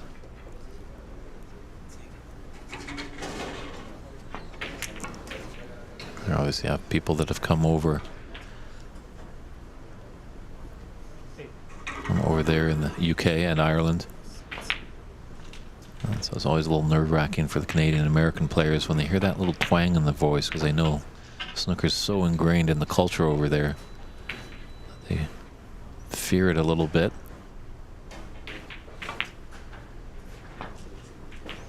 Actually, Dave enjoyed snooker when he was growing up, played a lot, but then when he moved to America, it really kind of disappeared because there wasn't really a strong presence of it at that time. And way back in 2020, there was this snooker club called Bays opening up, and Dave Daly got invited to play in the border battle, a two-player team event, Canada versus US, to open up Bays, and Dave was one of the members of Team USA with Omar Balacera, and they were victorious over Stephen Folan and Gary Wallace of Canada. And that was, as Dave told me, that was the first time in a long time that he's picked up his cue.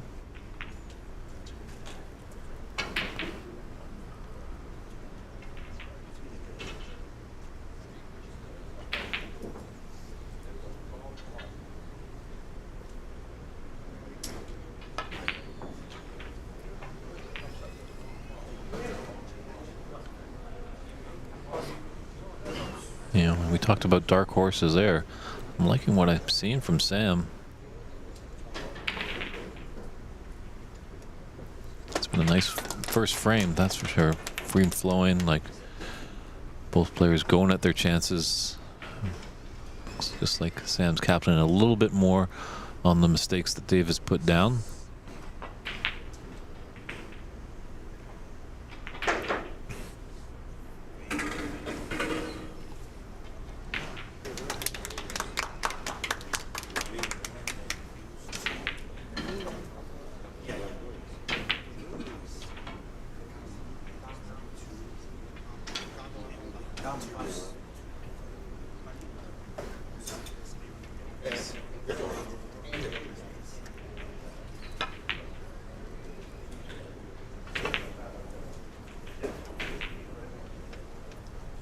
he's going to need that brown and blue.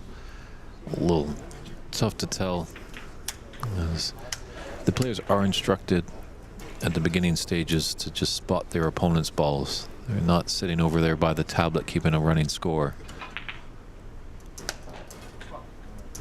We're seeing the sport grow, so hopefully with more and more growth, get those people behind the scenes.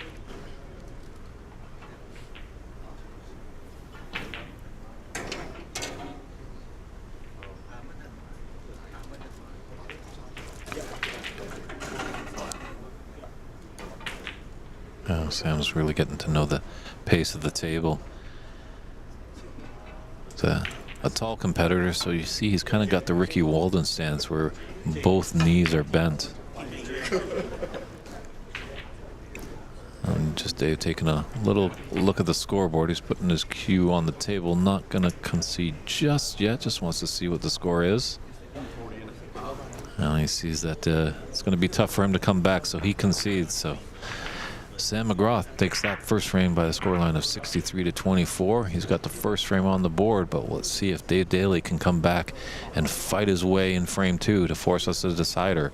Only time will tell when frame 2 starts in a few moments.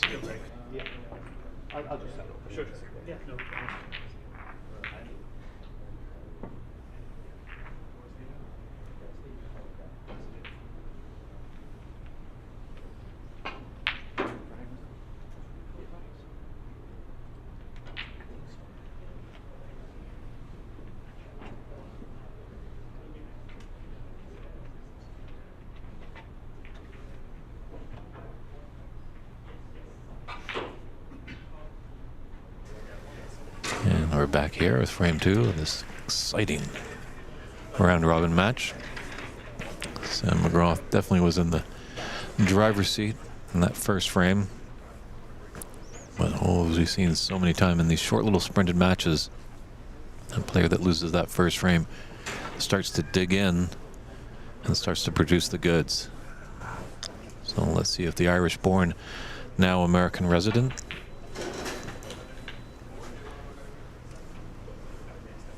can topple the man from Silicon Valley. But Sam definitely wants to get this match done and dusted.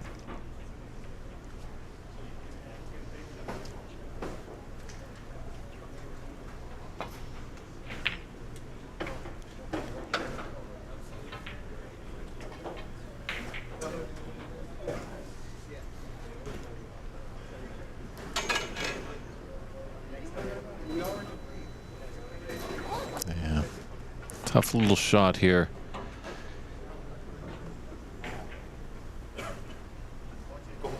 Definitely, Dave's not one of the taller men on the circuit, so it just makes it that much more difficult queuing over if you wanted to go and try that red into the top left corner.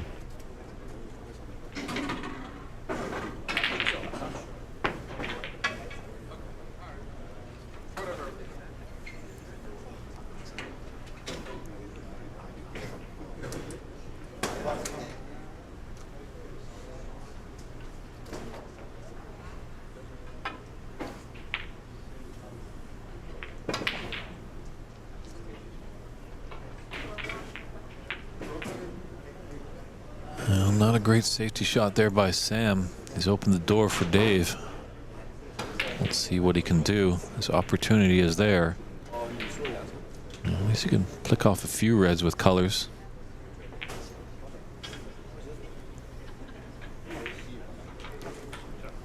You know why that shot went in? If you watch Dave there, he did not move until that red fell.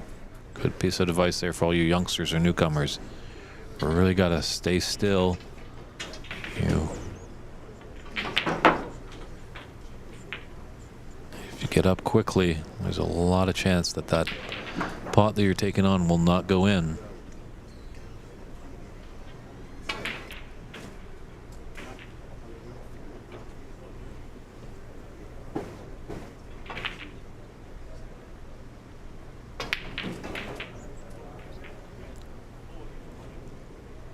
What a shot there. Might be a thin little snick there on this open red, just to the right of the bunch.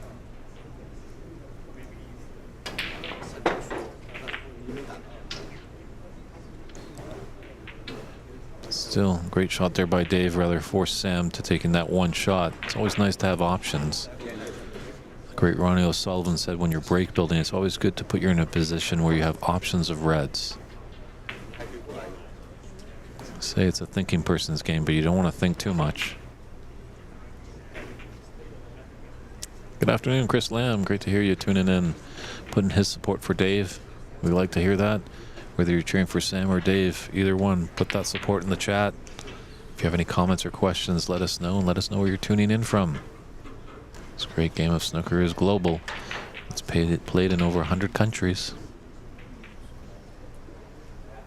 It's great to see that we had 60 players in this tournament. We had more, but a few had to back out. There were some life issues, some weather issues actually up there in the Pacific Northwest.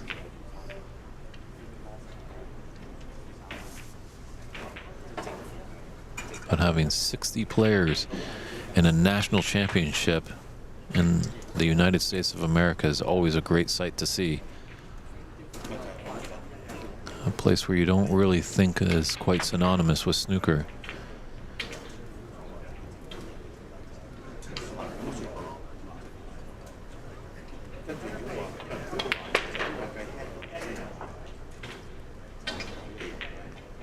I say these middle pockets are tough, but Sam has definitely found out the secret with them.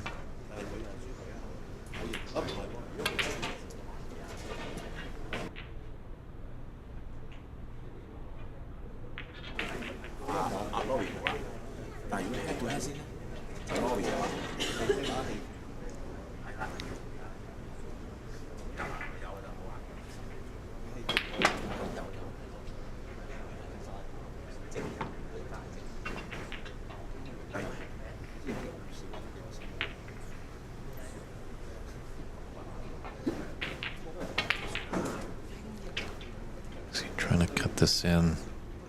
Tough, it might can into that red.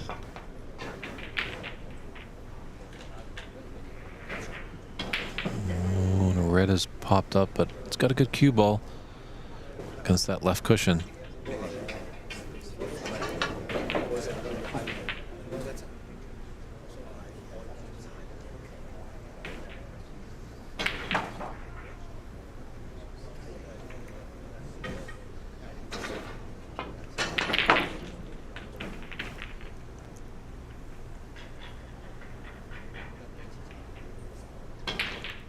Not sure if we have any Canadian fans out there on the stream, but history was made a few months ago at the Pan Am Championships that Sahil Nair has punched his card. He's got a 2-year card on the professional tour starting in 2025 season. Great to see for the Maple Leaf. He'll join Ahmad Ali, the American that got that honor a couple of years ago.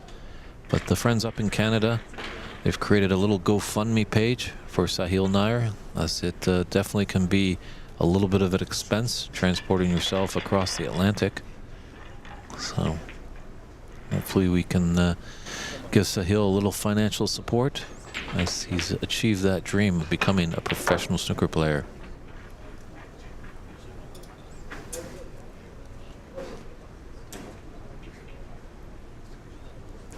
They are improving, obviously, on the pro scene, that the lower ranked players do have a little bit of monetary value coming in, even if they don't win events, at least something to get them going so they can focus on the snooker. They're not tossing a coin, well, I gotta pay the rent, do I go to my job, or do I play snooker? So great to see what WST is doing to give them. It's about £20,000 to start off, and then if they win some tournaments or win some prize money, obviously that gets erased and they keep that. But I think Sahil is going to find, just as Ahmad Ali has, is the talent over in the UK is tremendous. It's almost like, you know, the winner of this tournament might be a big fish in a small pond. And then they'll go over to the UK and find there was small fish in a rather larger pond.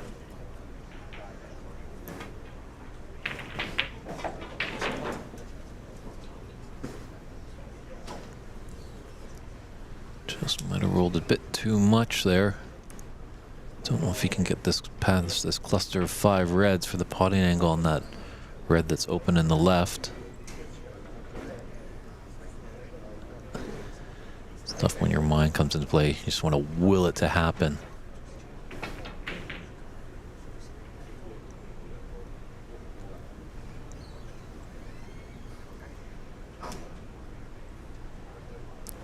Yeah, I'm almost like taking the right side of this red, as the red will shoot up and down table, and the cue ball come off that right cushion, hopefully get behind the brown and green.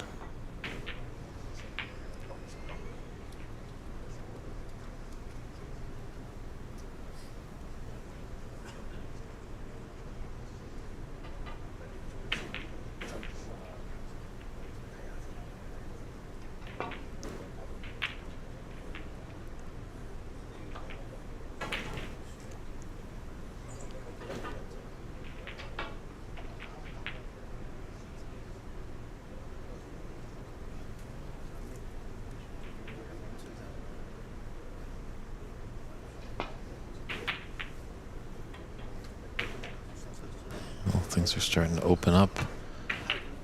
Top end of the table. Well, it's looking like if someone is to stutter in the safety exchange, might be gifting their opponent a great opportunity. See, black's in a tough position close to that top cushion, but pink and blue are out in the open.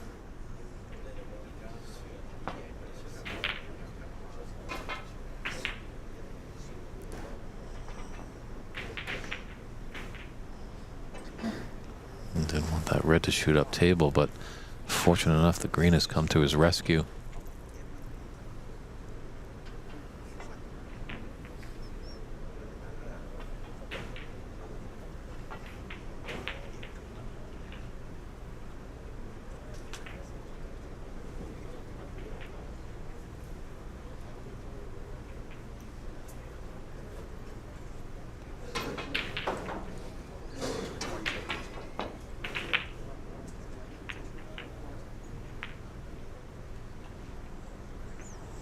That might be the opening for Dave.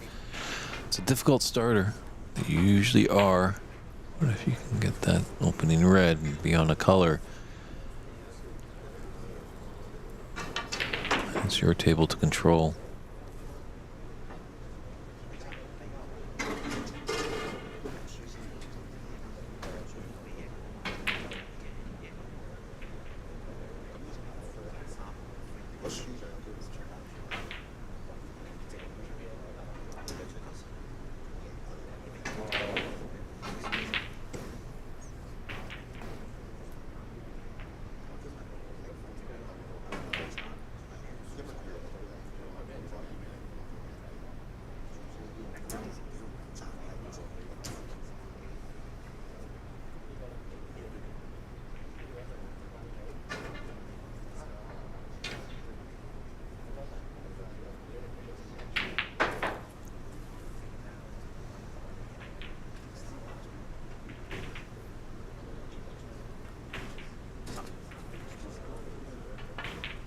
Gonna cut it in the side. Wow, that was dangerous.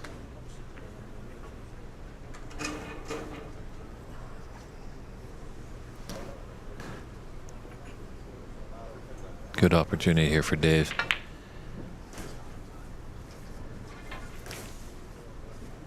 Is that red past that other red en route to the top right corner? If it does, he's got a good angle to come off the cushion beyond the pink into the left middle. You see these reds into the middle will help him get the pink into the other middle pocket.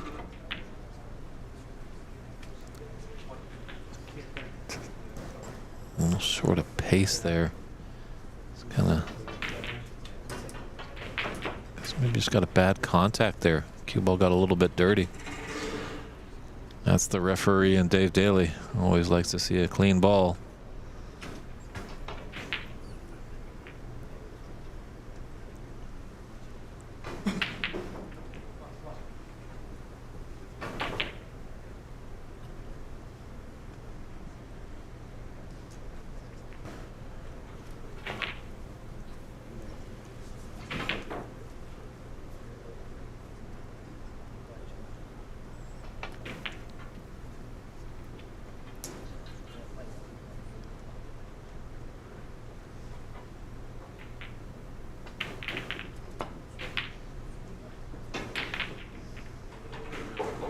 See, he took that shot. Thought he might want to take the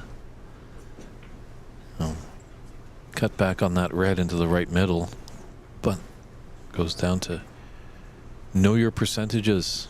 That's what you find out with practicing and playing. What shots you excel in, what ones need improvement. When you're at a match in a national championship, you only want to focus on those shots that you excel in. Don't really want to take risky shots that you're not.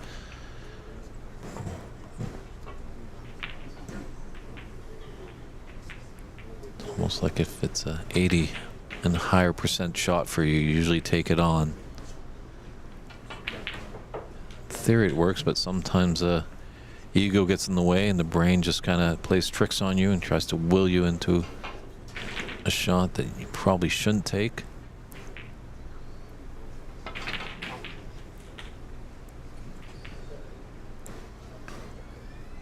It's going to be nice for Sam to get that pink ball back onto its spot. He's got an angle to come back down for the red.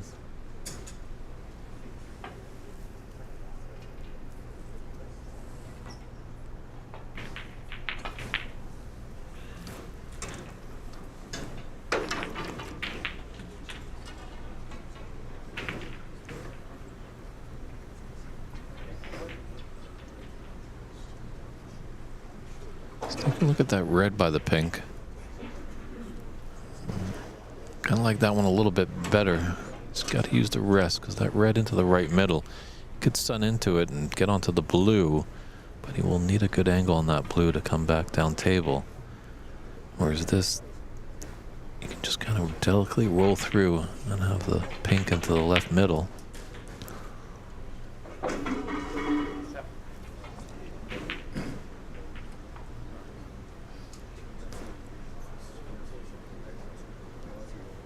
Yeah, that rests always makes it just a little bit more difficult, but definitely we got to be really proficient with that tool, as you're going to need it a lot more times on a snooker table than a pool table.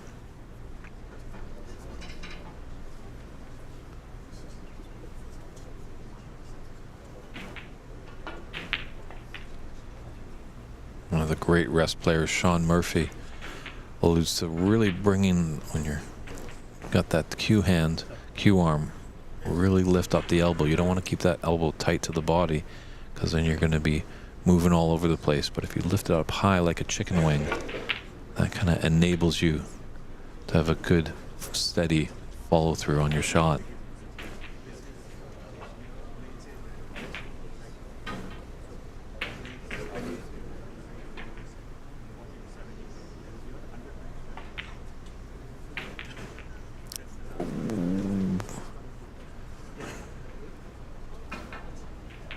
Dave, a movie buff there, definitely wanted to get the DeLorean and go back in time. That's a pink he makes 9 times out of 10.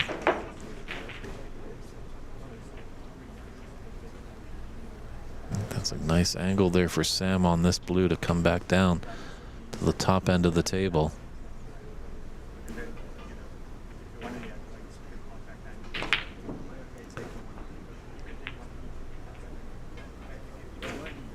Maybe just thought a bit too much of coming back down to that end of the table that he took his mind off the blue.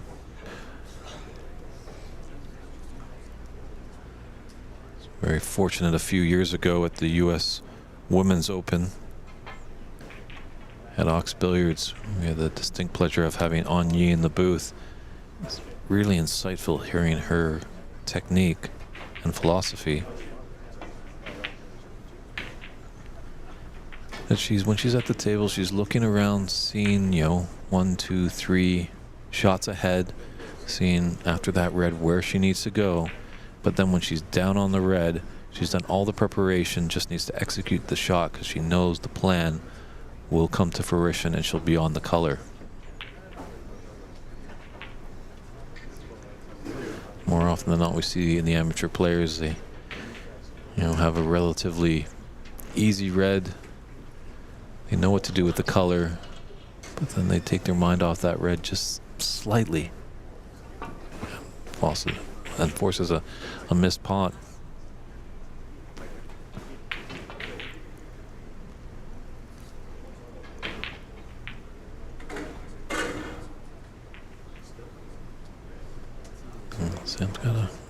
long red here into the top left corner.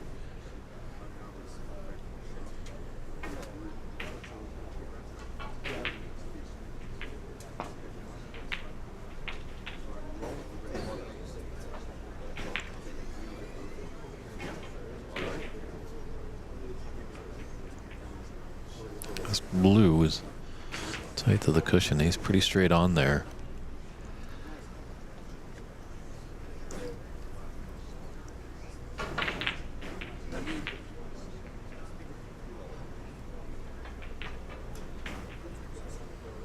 Way to hold his nerve there. I'm almost was the maybe try that blue because the white's going to still be up in that area. If he gets the blue, he's still at the table and he's in control. And what a long red there by Dave. When he goes back to the tape later today, he'll definitely be wanting to isolate that shot. It's a beautiful red. Obviously, a shot to nothing there. As you can see, a subtle little roll up onto the green. Would have loved to be a little bit tighter. So maybe a little missed trick there.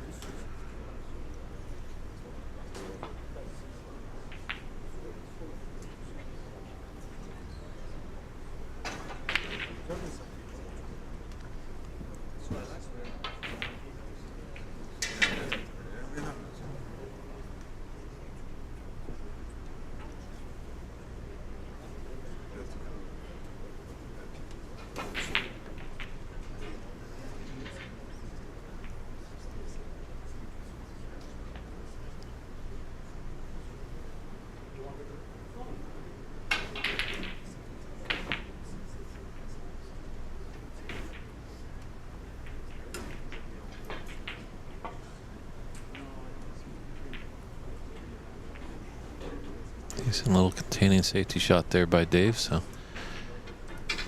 a close affair here, 17-16. More looks like a rugby score rather than a frame of snooker. A frame that Dave desperately needs. Needs to push this to the decider. Because with one loss on his sheet, going 0-2 really spoils his chance to move into the knockout phase tomorrow.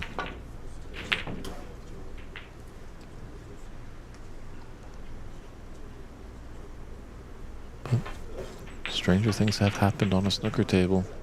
In a tournament, we've seen three-way ties at 1 and 2 in round robins before, so obviously if Dave's to lose to Sam, he's going to be cheering him on. Sam, that is, in his next match. Hopefully he can go 3-0.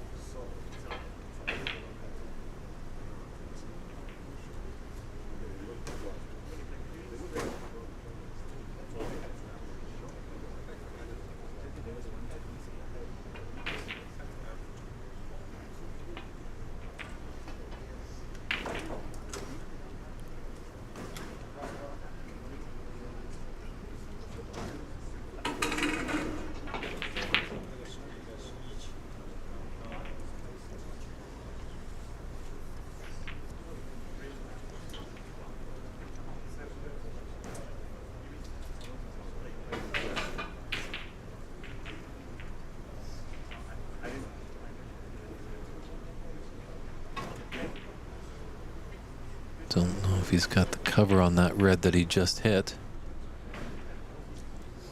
Nice attempts. Sam has a potential of a double here.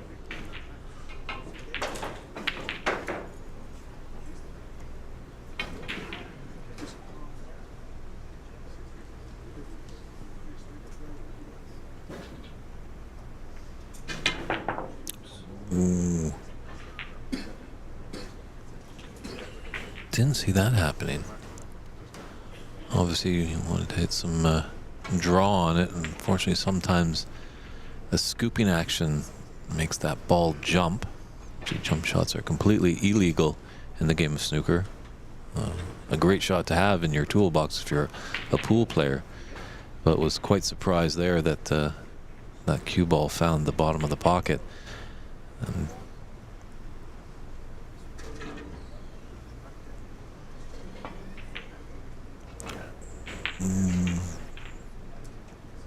yeah, Dave, that previous setup was just having a little laugh there with Sam as Dave had put his cue ball very close to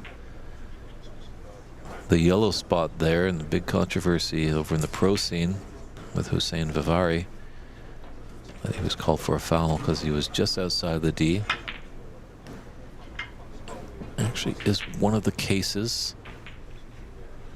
Oh my, that's a result there for Sam. But is one of the cases when you put the ball, your ball hand in the D, you can turn around and ask the referee, are you going to call a foul if I shoot from here? I believe the referee can acknowledge yes or no.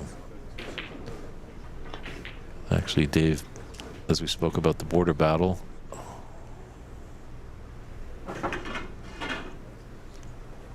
just have to be so thin on that, but Dave, back in the border battle that we talked about, actually was in that situation.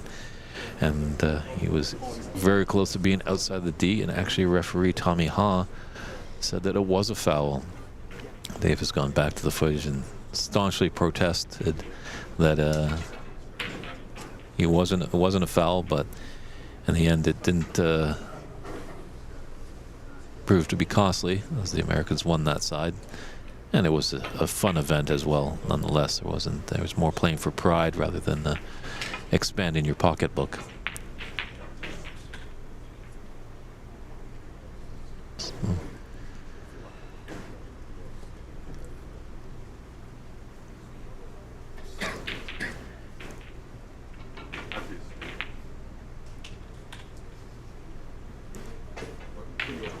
So decision time. It's a tough blue, obviously.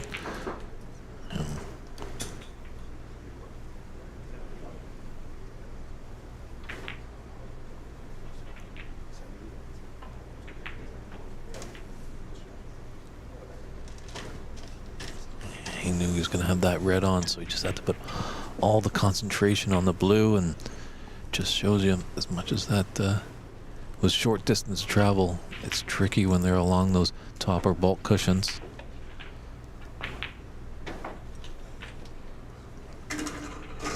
Dave was hoping for a little flick on that black to knock it out.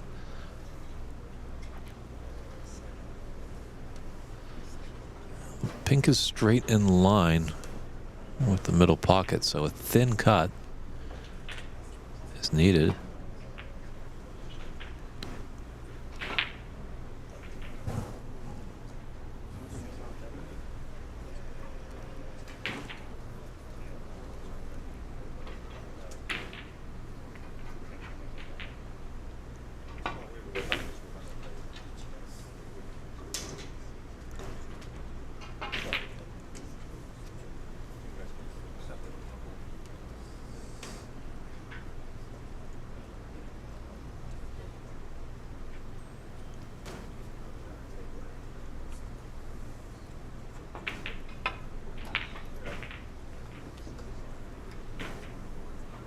Nice attempt at the snooker. Unfortunately, it's not there.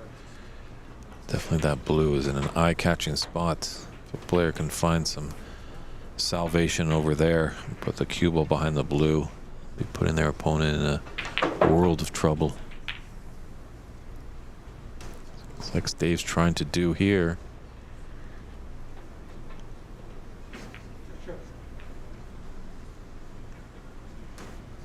Good safety shot. Acknowledged by his opponent. Tap on the table.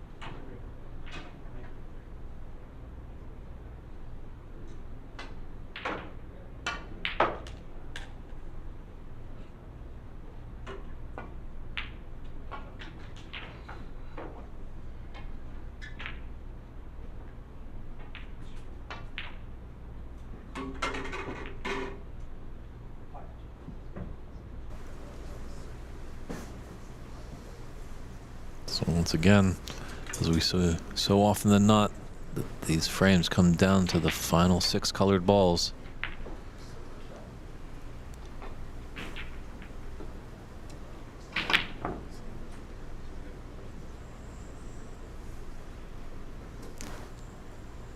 To give it some pace, he got up nicely for the yellow. Unfortunately, the pink didn't find the bottom of the pocket, nor did the pink cannon into the yellow to disturb it a little bit.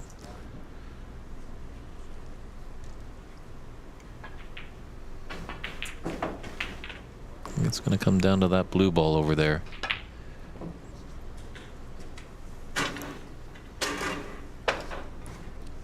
Sam can get a good shot on the brown to kind of come over to that right cushion. Going to help him out a lot for that blue.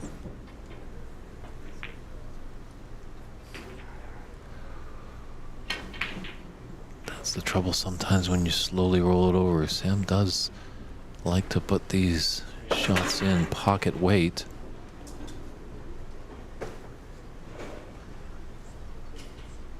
But the problem is, if you miss, you leave an easy starter for your opponent. A little frustration there by Dave. Thought he got into it enough to draw it back to put him in a better position for this brown, but unfortunately that's not the case.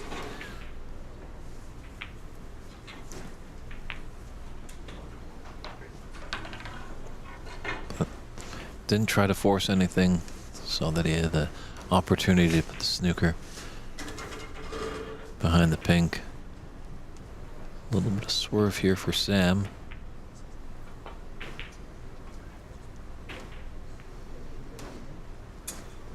So just 6 points the difference and 22 on the table.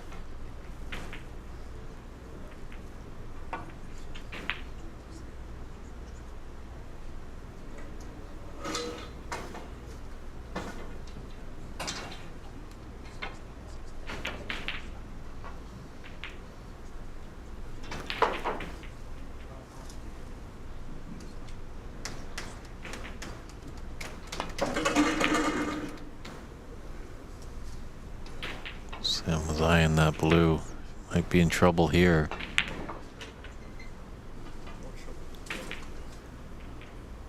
It's tough because Dave's going to have to hit this with some pace to come off that cushion to come back for the blue.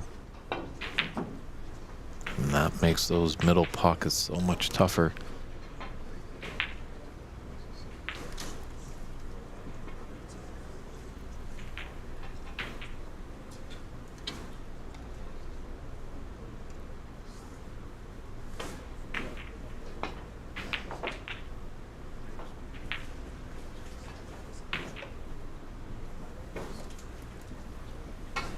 Might be able to glance off this 1, 2, maybe even 3 and be behind the pink. Just looking for the smarter safe shot. Create some distance between cue ball and object ball, always a smart idea.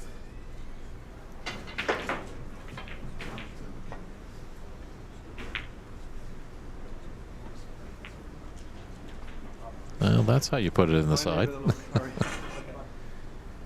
Both players have a good smile about that. So this pink to put us into a decider. Dave not risking the cut. Black's in a tough spot though for Sam.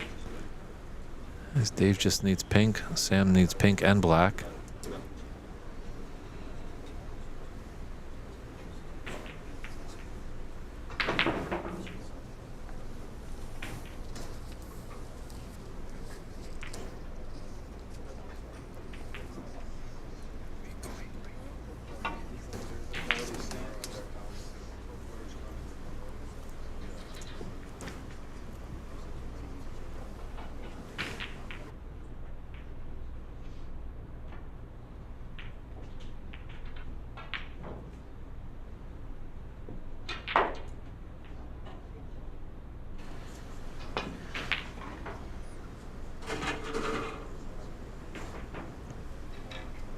And this jostling affair here over the pink, if there is a time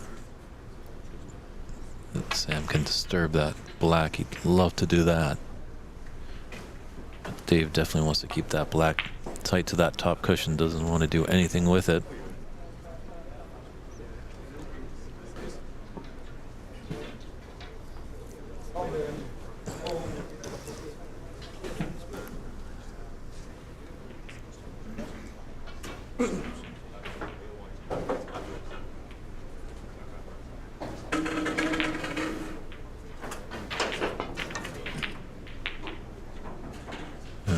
Going for it there. He's left a pot on for Dave. Just got to bottle his nerve. Put all your concentration in it. Black is meaningless to him. He needs this pink to put us into the decider.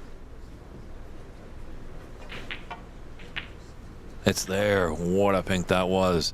Strong work by Dave Daly. He forces us into a decider against Sam McGrath. We'll be right back to see who will be victorious in this great round robin match.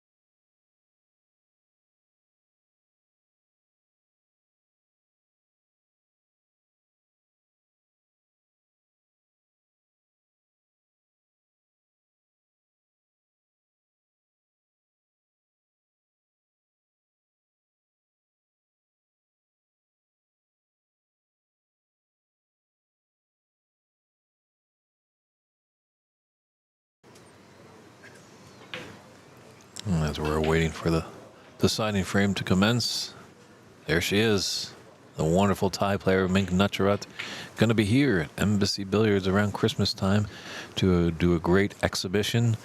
Wow, a lot of these Southern Californiaites as well. Then she'll be going northbound up to Master Q to entertain some Canadians. She's definitely a feast for the eyes, a great skilled snooker player. If you get a chance to check her out, you definitely won't be disappointed. As well, that's what always everyone's looking at, you know. But it's interesting, Ronnie O'Sullivan does say, money comes and goes. It's the hardware that he's going for. He wants to build that trophy case, but hey, winning this tournament, you're sure going to get a trophy, but $7,000 isn't too bad for a long weekend here in San Gabriel, California. Runner-up will take $3,000. Both semifinalists that don't make the finals gets $1,000 each, and our quarterfinalists that don't get in the semifinals get $400 in the high break. It's at 67 right now, made by Stephen Wong. He's in line for $400, but I think that might come down in the coming days.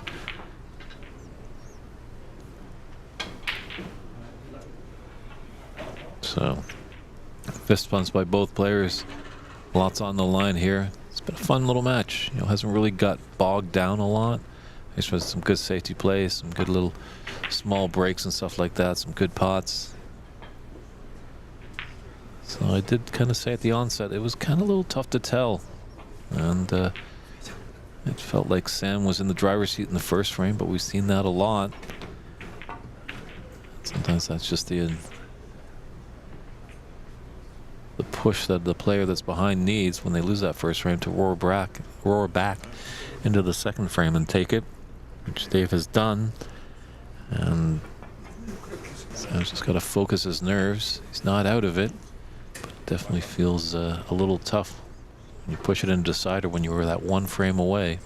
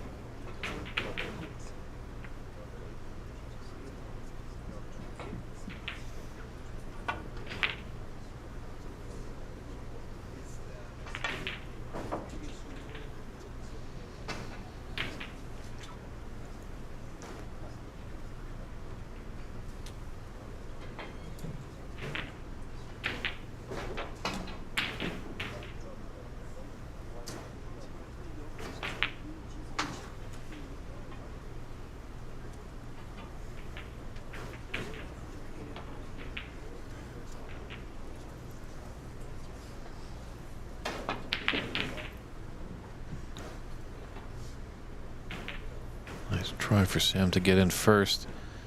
With that pace, it doesn't sit rather easily for Dave. As he baited Dave into taking this red on.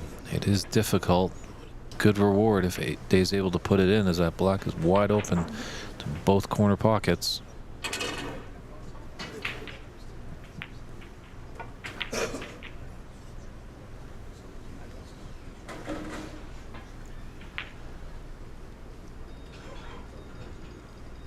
How does Sam feel about this?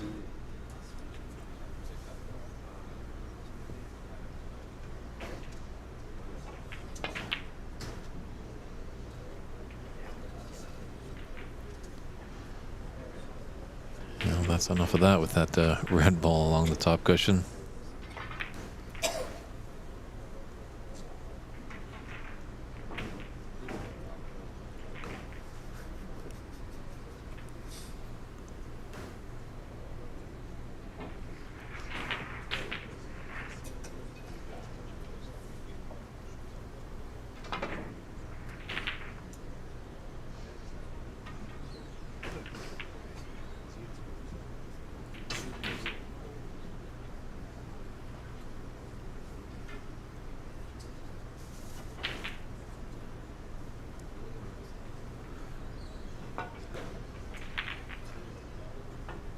I'm not sure about Garrett. It's tough to say.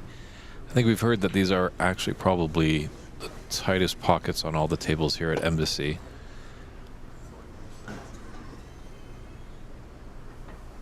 Simon Barker was overdoing the tables, so he's got all the templates, and he does. I believe he does the tables at the World Championships because he does live in Sheffield. So obviously he's under instruction from Stephen Wong, and I'm pretty sure Stephen would like to have this as close to the professional feeling table as possible. Obviously it's not his home table, as the great Stephen Hendry once at his home table made the pockets a little bit smaller than the regulation, just to hone his pocketing prowess that much better.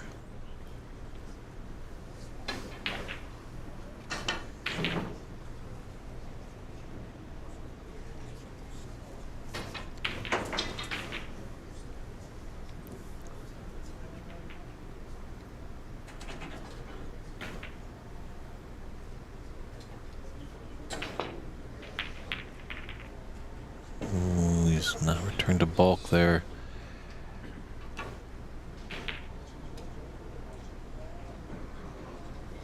Come off the cushion and have this black into the right middle.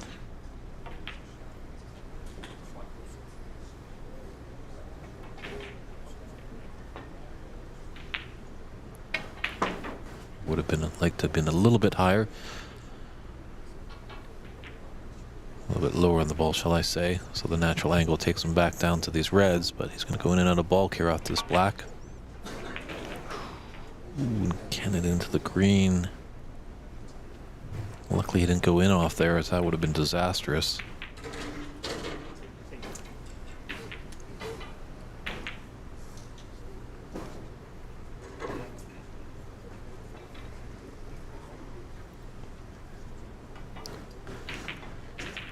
A little tough here to find the pathway back to bulk for Dave.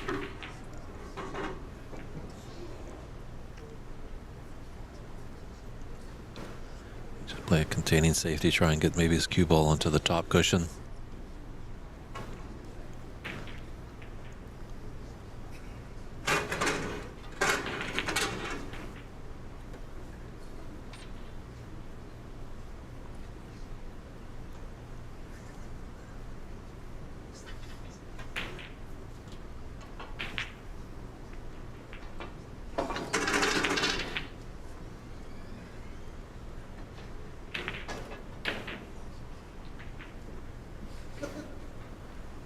Well, he's left a long red to the top left corner.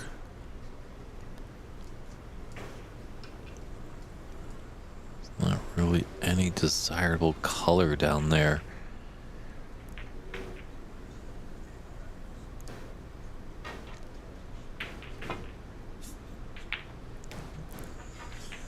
Everything was looking pretty tough So he's going to come back and say hi to the family colors.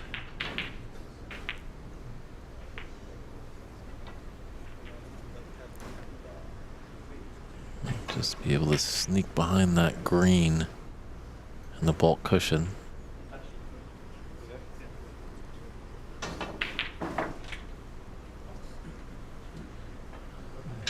It did hit.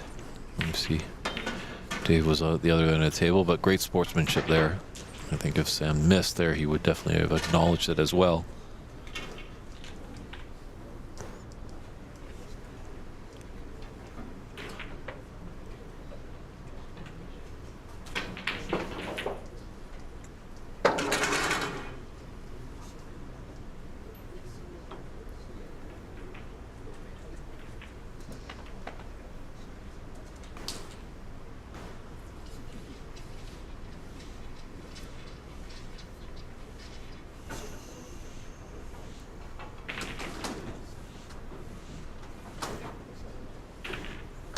Again, Dave's in a tough position just to come back into the bulk area.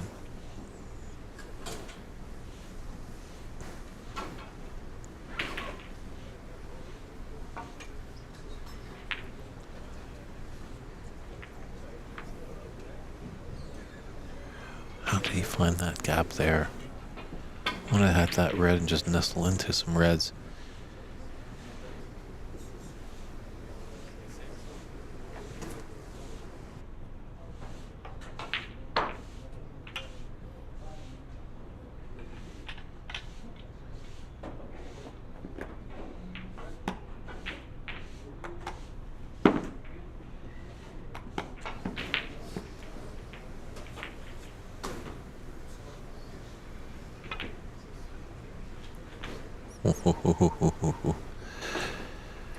Definitely thought about it. Used all the pocket to find the bottom there.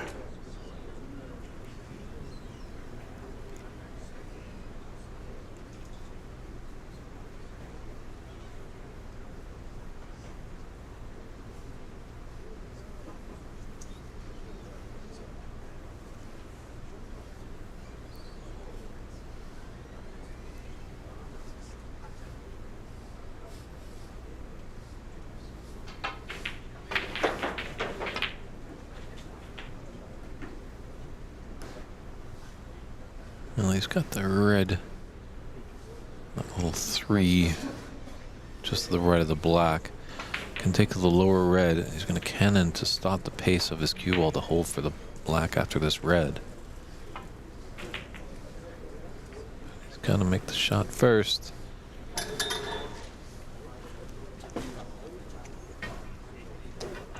Looks like Andy McCluskey has won another match. It's good for the U.S. national coach. See, take a look at him on YouTube. He's got a lot of great coaching exercises there. And you can find some contact information if you want to reach out to Andy. Comes to us from Northern California, but obviously with the technology, you can always do video conferencing lessons and such like that.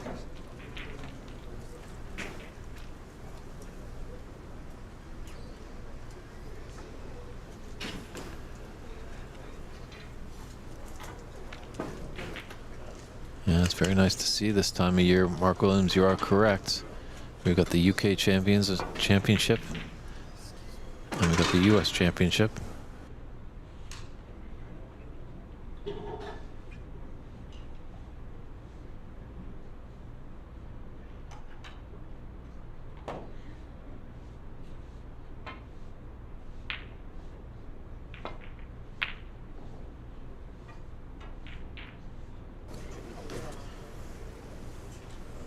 He's given Dave quite an opportunity here.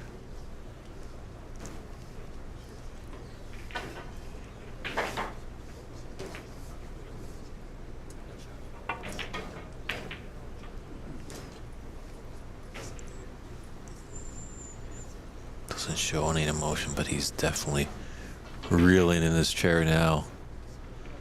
Dave knows that's a shot he makes all the time.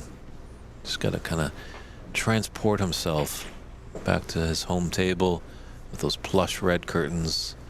Just push away all the distractions here.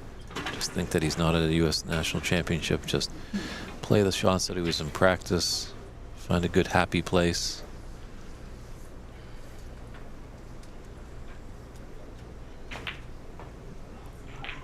Sam's faltering a little bit. Both players having a little tough go of it here in the decider. So Dave wasn't punished too much, and that black has come up right by the right middle. Yeah, Christian and I were talking earlier in the broadcast just about the demeanor and your attitude, and if you're feeling negative, it just really can impact your game. So you want to be positive, almost like Happy Gilmore in that great film. Find your own happy place. Let me see. A coach can't tell you where that happy place is. You got to find it yourself.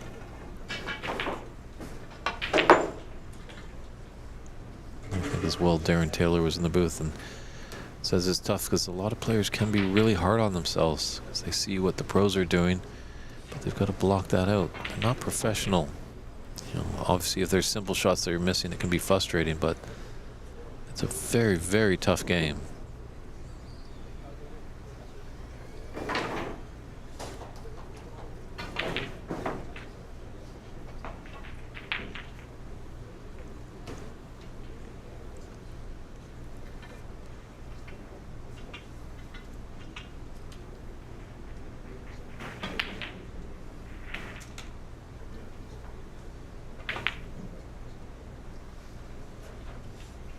Ronnie O'Sullivan, probably it's about 20,000 balls a week.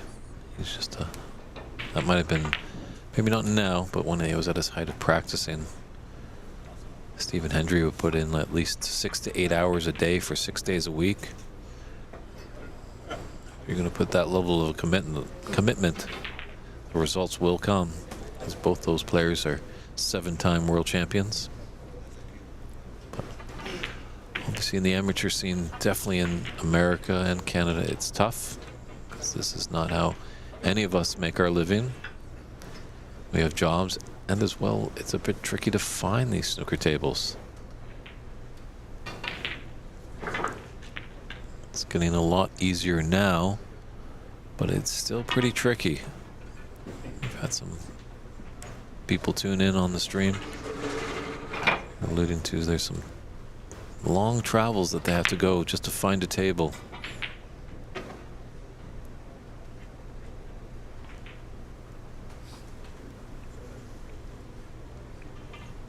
And this is a prime destination here in Southern California, San Gabriel, just outside of Los Angeles proper.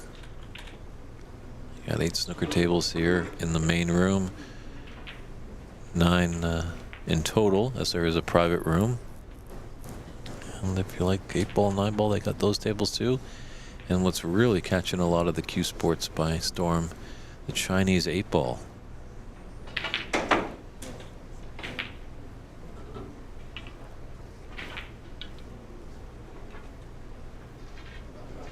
You had to hit that with pace. The hole for the pink. As he left a path for that potting angle on that red that's close to the top right corner. Doesn't look like it's there.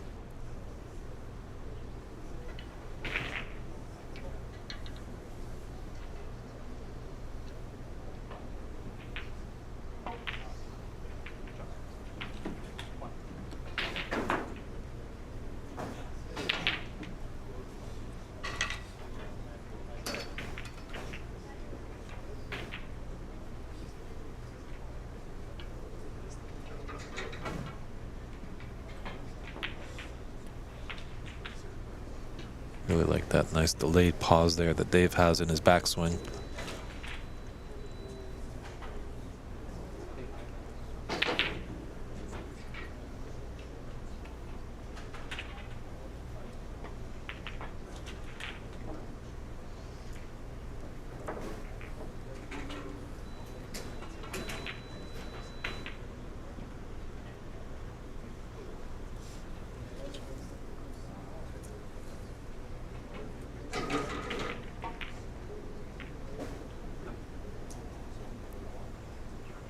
Dave not trying to force the issue or anything.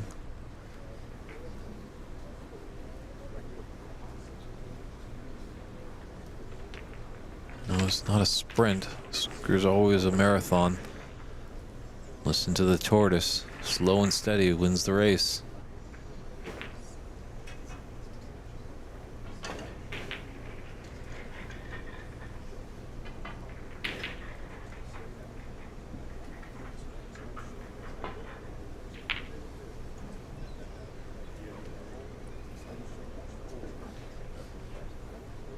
Let's give Dave half a chance for this red into the right middle.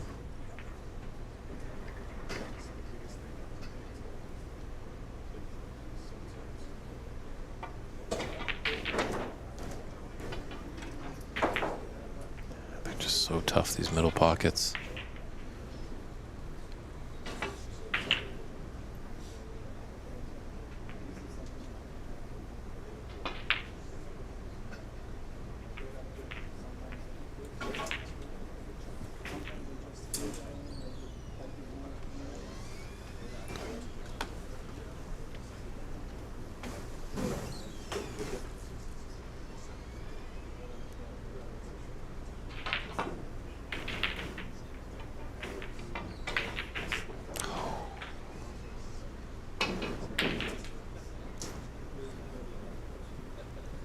Fortunate for Dave, that red hasn't come up that much towards the yellow pocket.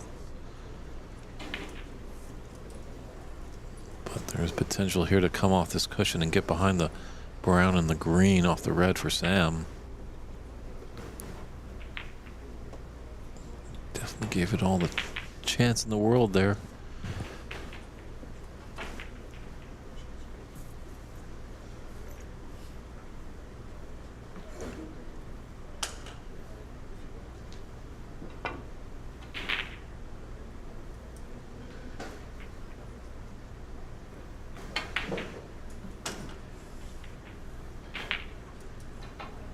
Kind of forced Dave into taking that shot. And unfortunately, the result is that a red is potable into top left. Lots of distance, though, for Sam to travel.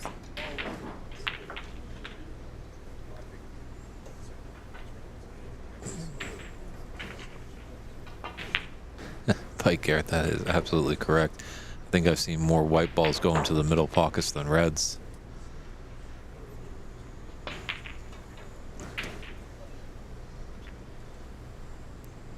It's a funny looking table there.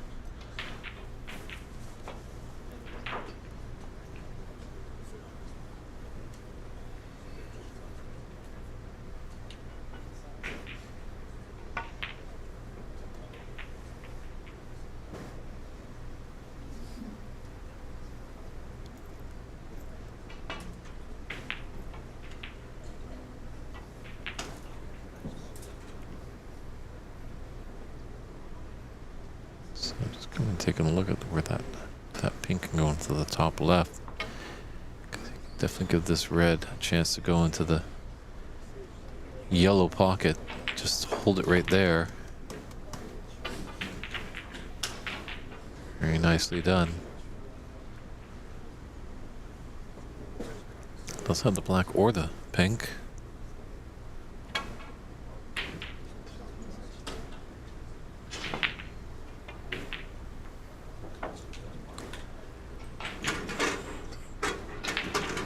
That black helped him out, maybe.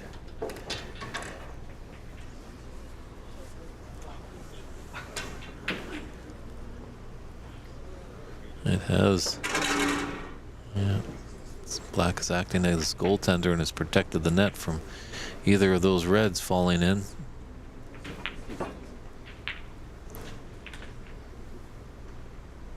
Still just 9 points in it.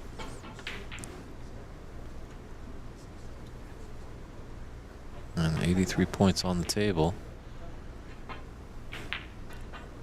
Oh, my apologies, 75. 6 reds.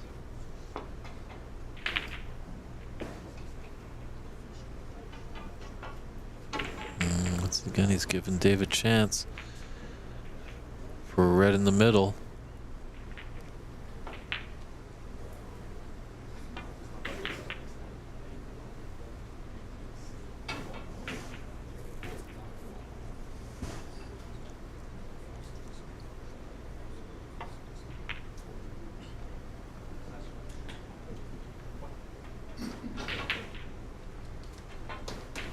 this pink does pass the black into the middle. Doesn't have to do a whole lot with the cue ball. Both these reds just below the pink do go into the other pocket. The top right pocket, that is, but electing to play for this other red into the right middle. He's got a good angle to come in and out of the bulk and land onto that black.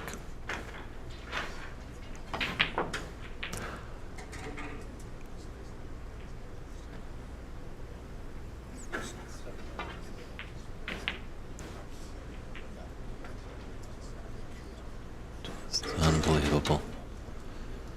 All these middle pockets.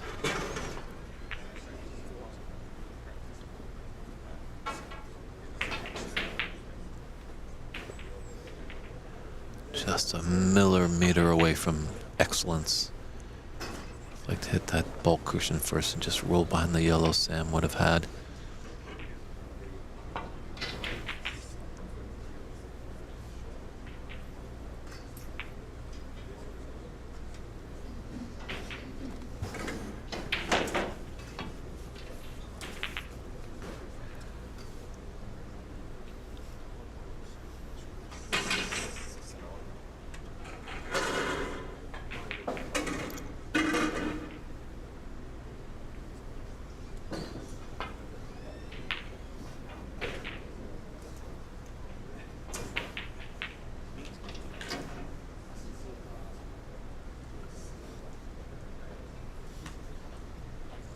Well, a mid-range shot here for Dave.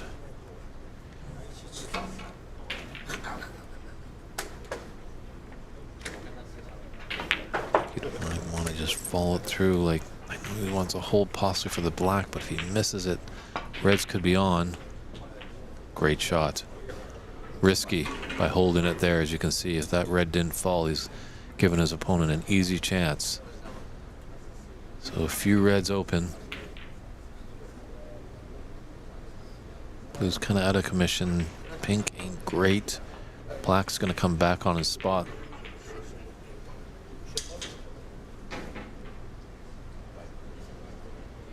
Got a good angle on this red into the top right corner. Whether he elects to just float down for the black or just come up the top cushion.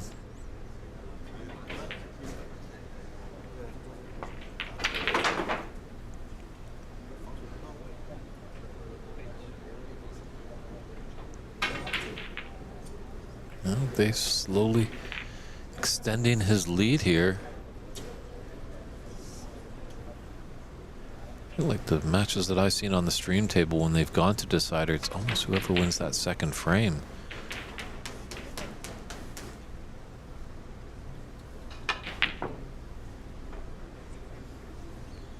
Middle pocket strike again. Have to see some stats on that maybe. Tonight we could, after the day's work is done, maybe take a look and just see how many deciders we have and who Dave. Oh boy. Might be feeling effects of that Korean barbecue last night. It's quite a feast that we took. But might just be lucky enough. Got the cover with the black. Sam taking a good hard look. Doesn't look like he does. He does.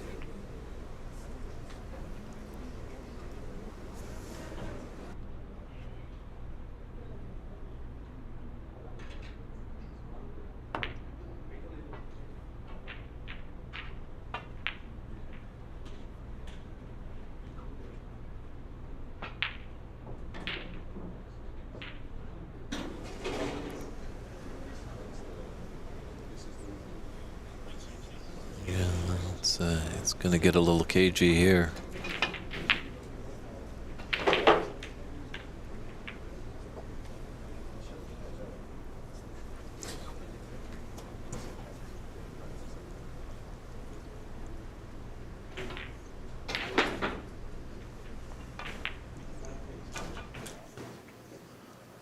Just a little shot of half of the room here. This is right where our broadcast booth is. As you can see, Dave, Sam deep in the background. Beautiful facilities here at Embassy Billiards in San Gabriel, California. Feel free to come say hello to us. We're going to be here up until Championship Monday to find out who is going to be the U.S. national champion. But if we miss you this weekend, come on down. Stephen provides a great atmosphere for any cue sport enthusiast.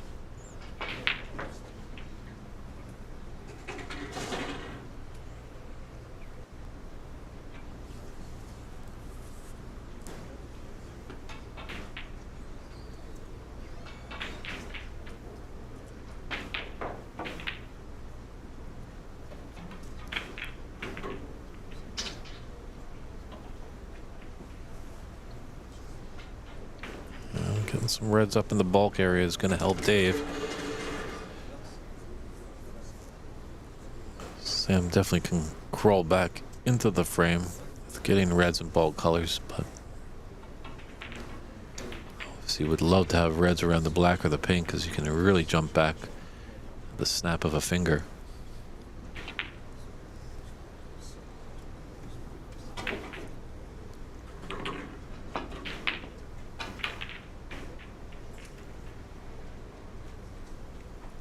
He's fortunate that pink has come around. Let's block the path for that red in the open part of the table.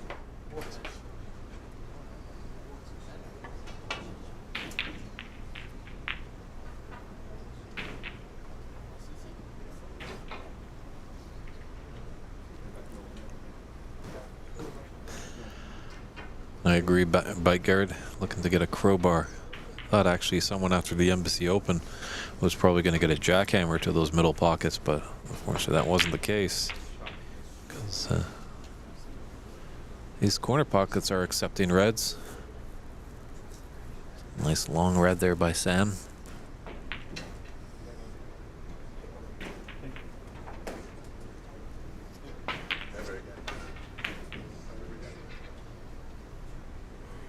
Well, nice, clean up that red with a relatively high value color, which is nice. But now we've got a lot of reds up here in the bulk end.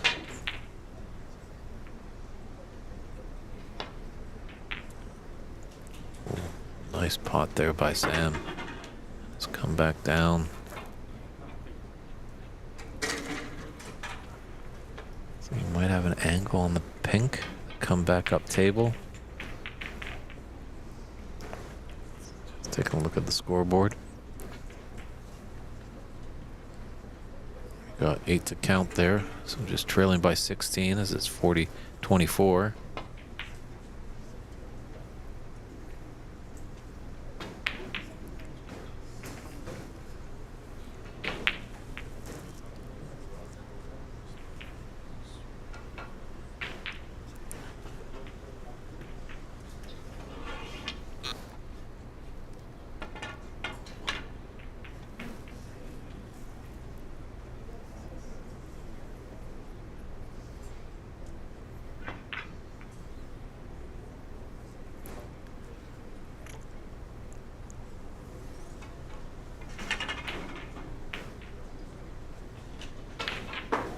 I'm just taking a look to see if there's a pathway for that red to go past the brown. I think there is. It's a thin snick, that's for sure.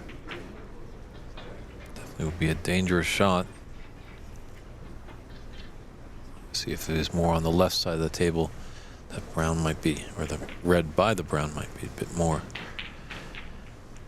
willing to take on.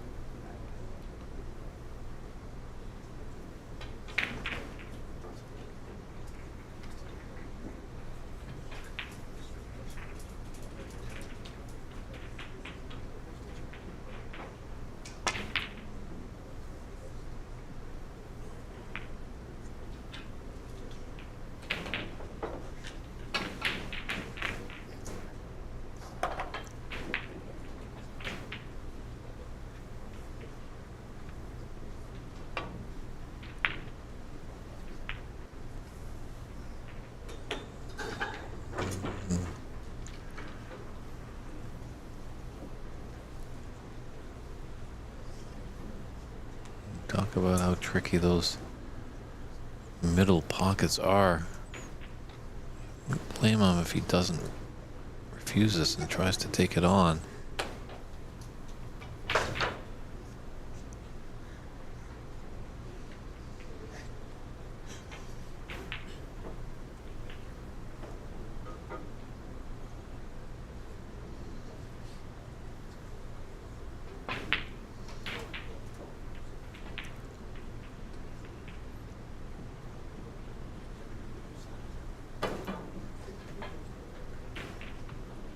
It's Dave's turn to try these tricky middle pockets.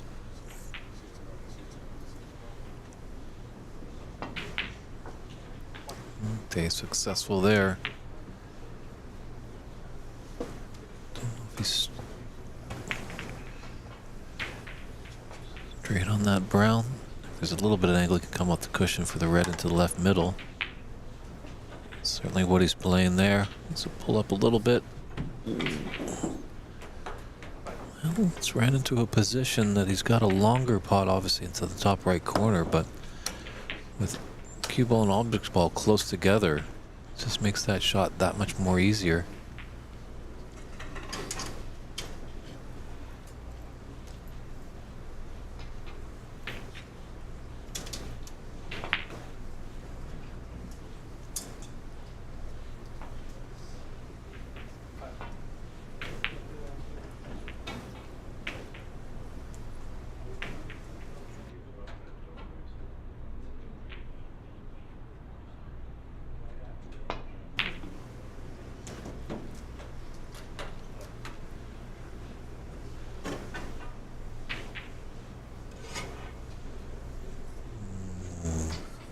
Up for a while. It's going to be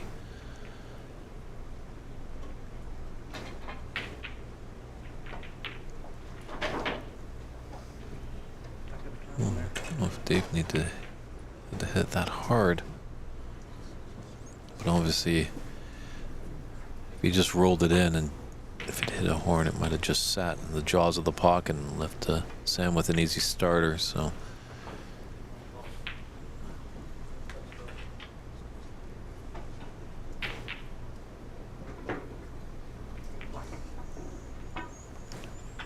try and come off the black and get behind this blue.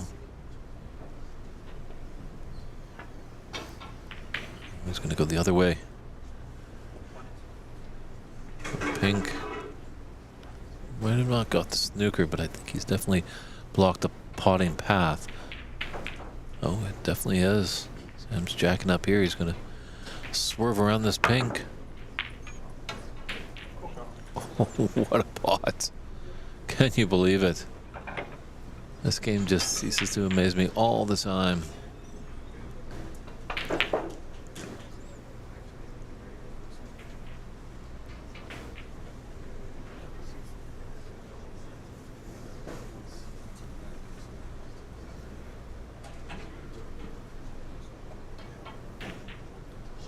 Once again, Sam jacking up. Helped him on his last shot.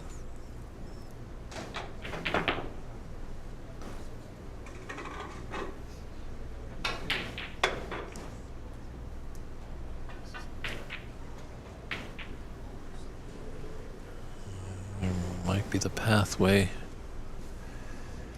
Dave could see the potting angle on this green. It's a long pot. It's got a 20-point advantage. Just needs green and brown to put us into the... Actually, just green, my apologies. To put us in the snooker's required stage.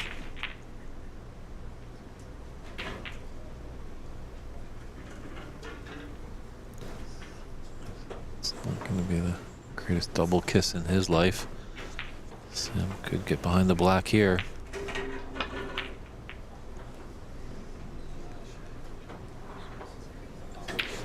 Dave praying for that green ball to go in, but not the case here.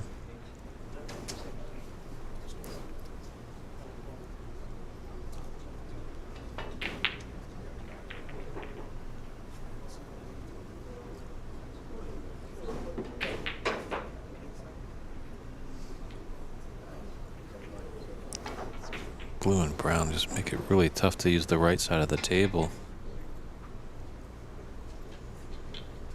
Might be coming with the 2 long cushions.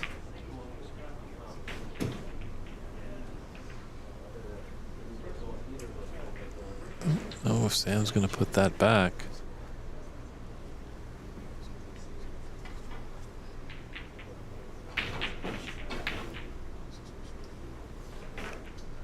Might, just in case, because that blue is not in a great spot. If the blue was on the spot, I definitely would think Sam would be getting down, but he is.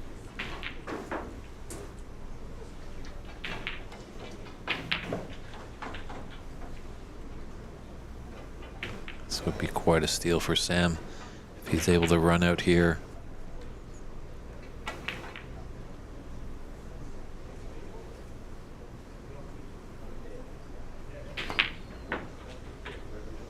That was an impressive shot. Knowing these middle pockets, and that amount of pace, you have to be so precise there.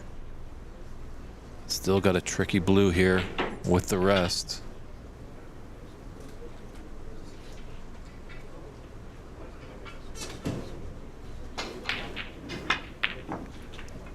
Wow, what shot making he is making here.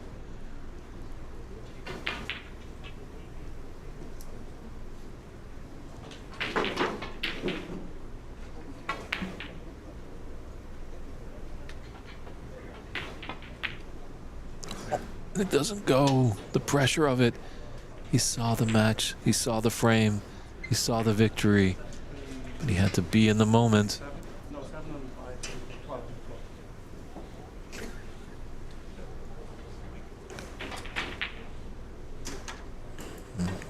Still did need the black, but look where his cue ball ended up. He would have been plumb on the black.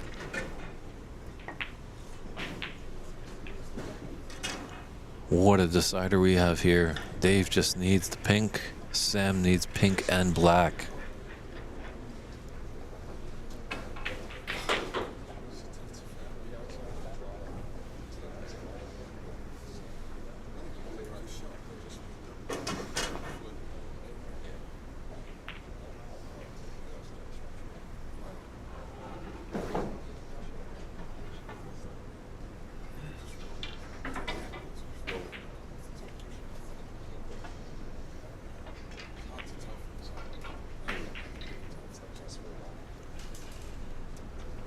Okay, not the worst shot he's played.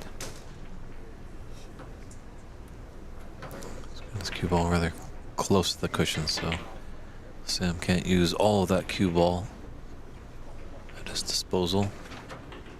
Going to be hitting on the top hemisphere of the cue ball.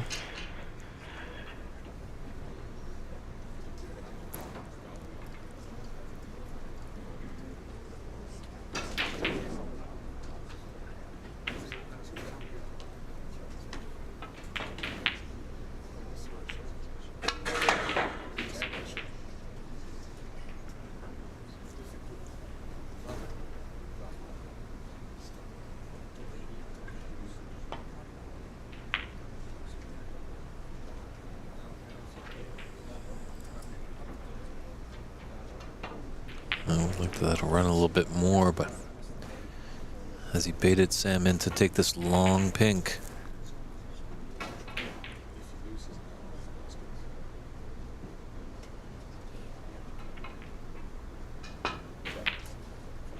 Wow, what a pink there. Down to a black ball game. And look what he's got. Mid-range shot of a black. Looking into the left middle. Early on in this match, in the first frame, it seemed like Sam had found the secrets of those middle pockets, but as the match progressed, both players have struggled to find the bottom, more often than not in the middle pocket.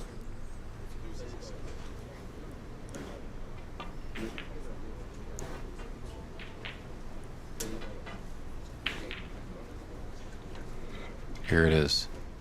For frame and match. Black ball.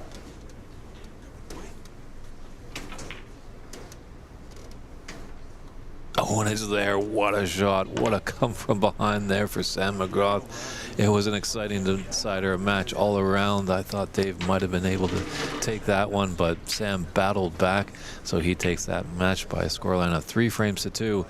Dave's got a lot of work to do. Here's the replay. Yeah, obviously at that pace, if he had missed, it would have sat there. So he put all his cards on the table and was victorious for the man from Silicon Valley. And we'll step aside for a few short moments. I might get Christian Youngers back into the booth, and he'll take over for the next match coming up. And we'll see you in a few short minutes, everybody. Thanks again.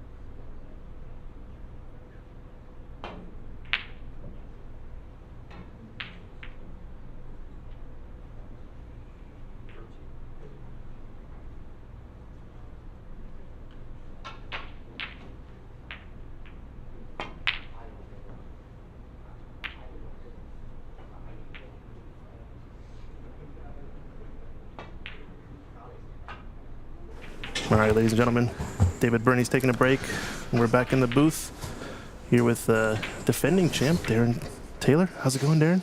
All good. Doing well, doing well. Watching some exciting matches. Yeah, you're done for the day, right? For the group stage? I am. Sweet. Yeah. So we got you in the booth. Yes, we've still got some decent... I mean, that one with Dave Daly. Yeah, the shot that we just saw in the black. Wow. Holy smokes. I think we saw the replay, actually. The swerve yellow. I didn't Swerve catch... around. Didn't you catch the swerve around the yellow? No, I did not catch Sorry, the he was yellow. snookered on the yellow and he swerved around. This is the shot that we saw, the last black. Yeah, it's a great shot. Yeah. Fair enough. Fair Yeah. play. Anyway. And that after a miss pink. Very easy miss pink as well. Okay. I literally just finished my match and walked over and just saw the black go in, and I was like, oh, poor Dave. Mm-hmm. Oh, no. So we got two players here, Amit Karki and Hansen. Hansen's a local player here at Embassy, I believe. Mm-hmm. And I think Amit plays up north, California Snooker, I believe, up north. Northern California, I mean. Both players, I think, have been here at the U.S. Nationals in the past few years. Hansen's one of those guys who, I mean, technically looks absolutely perfect. Mm-hmm. You know, very good player. And he's definitely got the home court advantage, I would say. Probably has more table time on this table than Amit by a mile. Of the two players, I'd say he's the better player. Yeah. You know, no disrespect to Amit, but you'd expect Hansen to win this one. He's definitely got the advantage, I would say. So looking at the groups, in this group they've got Hansen, Jay Shah, Vaishal Talati, and Amit Karki is this group. Group K. It looks like Amit has lost both of his matches, so he's gonna need some help. And I think he's in a must-win situation. So if he doesn't win this frame, there's no way he'll advance. And then Hansen, I believe, is fighting for position with Jay Shah and Vaishal Talati, depending on how that match goes. If Jay wins, they could be in a tie if Hansen wins. If Vaishal wins, it could be Hansen. Vaishal's dominated this group then. Yeah, if Vaishal wins his match, which it looks like he should, it's in Hansen's hands, Right. no pun intended, to Right. advance, winning he's in. Right. And Amit's going to need some help, I think, from Jay. Interesting. So it's a little bit of a group situation. And that can change. You know, that can give you a little bit of extra nerve if you know you've got to win. Even Right. Despite the fact that you've got an advantage as a player, it can still give you the jitters, let's say. Right. It's almost, but I kind of, it's almost more comforting knowing that if I win, I'm in.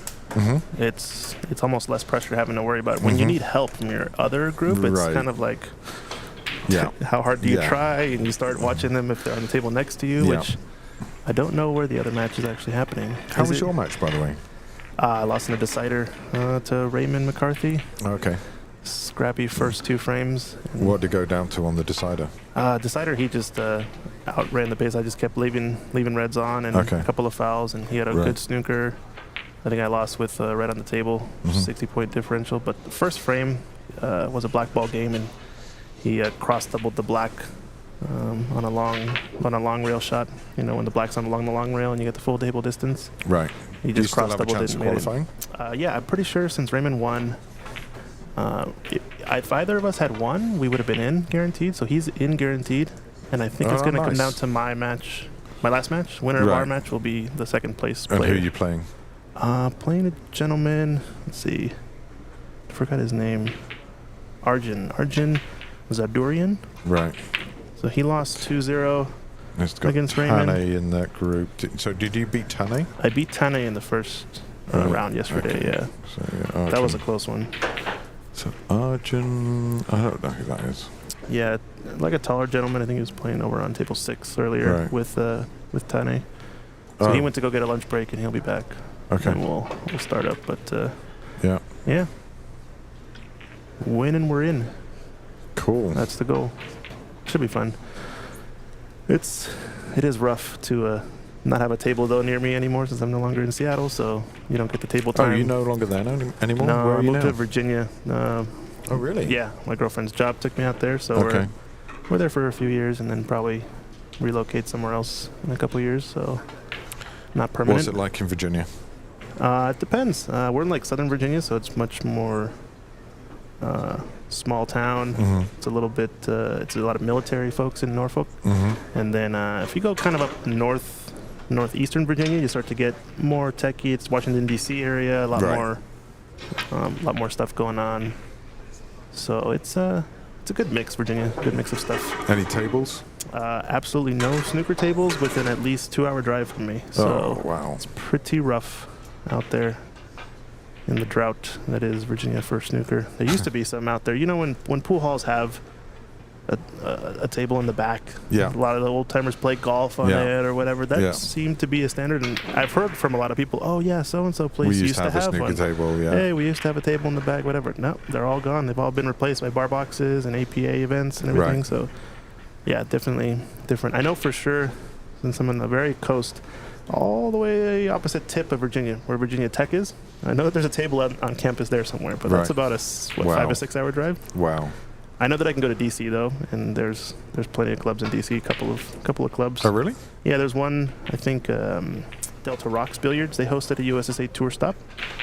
I streamed okay. that earlier in the year. I think And that's in the center of DC? that's just outside of DC. It's a suburb called Alexandria, Okay. just south of DC, Wow. across the water. So That's good to know. yeah, shout out to Delta Rocks. And I think there's another club between there and Richmond somewhere. And the Delta Rocks one has, I think, 6 tables. For a tournament of this size, I don't know if they'd be able to use all 6 because one of them's really tight. They're all kind of really close together. It's not a ton of room. Right.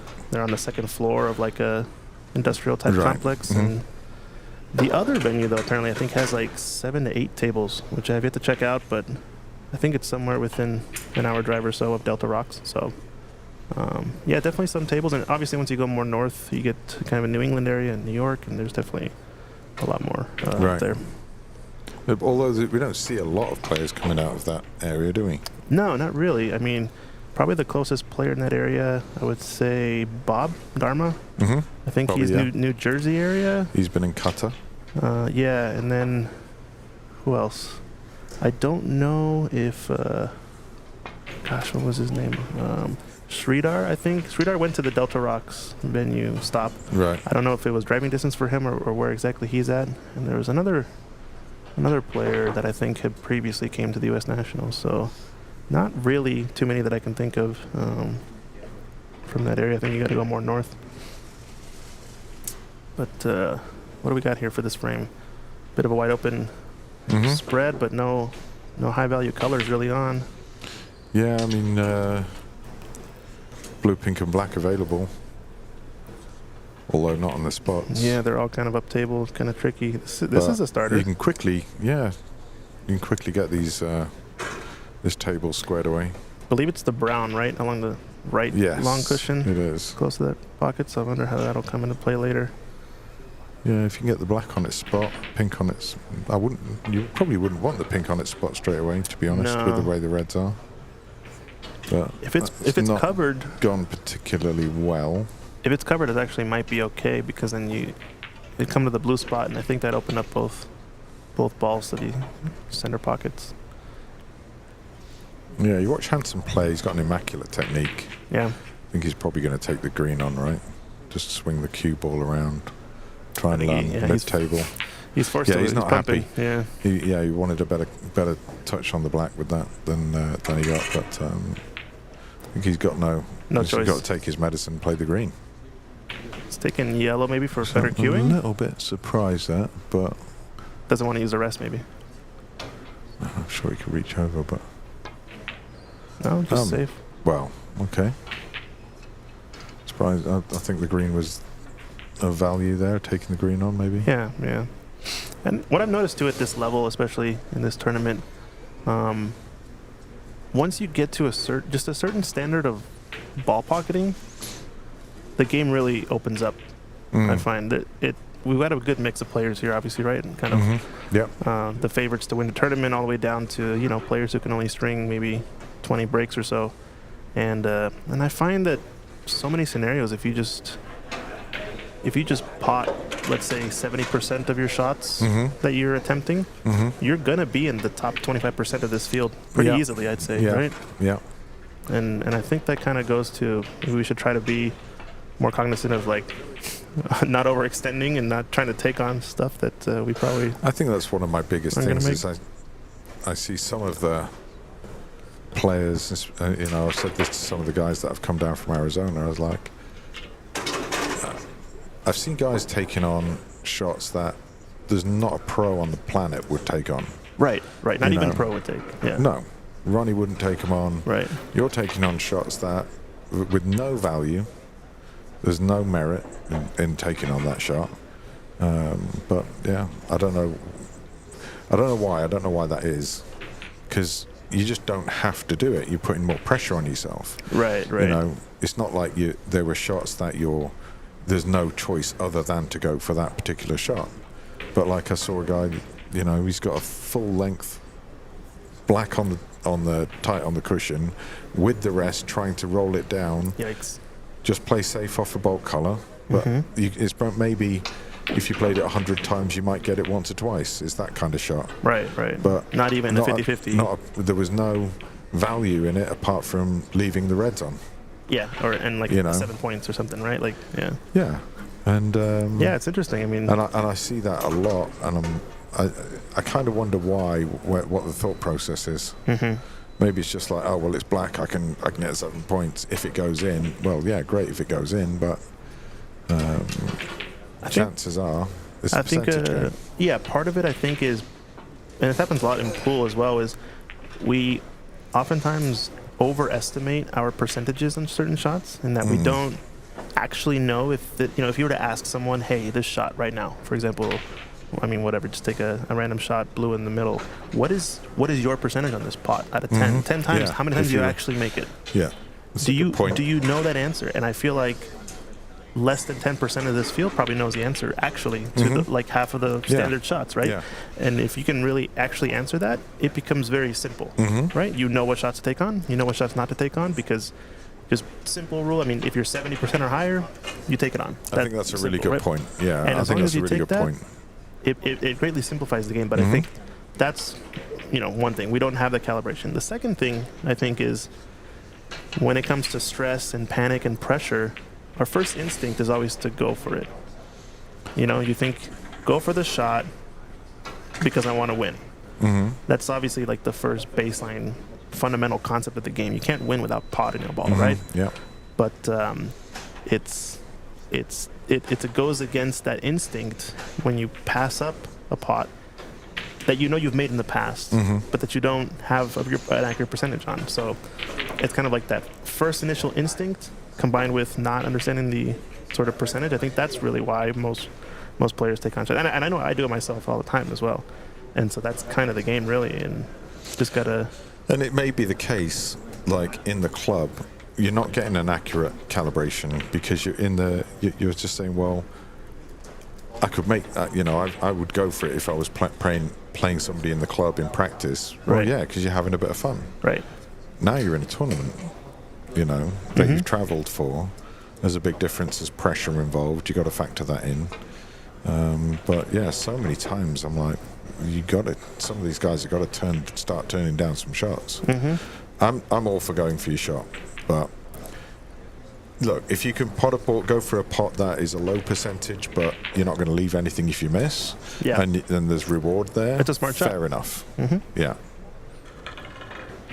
Yeah, for sure. It's very interesting. And I think the other part that goes hand in hand with this is a lot of people talk about how when pros practice and when amateurs practice. When amateurs practice, I feel like you often see someone attempt a pot or a shot until they make it once, maybe twice. Right. Once they make it, they move on to the next thing. And I feel like when you see a pro play, the tables are flipped. It's not how many times can you make it, it's how can I keep shooting this so that I don't miss it ever? Right? Yeah. So instead of just, I made it once, now I can stop, it's no, I need to stop once I don't miss more than 10 in a row. And then I can stop practicing the shot because now it's a percentage, right? Yeah. And I think that's one big thing. And that kind of goes back still to like the whole percentage play. We don't really know. You can make an epic, awesome long pot once in a in a blue moon, right? A clock is right twice a day, and if that's the only data point you're going off of, you've got a very biased data set. You know, it's a very formulaic way of looking at it, but I think it can help. And no, I think breaking it down is quite important. You know. Yeah. And it helps with pressure because then you see it from your opponent. You see them taking on pots, so you're like, you're never making this shot. I know who you are, and you can't make this. A pro would never shoot this. I think you're alleviating a lot of pressure by turning stuff down sometimes. Right. You know. You simplify it. You leave your opponent in a tough spot. They have to grind and think about it and struggle. And they stress on things, and you're sitting on the side just hanging out because you shot the 90% shot that you know is going to be dead to the cushion or whatever it is, right? Mm-hmm. And then the endurance comes and kicks in, but. So Hansen's got going back to the table. He's got a chance here now. He's in the balls. Brown is over the right corner pocket, right? It's not a gilt-edged chance with the way the colours are. I think the key is going to be black, right? I think so, but yeah. I mean, once the black respots, it goes, and you probably can clear a couple of reds out, but yeah. Which red do you like playing for here? Oh, no. I think that was the right shot. Play for the red to the right of the black spot. With this angle to come up for black and respot it, and then you got two-way traffic, but... Very straightforward rest shot missed. He rushed that a little bit, I think. But he's been fortunate that he's left a very tricky cutback, which, if it goes in, by the way, I think his chances are going to be on the black are very high. To cannon the red to the left of it, you mean? He's a mile away from that. He's overcut it. Yeah, hit the top side. Yeah, had he cut it clean, might have actually come thinner off of that red, depending on the angle. So, you see here, I think if Hansen would have come round and looked at where he needs this cue ball for the black, but maybe he's just going to play into the middle of the table, and he's got yellow and green over the pocket, so just play within himself a little bit, not be too accurate. It's probably the right shot. Yeah, this works. But getting the pink on its spot now is key, because now that it's clear into four pockets. Right, wide open, and there's plenty of reds, the three near the black and pink spot that are open. So I think that's a good target for him to go for, is to get that pink on its spot. Don't worry about the bunch on the left side of the table until you get the open ones first, and then you've got your insurance reds up table if you get out of shape. Reds, got green. Leave the green where it is, because that's insurance for if you run out of position, you've got another. That's a weird shot. Yeah, he decided to go all the way down table. He could have held there, I thought, for the red into opposite middle pocket, maybe. I don't know. He stunned it, so he could have done pretty much anything. Just looking at this red near the blue and pink, it does pass. Yeah. Into the center. Yeah. He's going to play a safety shot, obviously, now. Ooh, hello, green ball. So, still feel like, if somebody gets an opportunity here, you can score a few points. Right. Balls are starting to get a little bit awkward, but... He's taking on the one on the rail. I like the channel between this red and the bunch to come out of with the escape. He's just dumping it down. It's not bad. Probably the right shot.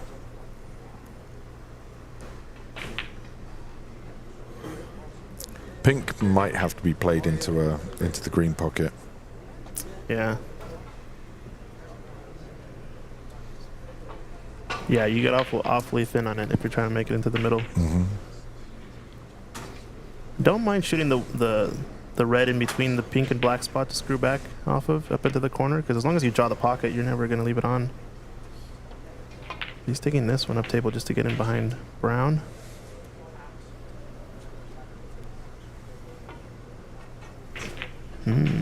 Tricky.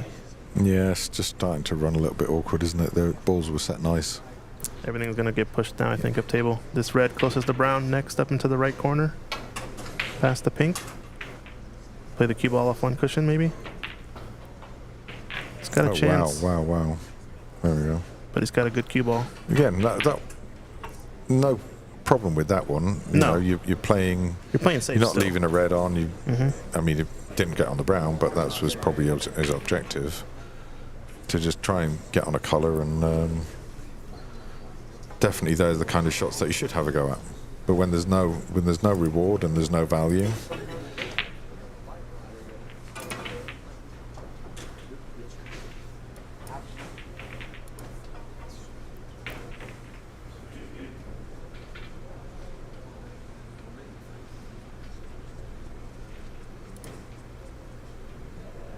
If you guys want to take a look at Cloud Snooker as well for all the updated stats, it looks like you're in your group, right? You took the top spot with 3 wins. mm-hmm. And they had a 3-way tie, but I believe David Zhao advancing as the second place. Interesting. Based on there was a 3-way tie. That's interesting. frame differential. Oh, maybe not. Maybe it was... So, 3-way. Actually, no. It was Nael Tito. Niall. Oh, yeah. So right. he's got the -1 frame differential. So I think he's going to be advancing with a 3-way tie. His frame difference will be next. Yeah. We've got Stephen Wong, who still has... No, he's played all 3 matches. He is leading his group. Or, excuse me, sorry. Tom Lemore winning that group, and then Stephen getting second place. Mm-hmm. So 3-0, 1-2. So Stephen and Tom.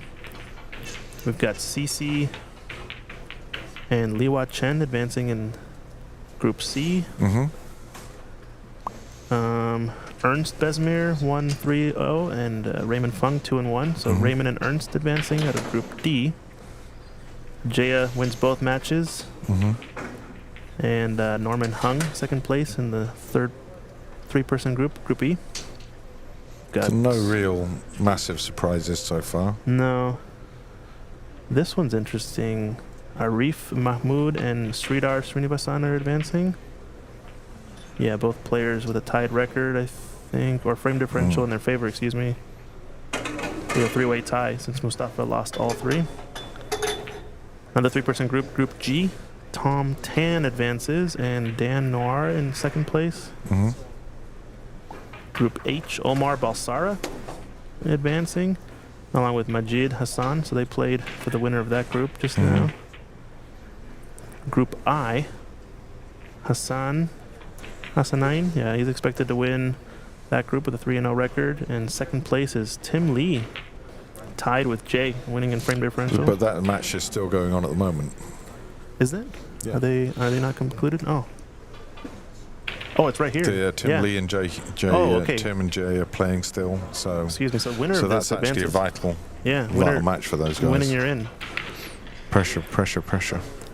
Group J, we've got Mark Ziegler, who still has yet to play another match. He's leading that group, and Sam McGrath.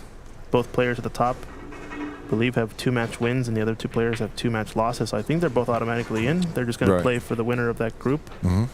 And that's coming up here quick, I think, or it might have already started. No, not yet. No, doesn't look like that's on. We've got this group. This is Group K with Hansen playing against Amit. I believe Hansen needs to win, and he's in. Possibly. Actually, there's still a toss-up since Jay could beat Vaishal. But if Vaishal's expected to beat Jay, Hansen just needs to win this to advance. Group L, we've got Keith Zen and Chi-Lun Luang. So those 2 are advancing. Amit has been eliminated, and Anil. I got my group. Arjun and me are playing up next. Raymond McCarthy advancing for sure, playing against Tane. So you win, you go through. Correct. Okay. That's Good it. luck with that. Yeah. And then Andy McCluskey's group. He's got 2-match wins, and the other players have 0-2. So I think they're playing for first place. Andy McCluskey and Arafat Amat. They're going to be coming up here soon. Mm-hmm. Group O, last 2 groups. Group O, we've got Eric Sheck winning 1 match. And Shakib has lost both matches, so most likely... So Renat's only played 1? Renat's played 1 because it's a group of 3. So he played a best of 5 last night. best of 5, right? Yeah. He had a decider last night against Shakib and managed to pull it out. Okay. So they're playing for first place in that group. Eric and Renat are playing later. We might get them on the stream table. And then last group of 3 as well. Mark Wilson finally got to play his first match today. He's in a best of 5 over on table 9. And that group's still pretty wide open. Only 1 match They're been playing played. best of 5s as well, yeah. Correct, yeah. Which is not terrible. 2 best of 5s to advance out of a group of 3 out of 2. 2 out of 3 is I think really he's not got the a worst. late one, because if his wins that match, then he's Right back on, I think, right? right back on. So It's going to be a good one then. All right, so back to this frame. Bit of bumping the balls back and forth. yeah, it doesn't look like much has happened. 11-point differential. But now Hansen making some shots here. I think he's got to play safe really now, huh? You know what? I You think shoot your shot here. no. I think you play the pot because you can play it in such a way it's the only red you're going to leave. Right, hit it at a pace that it doesn't stay over the pocket. The one that's not on the far left but one in, I think, and just Okay. it's almost a centre ball shot. I think from the angle, just roll it in off the top cushion and finish on the black. He chose to stun. Interesting. He's gonna maybe drop. Nope. You see, that's the strange thing about Hansen. He looks like a proper player, and why would you stun that ball and practically snooker yourself? Mm-hmm. You know. I think that's just experience and learning, really. Just decision making, right? Yeah. I feel like I'm in the same boat. I feel like I can maybe do a little bit in terms of proper fundamentals, but then all of a sudden there's a couple of decisions that go awry. But he knows how to control the ball. You know. Right. Yeah. I don't know why you wouldn't just roll it in and come off the top cushion. But anyway. Good pot. Yeah, those are always a little bit They are. risky, those shots, right? It's a blind pocket, so yeah, I think. And you're almost going to always leave it. I mean, if you slow roll it, the far jaw is your worst enemy. Yeah. And then if you, juice it up, your near jaw is your enemy as you're going to be going towards the cue ball with the object ball. Nicely on the blue. Or it's hampered a little bit by the reds bridging over. So I've actually been in his group the past couple years, so it's a surprise I'm not in his group once again in this one. But you notice he's playing left-handed. He is originally a right-handed player. No way. But in the past year and a half, 2 years or so, he's had to switch hands because of a back issue. Oh, wow. And a neck-shoulder issue, I think. So if you watch, I think when he was playing at Ox 2022 edition of the Right. U.S. Nationals, he was playing right-handed, but you could tell he was very tense, a lot of kind of pressure built up in the shoulders, and he wasn't very comfortable. Kind of on every shot, you noticed there was a lot of forced, action. But now that he switched to left hand, he definitely is probably up to his standard where he was before with his offhand now, which is really impressive. But now he looks a lot more natural, a lot more fluid, I think. If I had stopped playing with my left hand, that'd be game over.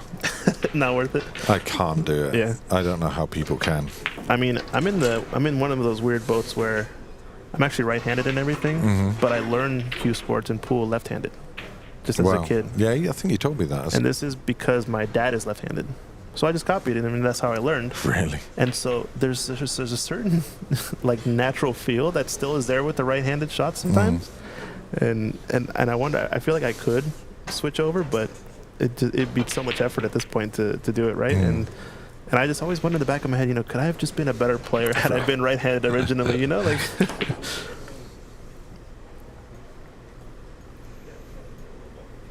But it's a funny thing. I think John Mora is the other big example that people point to, at least in the pool world, who has switched hands due to some issue. But he's a professional standard player. He definitely. I think being a Canadian as well, he plays some snooker out there. This is a good leave here for Ahmed to leave Hansen a tough shot. A thin clip off the red on the side cushion, just come back up to bulk, I think. Played the dump I'm shot. getting it wrong every single time now. Right. But, I mean, not that you're wrong in terms of choice. I think they're just shooting a little bit unconventionally. I think that's an example there. He's actually playing the pot there, right? I don't know what. Because maybe. Maybe, but what's his percentage, really, on potting? No clue. There's no way. Tight table getting to him, I think, a little bit, too. Yeah, he's been lucky, though. I think you got to get rid of this red somehow, or just nestle off the side cushion. Oh, I'm going to get one right. Yep, I and think get he a called prediction right. And he blasts it. No, just kidding. Yeah, now he's got to stun it. Leave the cue ball in the pocket and put the red ball up in bulk. Right. so there's not a safe area. If you keep the red ball up in bulk and in a because you can stun it off the cushions, off 2 cushions, 2 or 3 cushions, but make sure it's in open play.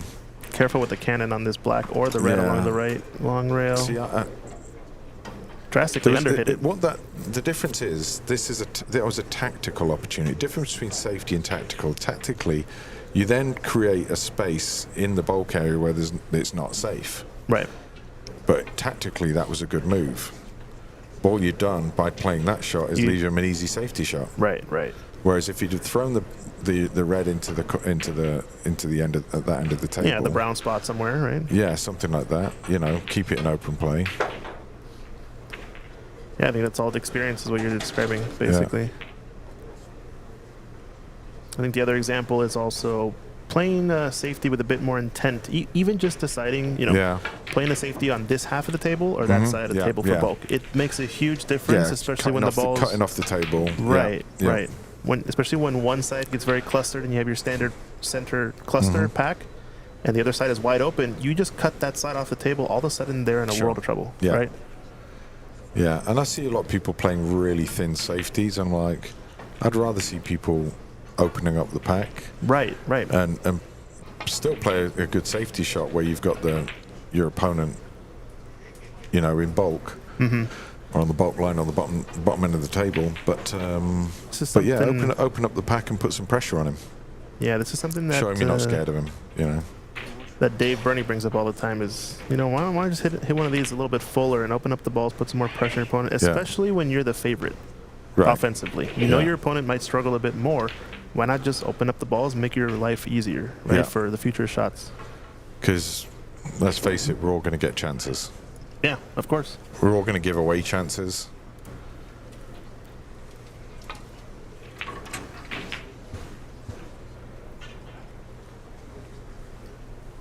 Looks like you got Ramil in the chat saying hello. There he is. What time is it over there? And ask him what he said there. We need to translate this, or what? What is it? It says Janice. Janice? It's an ongoing joke, private joke that Romel and I have. Interesting. Okay, nice. 1 a.m. over there, nice. Tuning in across the pond. Oof. All right, what can Hansen put together here? Yeah, he's got to start scoring some points. I mean, you figure he takes the 3 or 4 open reds. Yeah, I would like to see him screw into that red. And then come up, there you go, screw into the red and come up for the pink or yellow. There you go. Yeah. He did, but missed the red. Because if you screw into that red, you push the red back into the middle of the table. Right. And it looks like we had some clapping in the background. Who won that? So that was Jay and Tim? Jay and Tim. I believe Tim won that frame. So he advances. Correct, with Hassanain Al-Sultani. Okay. And that group I has been decided, it looks like, so we're getting down to it here. These last big, maybe dozen matches or so. Players. They're gonna decide the last 32. Yeah, it's gonna be exciting tomorrow to have the knockout stage. We're playing 3 rounds tomorrow. I don't remember what the best ofs, but I imagine they're all best of 5s or greater for the 32, 16, and quarterfinals. So. Oh, nice long pot here. It's got options as well. Reds have clustered, but there might be a plant onto the right center.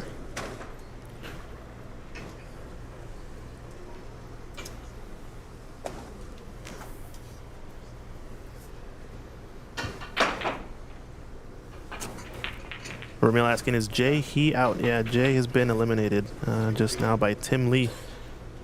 It was a win and you're in situation for both players. So Puts him. He's a good putter, Tim.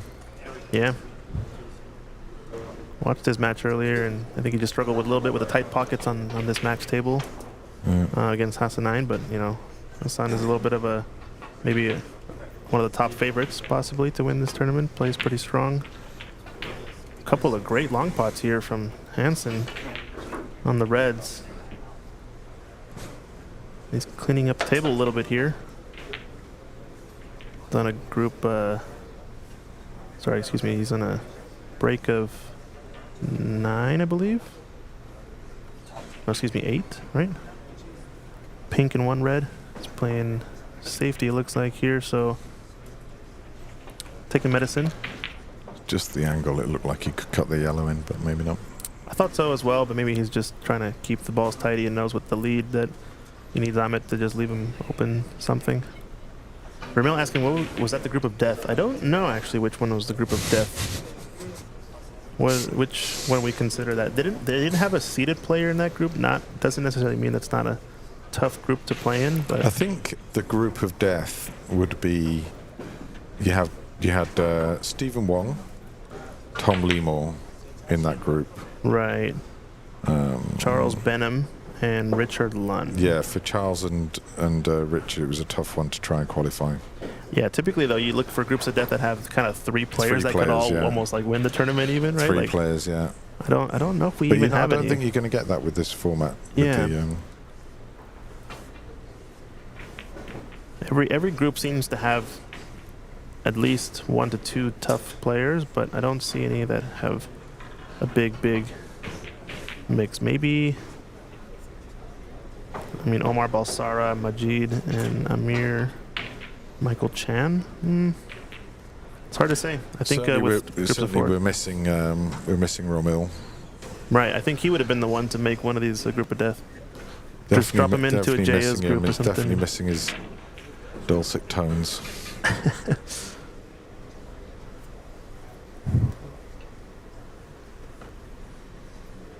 You must get him to tell you this trip to their the story about their trip, him with Bahadur to Sheffield. Oh, did Bahadur come to Sheffield last year? When he went to Sheffield, no, it was not last year. It was the year before, I think. So. Oh, okay. It's an interesting story. Ramil asking, any American in the tournament this year? Any American from? Yeah.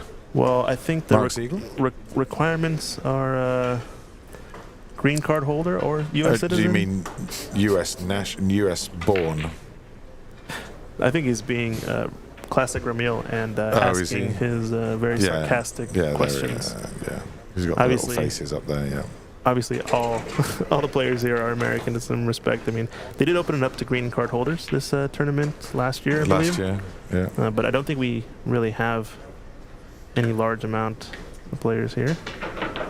U.S. born. Yours truly is U.S. born. San Diego, California. Yeah.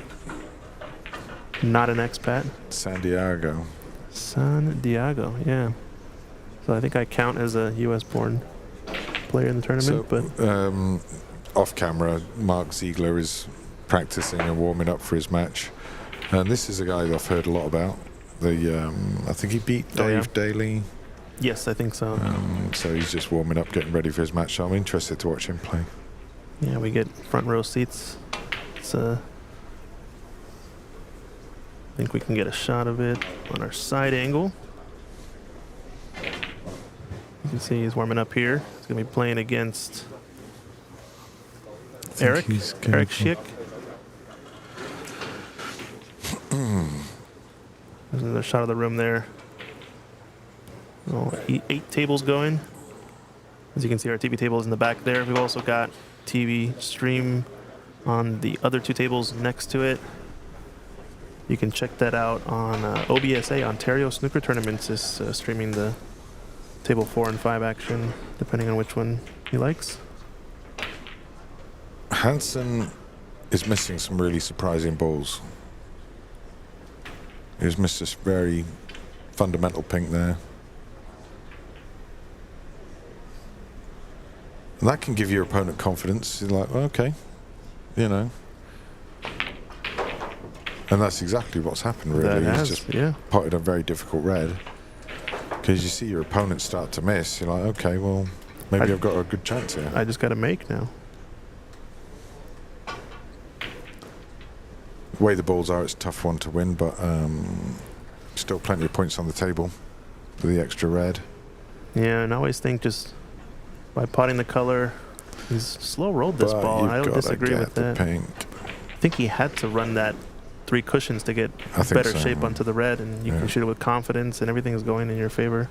I think that I agree with that. I think it was a bit of a hesitant Yeah, shot, just like, oh, I just want to pot the ball, not quite a decel, rather but than almost. a committed, authoritative strike. And I'm going to pot this ball. I'm going to get on the next red, or try to get on the next red. I agree. I think it's that hesitancy doesn't fulfill confidence. And just having first initiative too on playing the first safety Could onto be the behind last the yellow red. here. Like I said, this initiative, you can gain a lot of points Yeah. in these scenarios. I think he could probably get around this fairly straightforward. If he can hit the cushion or... Oh, there's plenty of room there. Nice. Caught the knuckle. It's going to be tight to the ball cushion a little bit. Nope. Oh, it's going to be Sam and Mark Ziegler. Right. That's going to decide the winner of That's that going to group. be an interesting... Oh, is it? Yes. Both players have they're won 2 both matches. through. It just decides who's So going this through is first. Correct. So it's actually quite an important match if you're going to... Depends who you might play. You want to be able to finish off Right. and win the group. And I think Sam McGrath's one of those players that I've seen massive improvement in the past few years Yeah, very much. compared to last year's U.S. Yeah. Nationals. Yeah. I saw him earlier at Embassy Open, improved drastically, and I think he's also gotten better watching his matches today. Something I find is that people set up these complicated routines when they're just warming up. You've got 2 minutes to warm up. Why not just I would just play a focus few on- simple shots, Yeah, rather than pot the black, put pot the a pink. complicated routine up to try and put pressure on yourself. Yeah. You haven't got 2 minutes. You can't clear that in 2 minutes anyway. So why would you No. do it? Yeah. I think when I have 2 minutes, I think about potting some mid-range pink black type range shots, fairly straight in. Maybe take on a long blue to see if you're feeling real good. That can be a confidence boost, and then that's pretty much all you have. Yeah, you just want to be able to get your QR moving a little bit, and that's it. Yeah, shoot some at high pace, roll a couple in, and then get a feel for the table. And again, what I'm noticing is it's like, oh well, just get down one cue, pot it. That's it. 1 cue, pot it. When I watch players then play, they're doing something different. Oh, totally different. So when you're warming up, you're practicing something. You're not really practicing. You just Here's a hitting concept. a ball. When you get down and play, it's 2, 3, or 4 cue actions. Right. So I don't know. Why would you not just practice what you're about to do? Right. This brings up a good discussion. This is kind of a pet peeve of mine as well, which is people talk about, at least like amateur players, whatever, talk about why not. So try to play your match as if you're practicing. And people talk about this all the time. And I actually very much disagree with this point of view. I think, having talked to some pro players and whatnot, I think the answer actually is don't play like you practice like you play. And I agree with that. Okay, because if you do it the other way around, play like you practice. If you practice and you just smash the balls around, that's not the right way for you to play. Right. So yeah, 100% agreed. I'd rather see the other way around, which is what you intimated. So is to say, I'm going to put my effort into the practice as if I'm playing a match. Right. When I'm playing somebody in practice.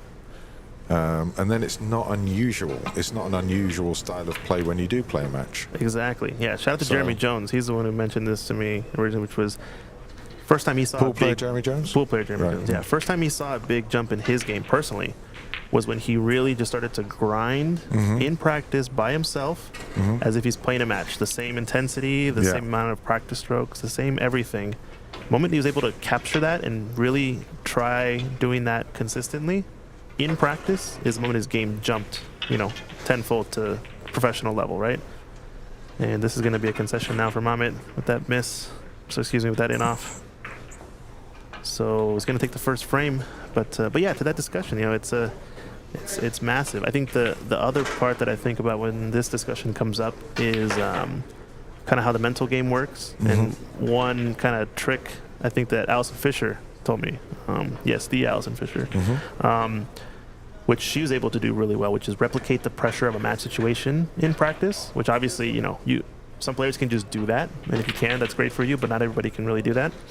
But there's kind of a mental trick that I think about sometimes especially when you're down in a match and in pool, there's always the sort of 2 losses type tournaments, double elimination tournaments. Mm-hmm. After you lose that first match, and now it's win or die, right? You think about the tournament as if you lost in the worst way possible. You're gutted completely. It's like they fluked this crazy ball, and you had your chances and you missed the easiest pots. Put yourself in that mindset and just think about when you're there, you just wish you had another shot. Right. If I just had another chance right now, somebody gave me another chance, I would knock it out of the park. Right. And just think about that right now. Yeah. This is your other chance. Right. Yeah. It hasn't happened yet, but just pretend it did happen. Yeah. And now you have Yeah. a second chance. Yeah. And that's kind of a good way to sort of trick yourself to really caring now, because you're like, man. I think you have to try and trick the mind into thinking different things, because it's a still ball sport. So you do have these challenges that, and speaking to people while we've been here the last couple of days, people talk about this all the time. I think this when I'm playing. I think this when I'm playing. You're quite right. You've got to find these little tricks to trick the mind. Unless you're one of those freak of natures that can just turn it on, Right, and that's very far and few between. So Right. we'll take a look at this action here while we're waiting. Yeah. Sam McGrath and I'm Mark interested Ziegler. to watch Mark play. So far, he's rattled through the group. So. Looks like What was interesting was, if there's anybody from England, when I saw Mark, I noticed he had a emblem on his cue case. Oh. And I'm like, hey, I recognise that name. There's a club in Bournemouth, in England, that has that name where I used to play. Oh. A club called Green Bays, and that's exactly where he got the cue case from. Wow. That's a small world. That's hilarious. Someone in the chat asking, what's the highest break someone has seen on here? So for this match? Stephen Wong's had a 60 plus, I think. Yeah, 67 for this tournament. For the tournament, I think, yeah. I don't know what the high break is at the club. I don't know. I don't think there's been any maximums here at Embassy yet. 60 something. Yeah. I think by this stage in last year's tournament, we were with a century almost, or you had an 80 something, I think, at that point. You know what? I think. Or Sargon had an 80. I think Renat had a century in the group stage. I think it's group stages. People aren't really relaxed. I think once you get to the knockout stages, people start to play a little bit. And you start to know that you have some leeway, too, to take on some shots maybe that you might not with extra frames. Yeah. All right, so frame 2 action. Players have to update the score there, but it's Hansen taking the first one, which, like we said, I think is expected. So Amit's going to have to pull something out of his hat here to really open things up. Nice shot in front of us from Sam. I Sam. think he got a little bit fortunate. He has got a shot on this pink.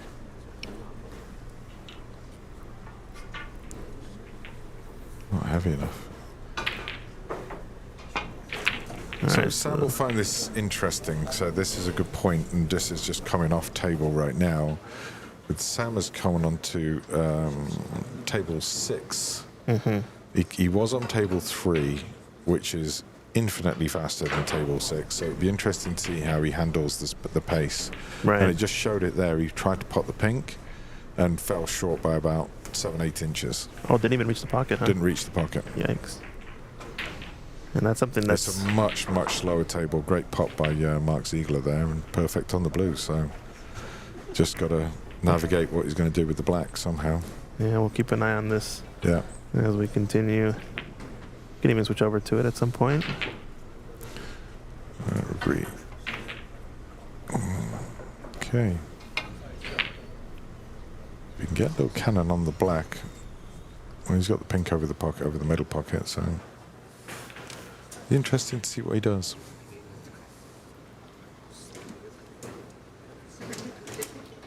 There's a few little matches going on where people have to.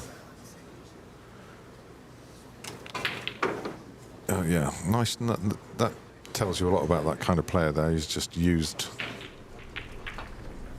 nudged the black and freed it up. I think he might be able to cut this red into the corner pocket. If you can see it, you obviously can't see it.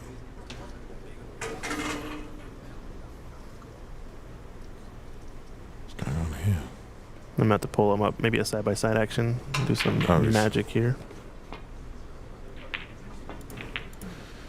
So, I just want to bring up a point here now. So Mark actually played the pink. As he went through, his cue clipped a red, and he immediately told Sam that he'd done that. So it's a foul, 6 points, and that's the beauty about this game of ours. The honesty, the integrity, which I love. You know, people don't try and gain something. They always try and say own up to their fouls, and there's no other game like it. You know, I've played quite a bit of pool, and people have. Oh yeah. I've played people and they fouled and they've never owned up to it, and I've seen them do it. They know they've done it. You know when you fouled, but nobody else saw it apart from the player, and he owned up to it, which is great. And that's the beauty about snooker. Yeah, you love to see that camaraderie and sportsmanship in the game. Absolutely. Another question I like to ask players is why? Why do you play the game?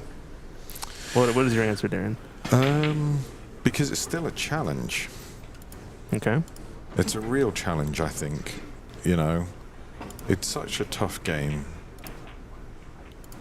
and you're always trying to learn. There's still so much to learn. It's like playing chess. You know, there's always so much to learn. There's always room for improvement with this game. And yeah, I play it for the love and the challenge, and also for the fact that you meet some amazing people. I've got great friends all over the world from just playing snooker. Yeah, okay. So I think a lot of common answers there. So kind of the love of the game is what everybody kind of attaches to first off, right? Yeah. And the challenge of playing. 1 sec, I'm going to...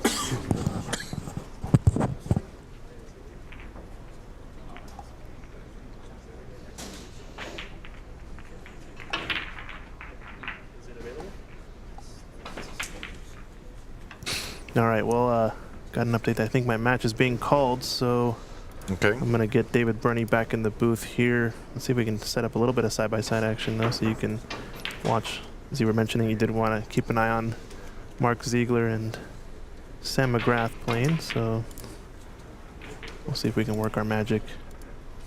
But yeah, I think very common, those two points of view, the love of the game, sort of the camaraderie aspect, and then you alluded to the sportsmanship, obviously, is another big one. Yeah, it's a game of, and I love the fact that it hasn't really changed. The world has changed. You know, you could look at a photograph today, you don't know if it's a human being or it's artificial intelligence, where snooker is just snooker, you know, it's the same game. Okay, there's been some advancements in ball technology, and cloth technology and all the rest of it, but other than that, it really hasn't changed. It's the same beautiful game that it was, you know, a century ago. Yeah, really just rules have changed, that's the only thing, right? Yeah. Rules have changed for the betterment of the game, but I think you know, so. the game's still exactly the same game as if you were playing in, you know, 1930. Right.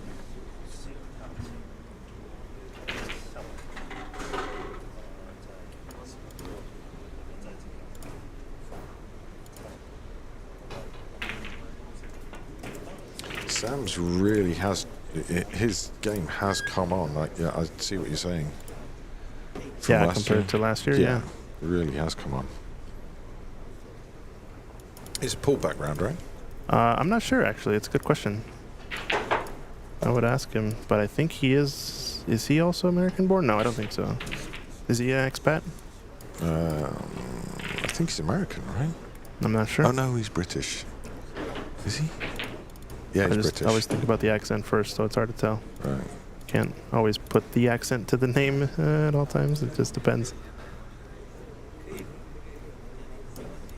All right, we're going to do a little bit of live stream magic here, hopefully.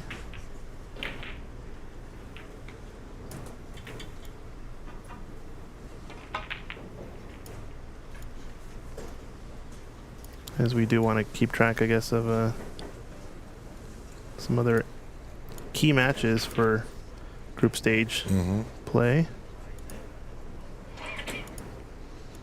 Still no score. Balls all over the place with the Amit and Hansen match. Looks like Hansen potted red. He's on this pink into the centre pocket, so it's key if he pots this. Looks like he's going to be nicely in there. I mean, apart from the black. It's a funny situation because with the balls wide open, you've actually got to really mind your work. Okay. You know? Yeah. And I think in this situation, just pot one, get on another one. You forget about the 3 shots, thinking 3 shots ahead.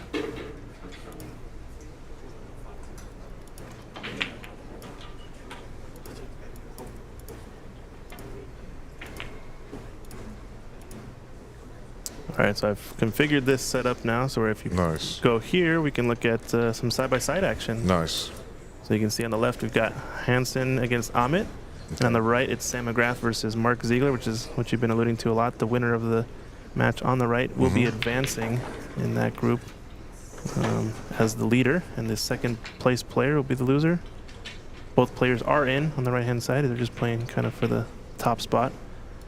And I think I'm going to leave you with David Burney here in a bit, so I'm going to go play my match. So I just click this? Yeah, and then if you want to go back to this one is this. Okay. And this one is this. Right, okay. Sound Nice. good? Nice. All right, well, it's a pleasure having you in the booth, David. I'll be back later, but I'll bring you David Burney. Okay. Keep it going. Right, cool. The interesting comment coming up with, to be fair, golf is honourable, although maybe not quite to the same extent. I love playing golf, and in the professional game, absolutely. But on the amateur game, I've played plenty of people who will, let's just say, have be economic with the truth when it comes to scoring.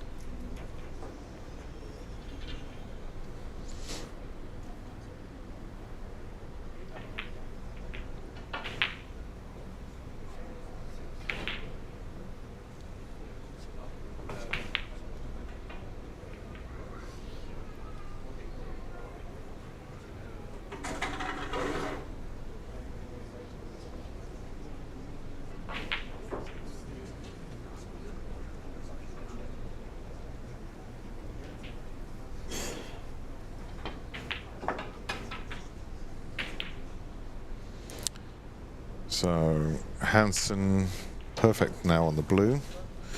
Again, another opportunity. He's got to try and score some points here now. 3 reds unavailable on the left-hand cushion. Just wanted to try and score some points.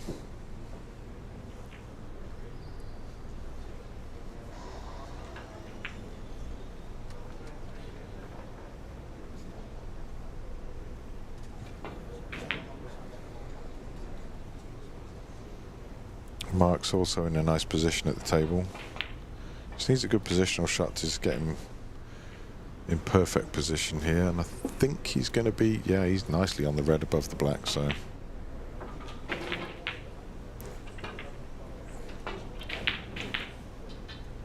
So both players on 2 separate tables in good positions here to try and score some points.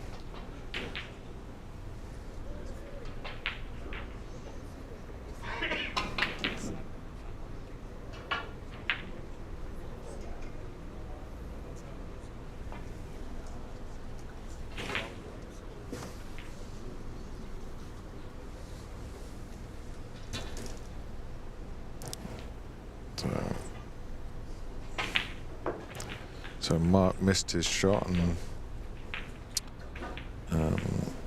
Hansen's still at the table.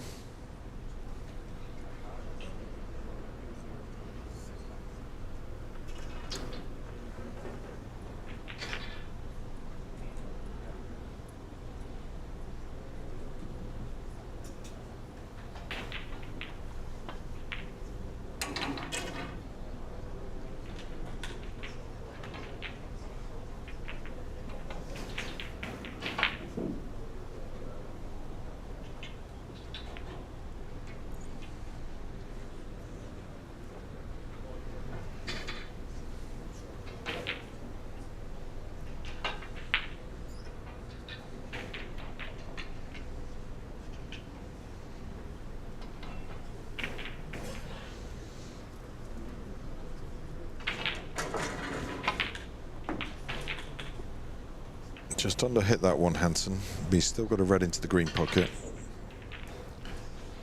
Comfortably play this and come back down for the blue.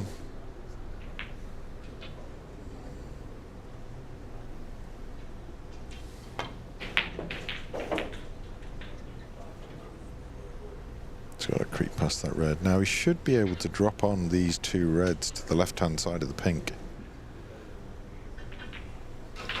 Maybe into the centre pocket if he's got the angle. Tricky little pot, always hard off the cushion. Yeah, just got it. And he's got a nice cannon, so he's back on the red and should follow the pink after it, or blue if he wishes, could go out for that.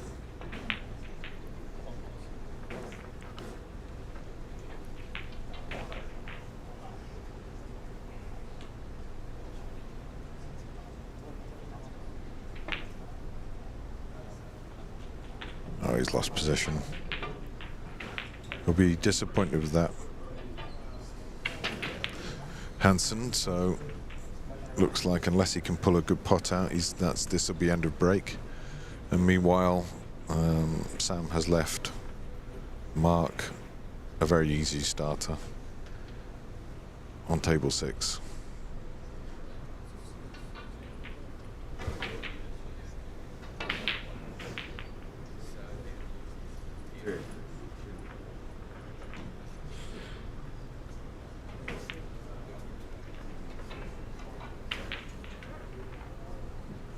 Reds are good. They need to be worked on by Mark Ziegler here, but let's see what we can do.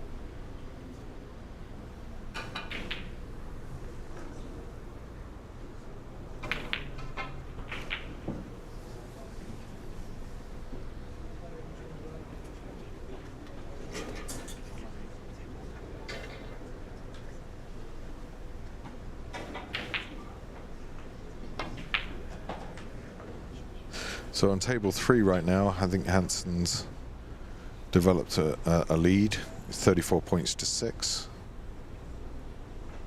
The way the reds are actually spread, it's going to be tricky.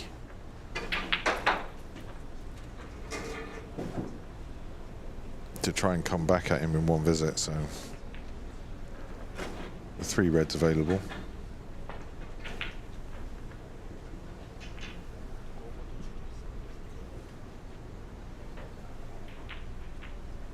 One good pot here from Hansen would can stun this in and leave himself on the green.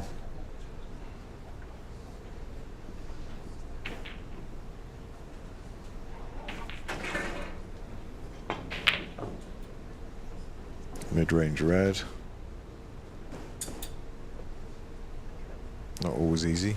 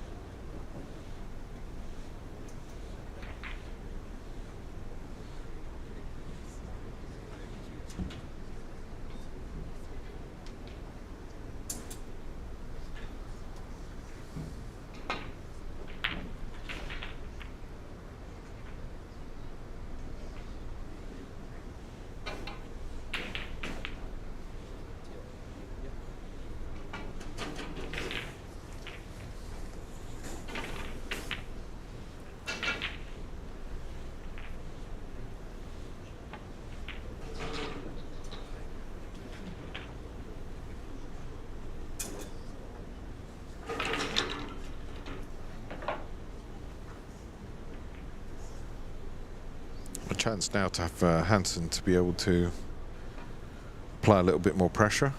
If he puts the red, pink, and the red up by the green spot, you need a decent angle on the pink.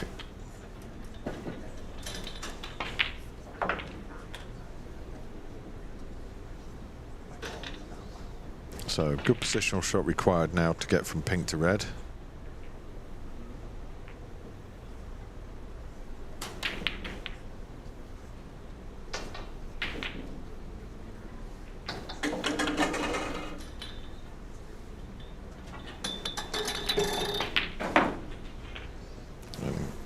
Fair enough, he hasn't attempted it, so just take the points and put more pressure on his opponent. It's good match play.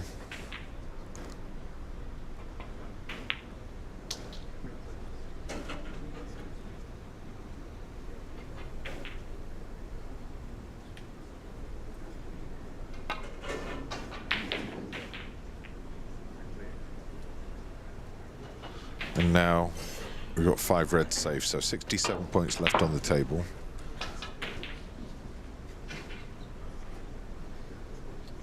Hansen's 39 ahead. There's still plenty of points on the table, but the table is very, very difficult indeed. So Amrit, if he's going to have any chance in this, I would say he's got to try and open up these reds.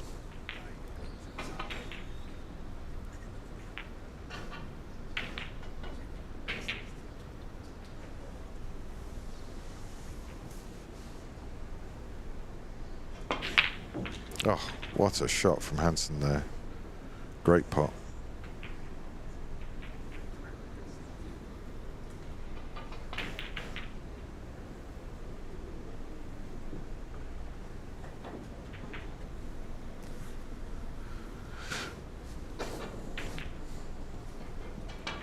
He may be able to cut this blue in and come off the bottom cushion and try and disturb one of the reds. It's possible. And in doing so, he overcut the blue. What he attempted, but overcut the blue quite considerably, so.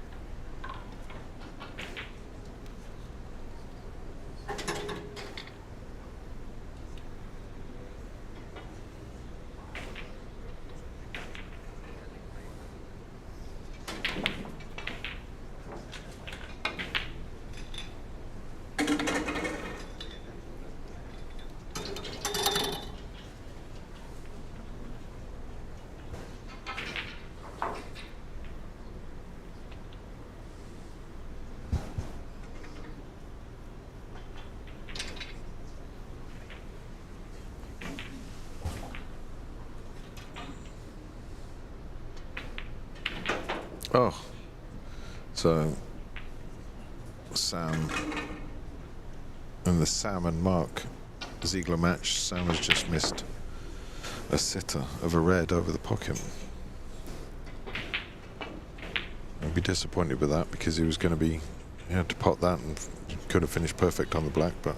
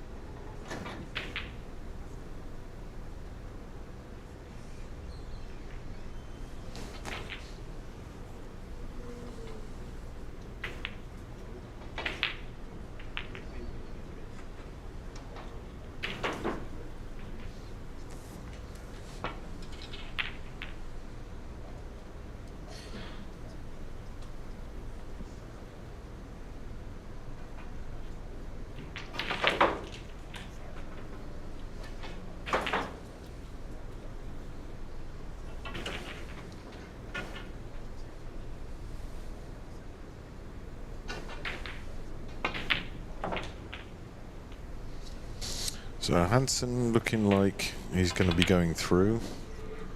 Hasn't quite got there yet, but with the lead that he has, with the way the balls are, difficult to see Amit coming back from this. Especially if he knocks his black in. 43 points left on the table. Possible 43 points left on the table. That's a great black. Great black, what a shot. Disturbed the reds. Amazing shot.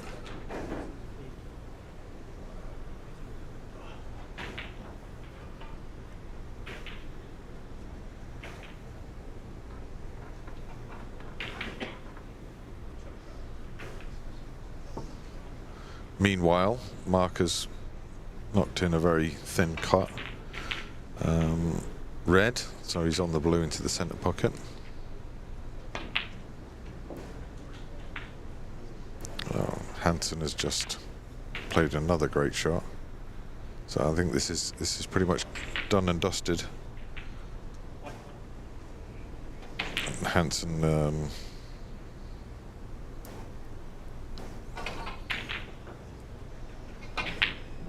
looking like winning this match now.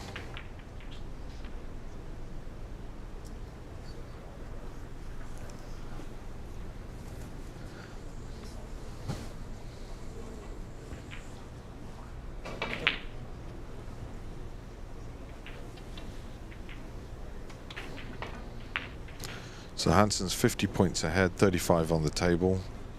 Amit's just attempted a snooker there, but I think Hansen can see this.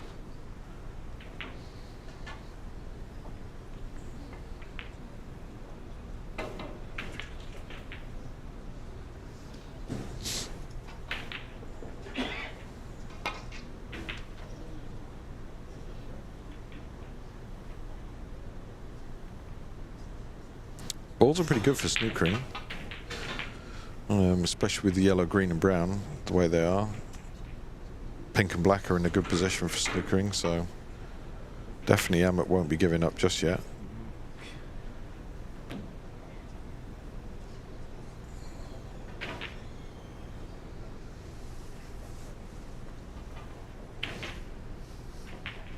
Hansen might just want to just push this red over the pocket just to take out the possibility of a free ball.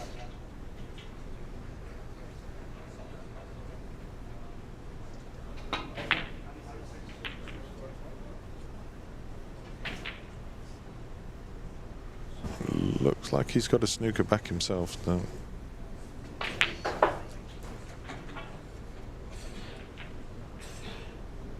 And to come off the cushion, missed it.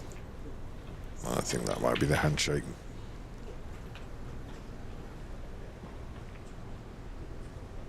Yeah, and that is the end of that match. So Hansen proceeds through. Let's just go over to the side table now so we can just put all our focus into this game.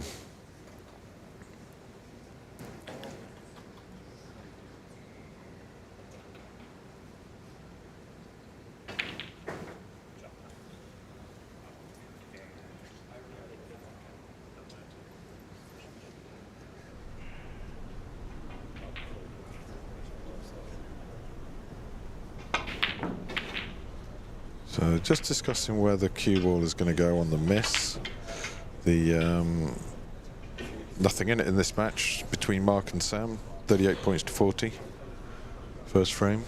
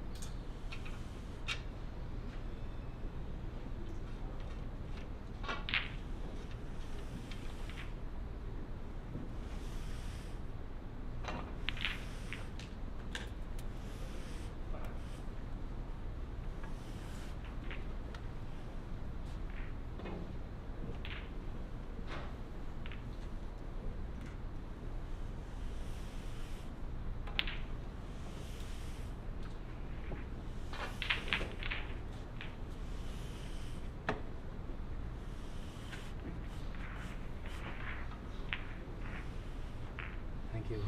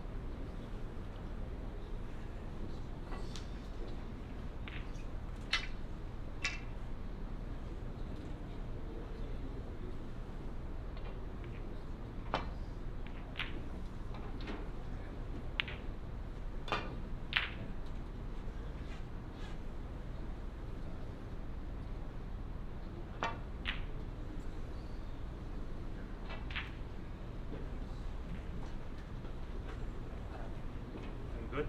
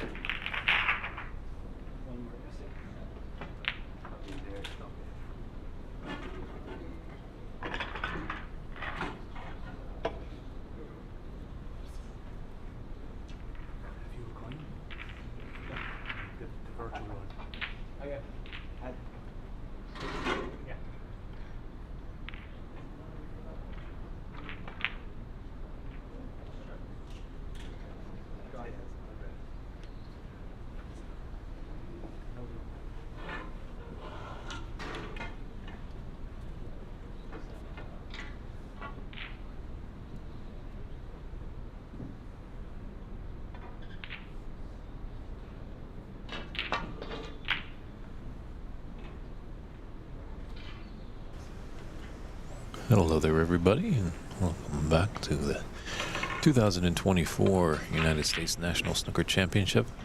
David Burney's back in the booth, and take my little schedule union break, as they like to say. It's nice to see that Christian has done a little magic over here again. He had to run off to play in his match, but we've got dueling banjos over here. We've got a match between Andy McCluskey and Arafat Amat on the left side, and Sam McGrath going against Mark Ziegler. Not sure if Mark has any relation to Floyd Ziegler, a great Canadian player. So we'll keep it on the two-table setup right here, as there's lots of importance here. Sam is victorious. We'll have a 3-0 record. Put him on a high seed there.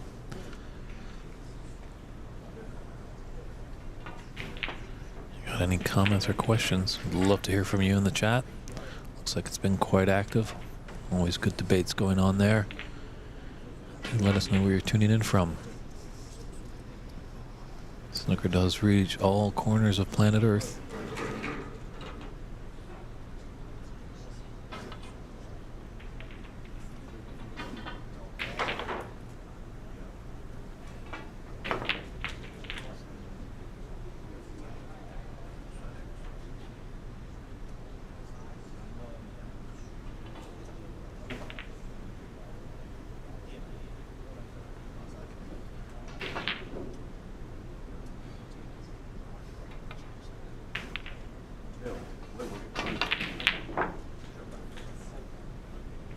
Yeah, a little tactical affair over here at the Sam McGrath and Floyd Ziegler. So, yeah, he's kind of getting into the balls. So maybe we'll just jump to that.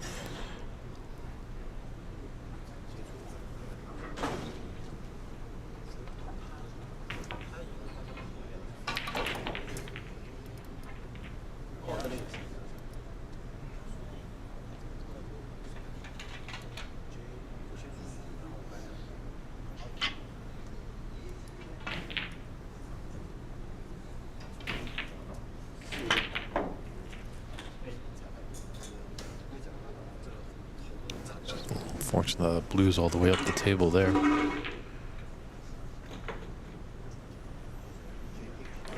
Yeah. A tricky pink, and if he is to miss it, he's going to leave his opponent in a nice position there. So we'll take on that yellow, try and continue the break. And the reigning Seattle Snooker Open champion.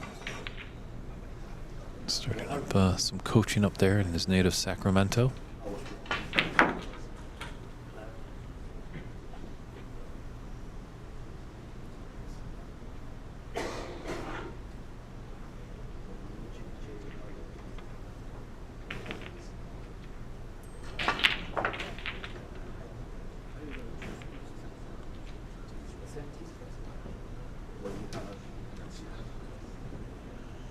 Just might have ran out a bit of position here.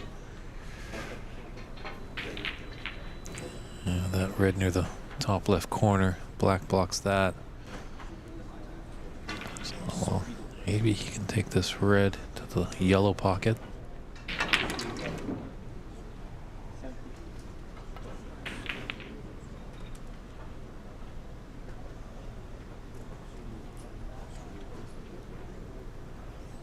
Gave it a shot. Nice little 17. He looked a little bit more. Let's see how Arafat can respond. Wow. It's a nice red there.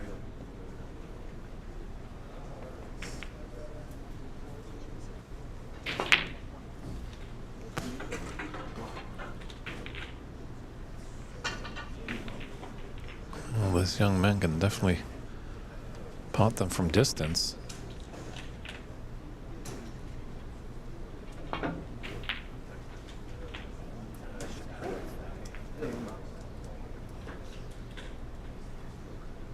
think I came back at the right time. This is definitely an exciting match here. Fortunately, goes in off there.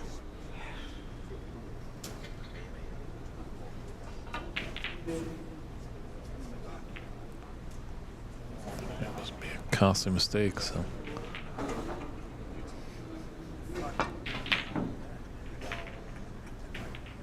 And he's struggling a little bit with his opponent. A good position here.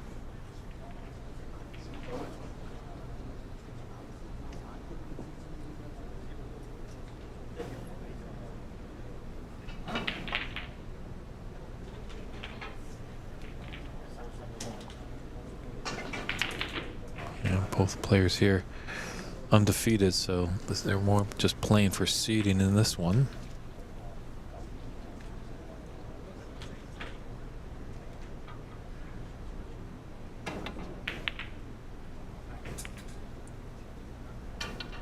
And the same with Mark and Sam on our other featured table.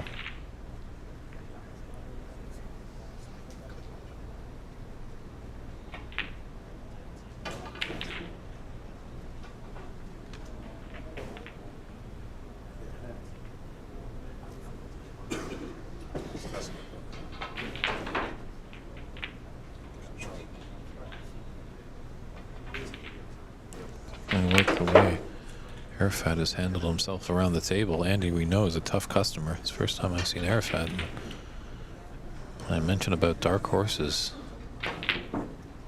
Oh, the commentator's curse just comes. Just when I think he was getting going.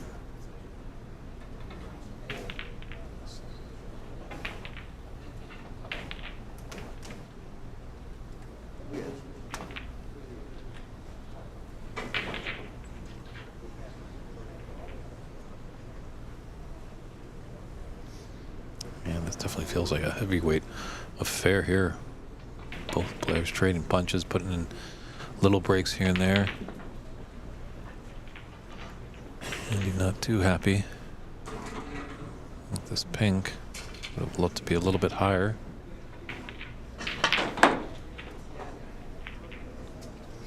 Oh, can you believe? Well, he's okay. Would have been completely unfortunate for him. It was a beautiful pink, lots of cue power, flicked off the green and almost found the bottom of that side pocket, as we said. More white balls are finding the bottom of the middle pockets than reds.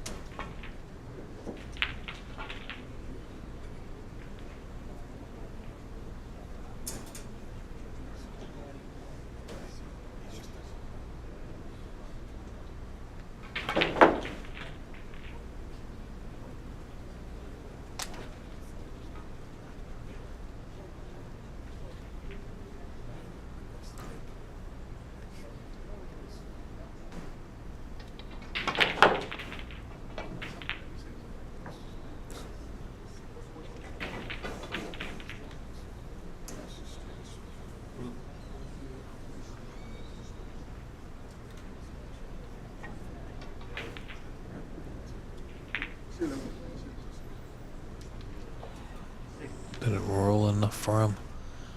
There's a path for this pot into the left middle with this red for Andy.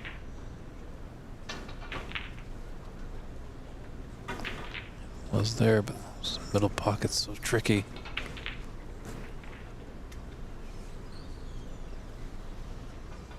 Yeah, Sam and Mark just having a safety exchange on another featured TV table. As this frame is getting close to conclusion, we're going to stick here on this match. Maybe at its conclusion, we'll just pop over to our other featured table.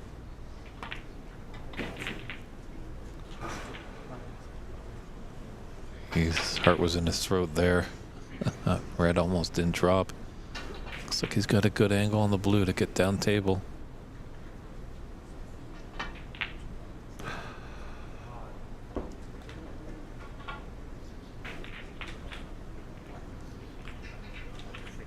Colossal right there. It's one thing to miss the pot. You hang your head and then you go in off of it.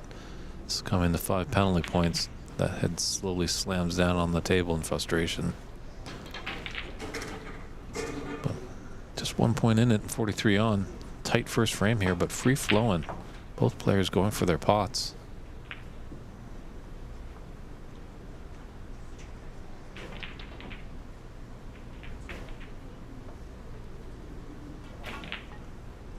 We threw Andy McCluskey into the conversation yesterday, but he definitely could be a favorite. The U.S. national coach.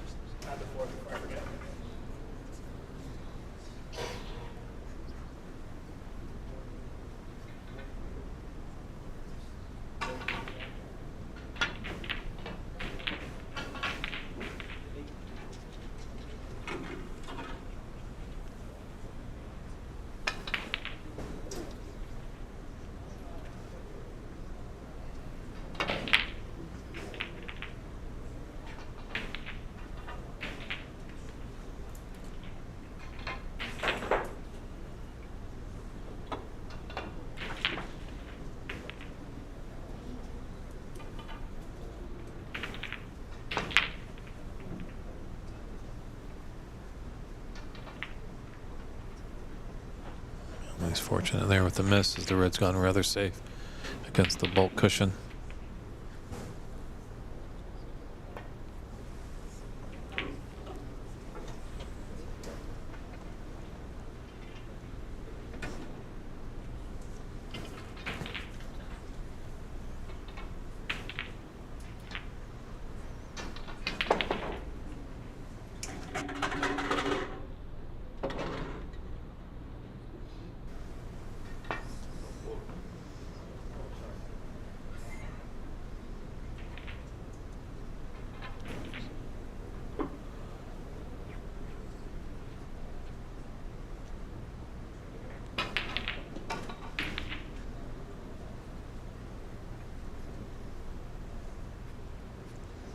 Yeah, maybe Arafat's been watching a bit of the stream, knowing how tricky those middle pockets are.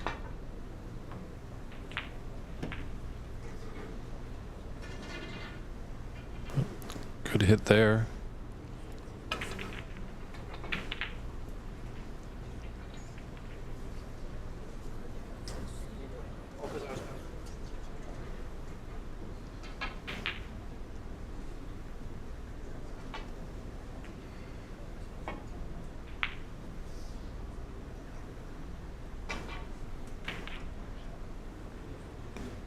Very nicely done.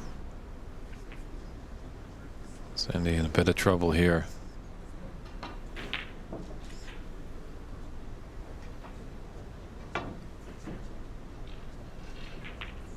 I think he used a bit of fortune. I don't think he wanted to take 3 cushions to hit it. Just using the 2. But luck of the Irish gets in there. He's left a pot on to the left middle for Arafat.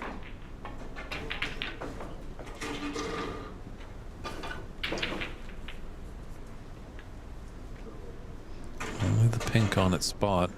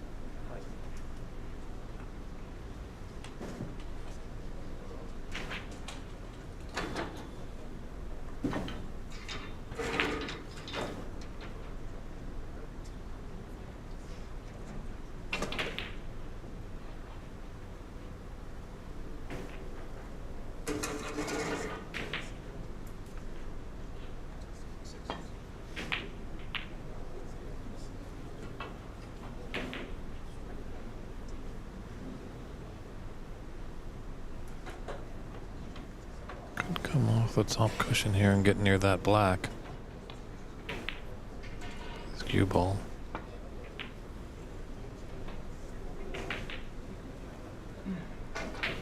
Decided to go the other way, but he's left an opening here. Arafat has been nailing in these long pots with ease.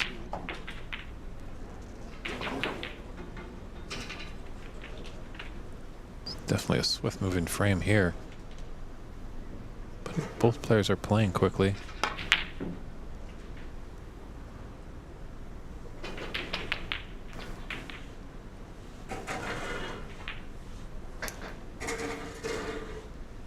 With 11 points in it, 25 on. And he needs to run the table.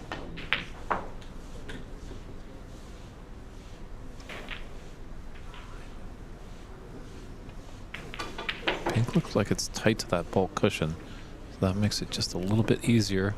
It's always tough if there's a millimeter off.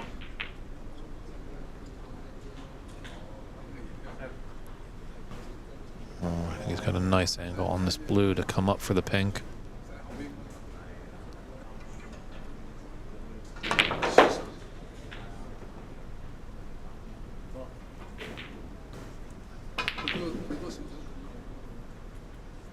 Needs them both.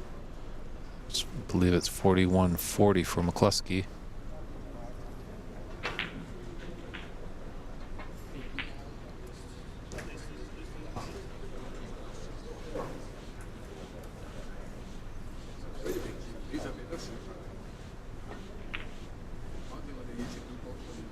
Gonna risk it on the final black there.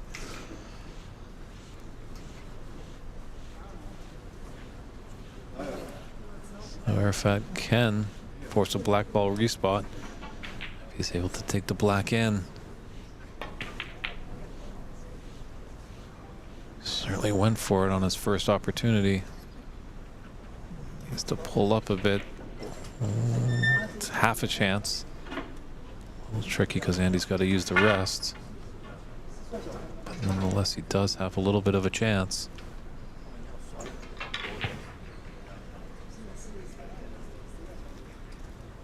This for the first frame of this best of three. Just rattle a bit. Gave it the pace so it didn't sit in the jaws of the pocket. But and he's kind of playing with house money. Obviously, he isn't losing the frame if this black goes in.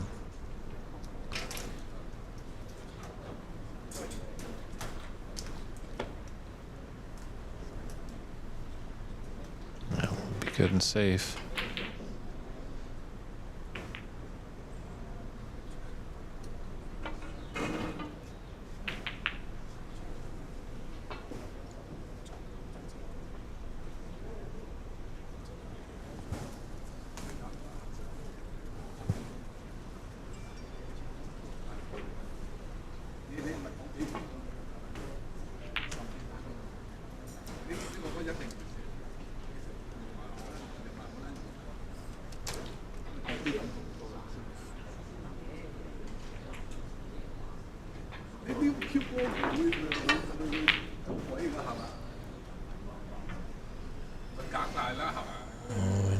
That shot back, but he's close. It's always tough going from one side of the table to the other, but he has left it pretty safe.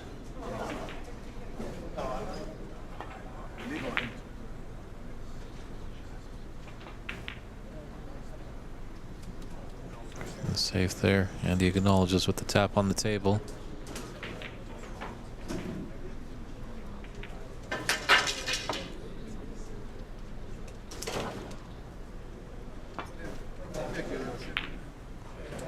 Look at this double. Look at this double. Oh, what a shot there by Andy. So he takes that first frame. Let's just quickly jump on over.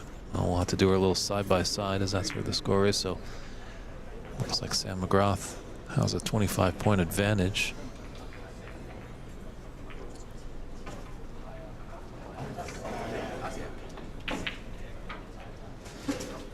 He does have Mark in the snooker.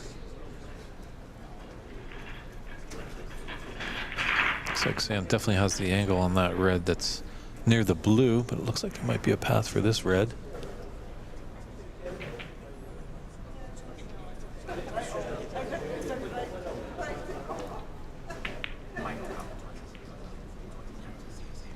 He's cannon into that yellow to hold for the black.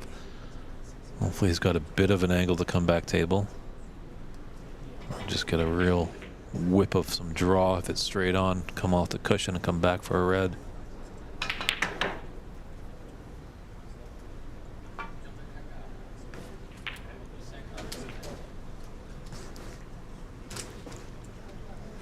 think we'll just keep our attention glued to the right side. That's where I'm going to put my commentary.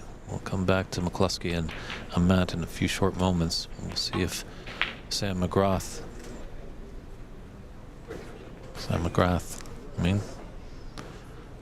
can take this frame and take the match.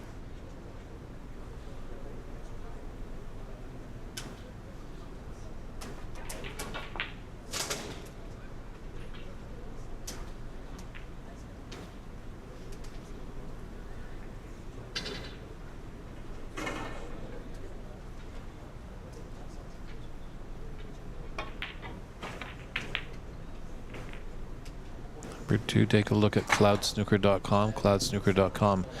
At the conclusion of today, the 32-player knockout phase will be solidified and will be starting tomorrow at 9 a.m. Pacific time. It's 9 a.m. on the West Coast.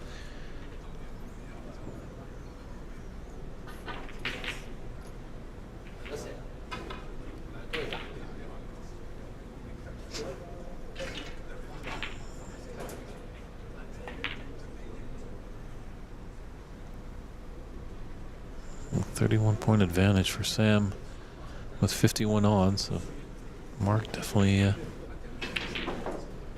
has the opportunities there. Both these players will be moving on. They're both 2-0.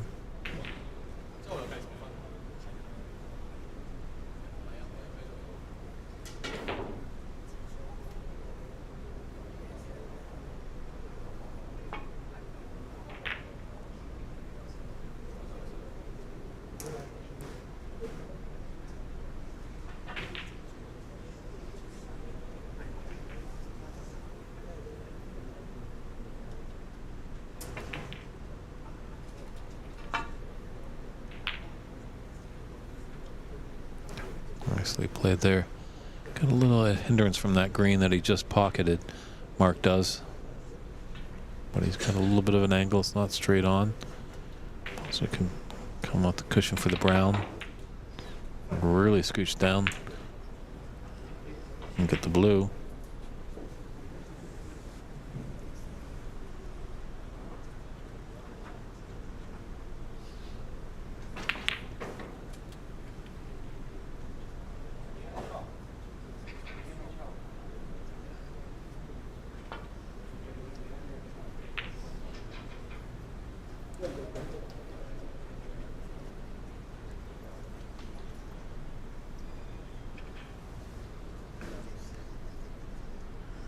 Mark just having a look at the scoreboard, doing a little bit of arithmetic.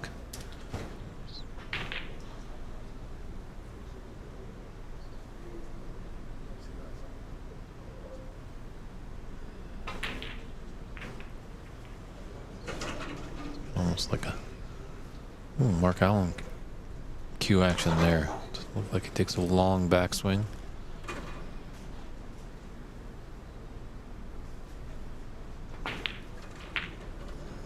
It's a bit long, but it's really quick and powerful.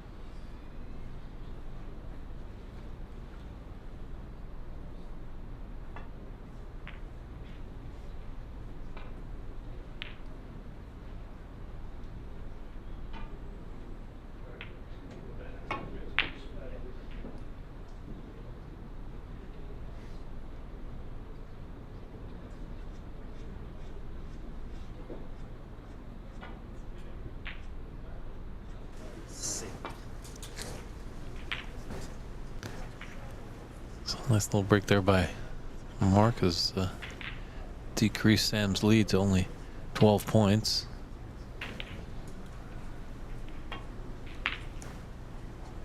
It's a nice long green.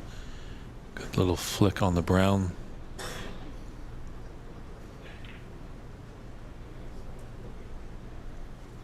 Sam needs brown and blue to put us into the snooker's required stage.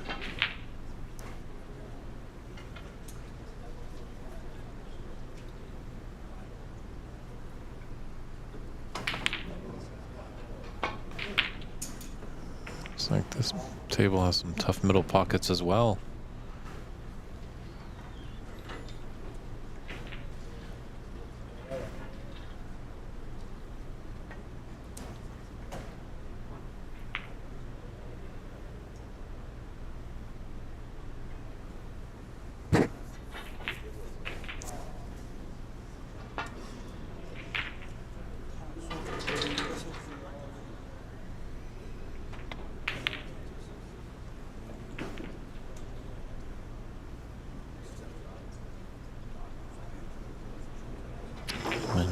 finished too bad. Although that camera gives us a great angle. We'll know for sure if that brown's going into the top left corner. Oh, Sam just to play a little bit safe. Come off the right side of the brown, shoots his cue ball towards the pink.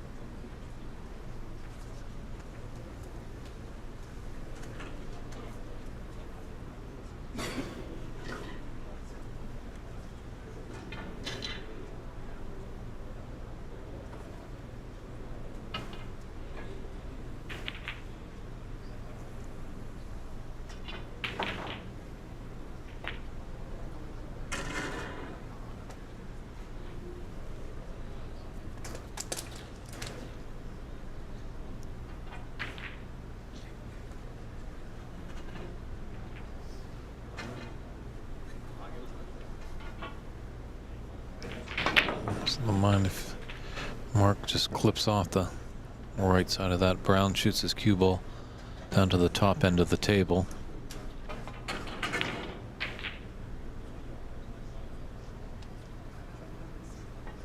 Well, he doesn't get the cover, but he does get a safe shot there.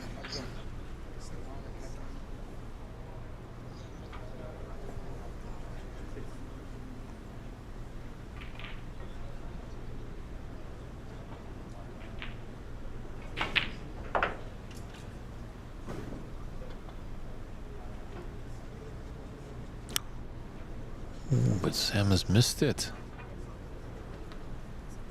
Uncharacteristically air there. I put him in a free ball situation. It's not to look from our vantage point, but doesn't look like it was awarded, so attempt number 2 here for Sam.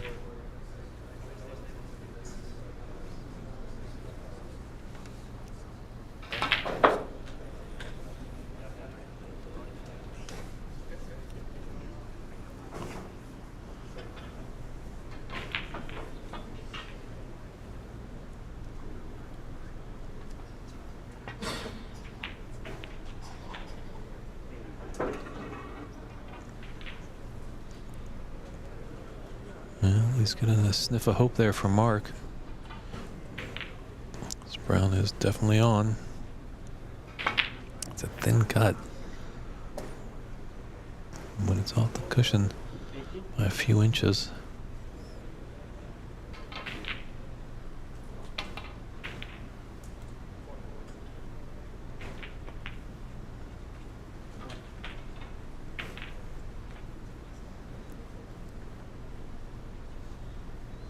Mark does need to run the table. He needs blue, pink, and black.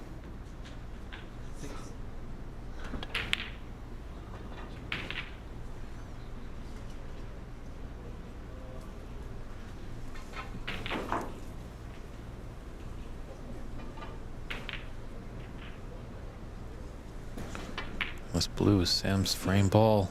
Put all his concentration in it.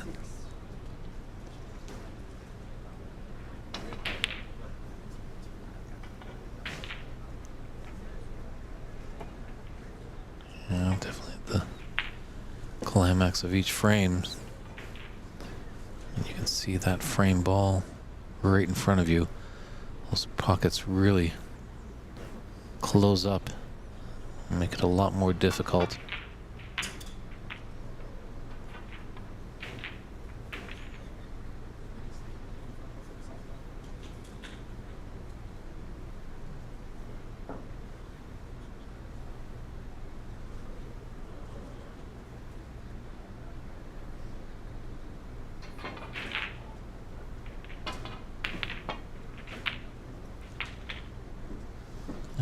coupled with the element of safety.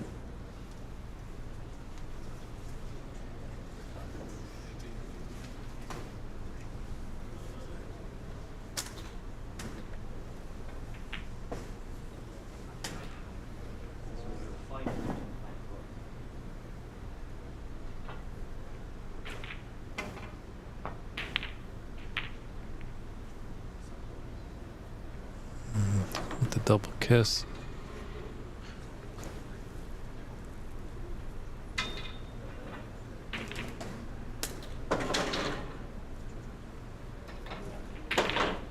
Just trying to cut this into the yellow pocket. He's going to be a little bit mindful of the in off.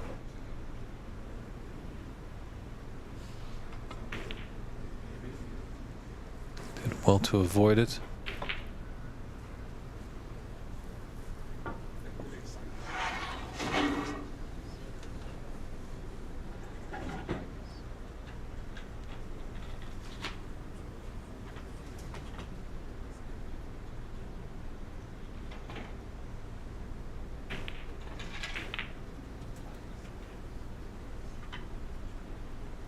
Good out, acknowledged by a tap on the table by Sam.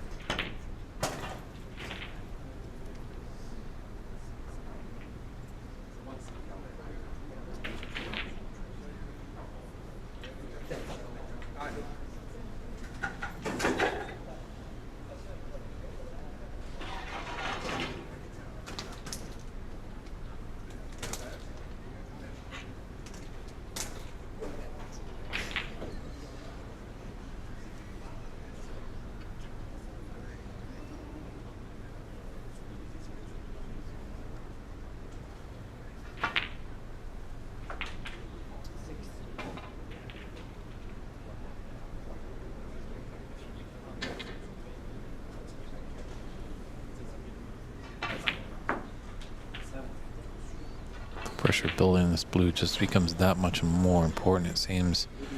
Sam's able to put it in the pocket. Obviously it is his frame ball. If Mark's able to put it in, he lives to fight another day. So he has to get all the remaining 3 color balls on the table to push us into a decider.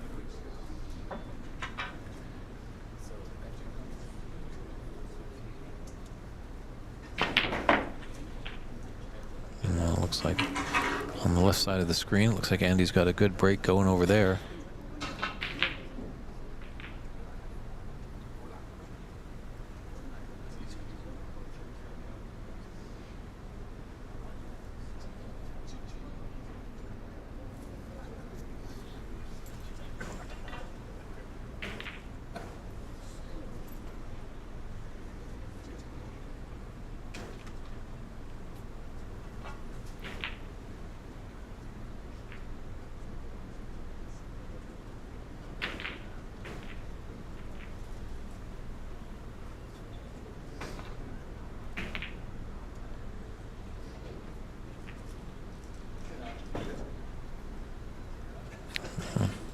Safe shot on both sides of the screen.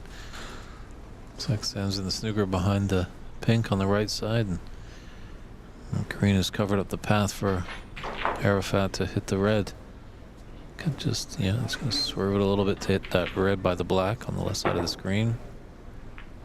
Good hit by Sam.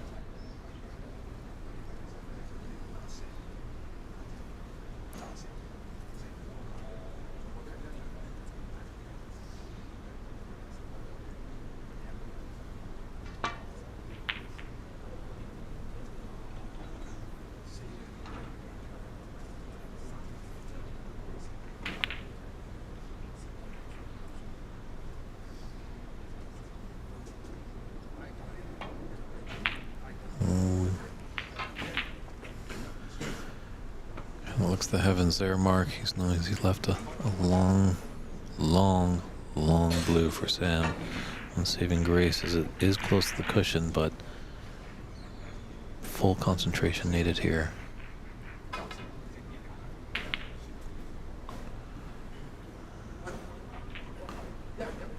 All those pockets are going to just increase in size now as it's the required stage here.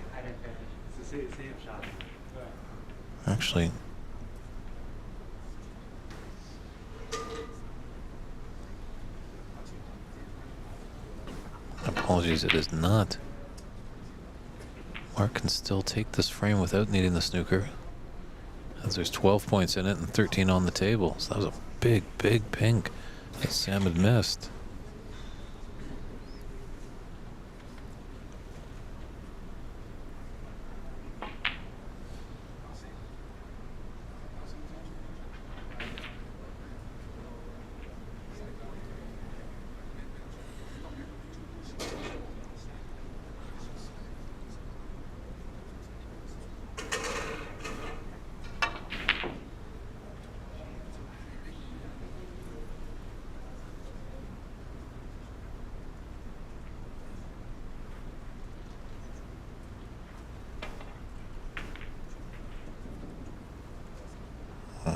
Lots of pressure on that pink. Mark able to take it. Yeah, he really doesn't like this black. Cue ball tight to the cushion. So he doesn't have to do really anything with it. Just has to make sure it finds the bottom of the pocket, this black.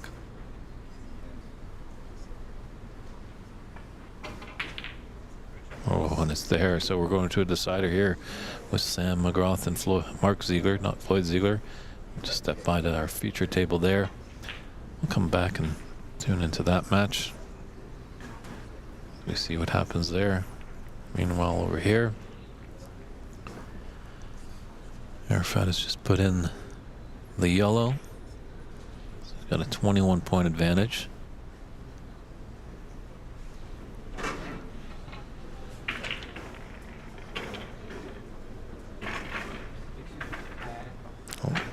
A bit more, actually.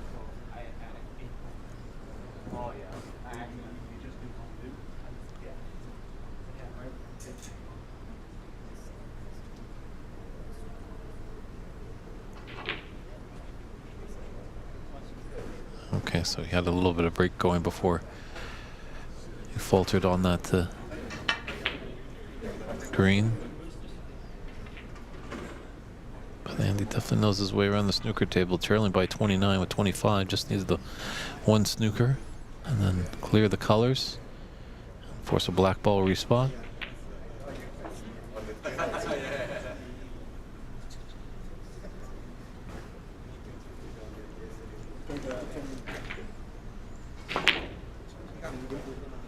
I think give it time, SC Manhattan. He's mentioned that he'd like to see the split screen. Obviously, if they were both cameras were at the ball can. Unfortunately, with the time, I think Christian just got into his handiwork, and there wasn't enough time just to place a camera up.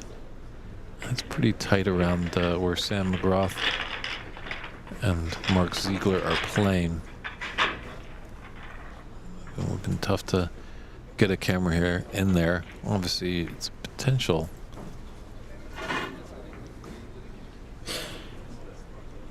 But that would probably take a lot of drilling and into the ceiling in place, making a lot of noise. So hopefully for next year.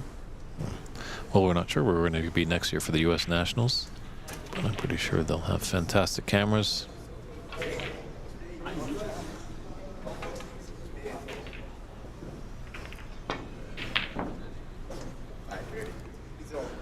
So both our matches here in a decider, both starting up in the third frame. If one gets closer than the other, we might just jump over to fill the screen there.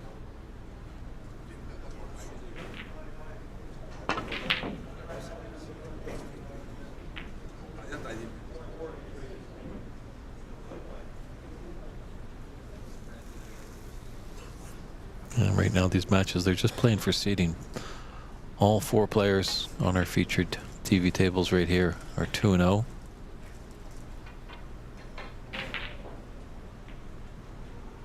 So winner of each of these separate matches will go 3-0 and be the higher seed in the group, moving on to the knockout phase that starts tomorrow at 9 a.m. Pacific time.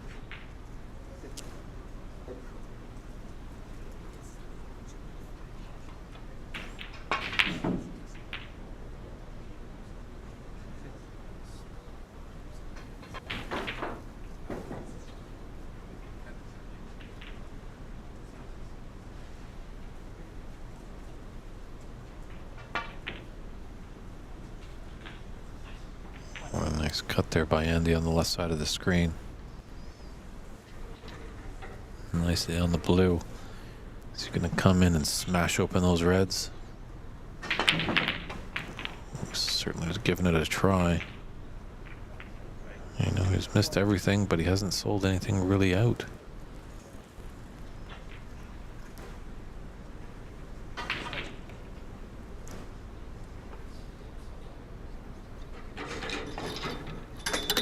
Looks like it was a touching ball.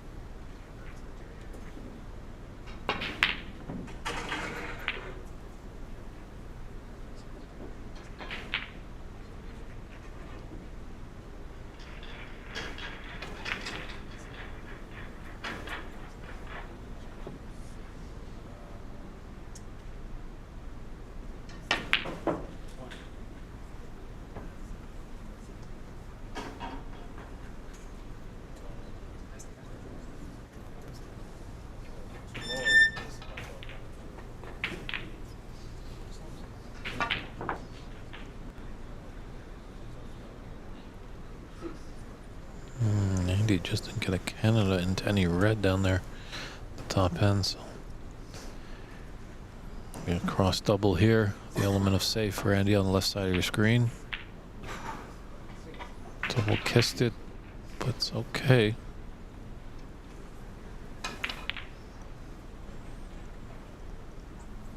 Meanwhile, Sam McGrath putting together a nice little break here in their deciding frame.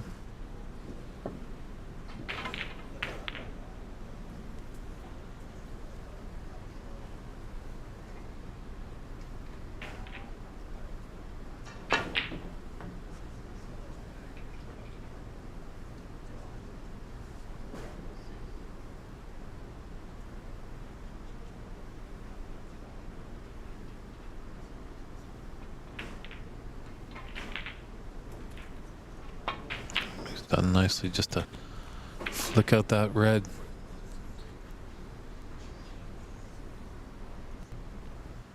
It's a thin cut though. Just wanted to go into this middle pocket. It's gonna lose control of the cue ball, Sam is.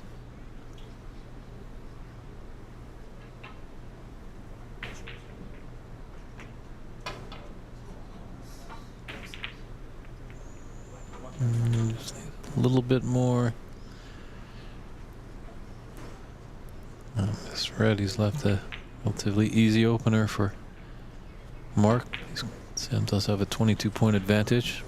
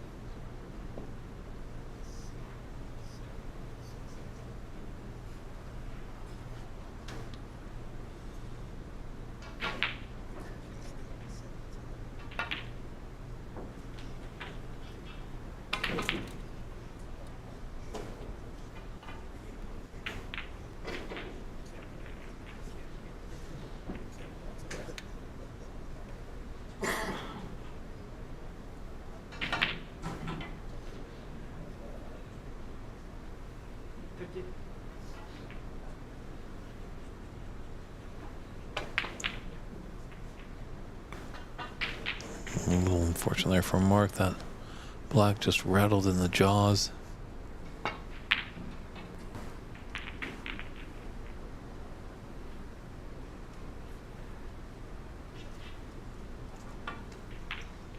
So just delicately needs to put this into the side. A little short. See, I was thinking about that black where he really wanted to put the cue ball, but maybe took his mind off the pot just a little bit.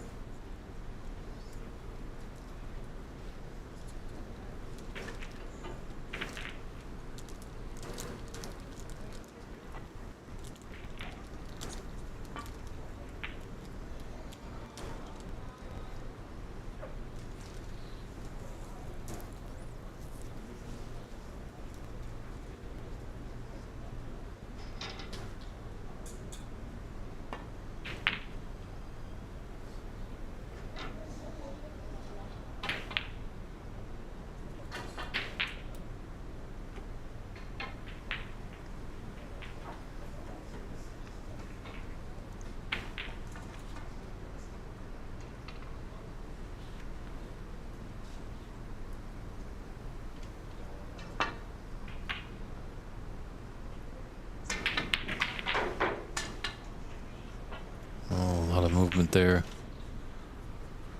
Yeah.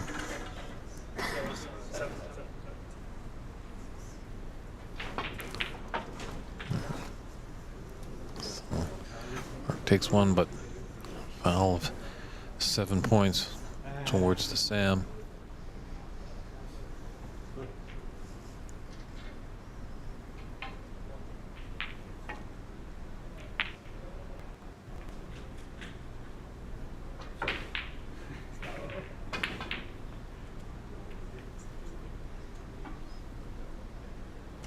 Sam's got a couple of reds hovering around the middle of the table, which blue is rather safe on the right side of the table, but black's wide out in the open for potentially this brown finding the bottom of the green pocket.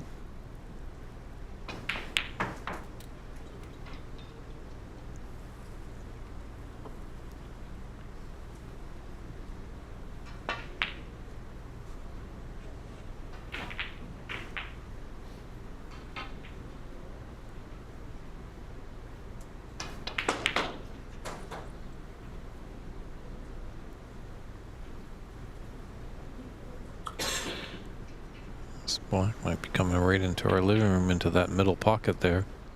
Great vantage point from the camera there.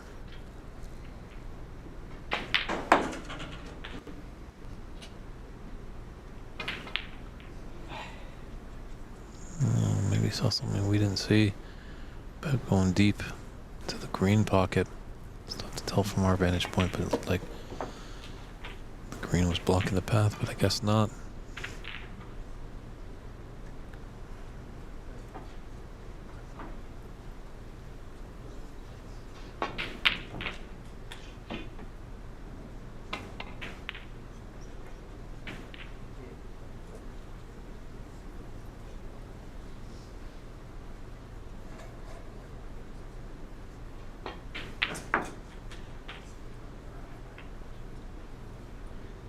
Yeah, Arafat was playing with house money there.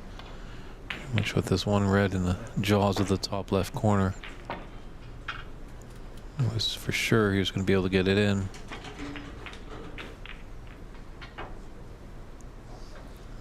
Didn't have anything for Arafat.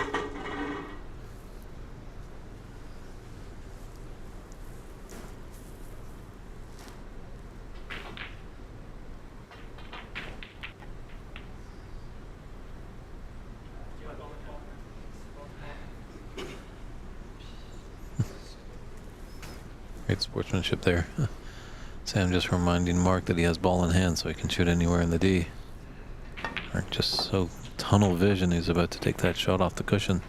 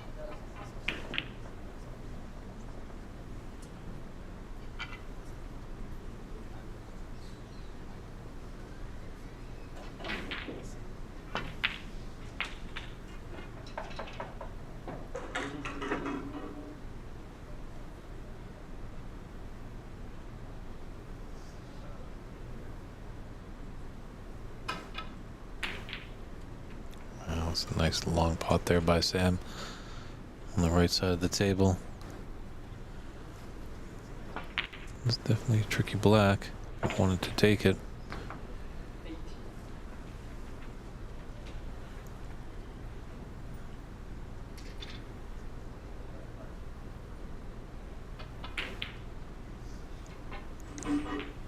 Just gonna play safe.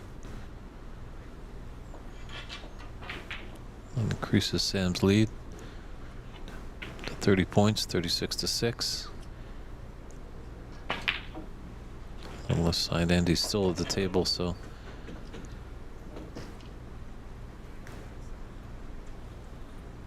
I believe he will be leading in this deciding frame.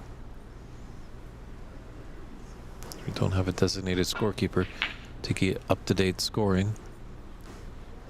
Andy just coming around to see where he wants to put his cue ball after this blue to give him the greatest advantage for the last red.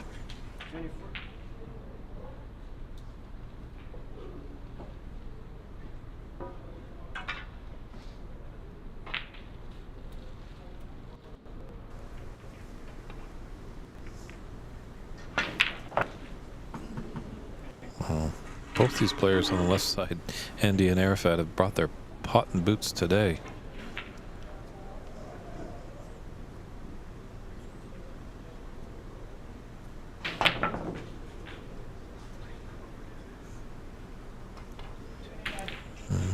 Well, just jumped and just kind of deadened all the speed that it has, and he's snookered himself.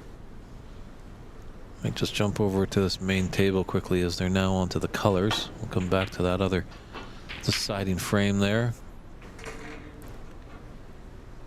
This is good timing because we'll see what the updated score here, what Andy's break was. So he's ahead by 24 with 27 on. So that yellow definitely is his frame ball.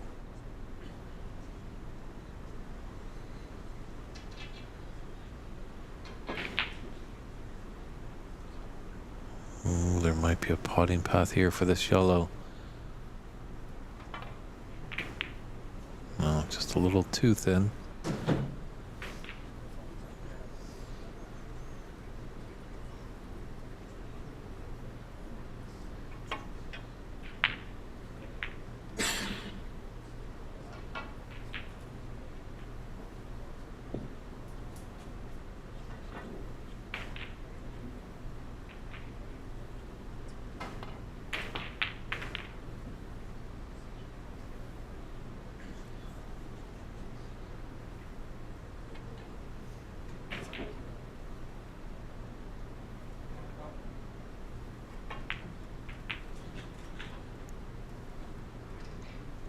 Quite a clearance here for Arafat. Oh, the curse of the commentator comes to bite him. Many apologies, Arafat. Like he possibly could run away with that, steal the frame. But that was Andy's frame ball there.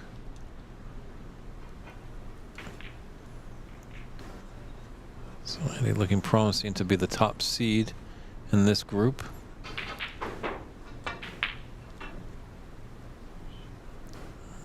It's not a certainty just yet. It's only one snooker that is required. Black's kind of an interesting spot there. No real color ball is safe.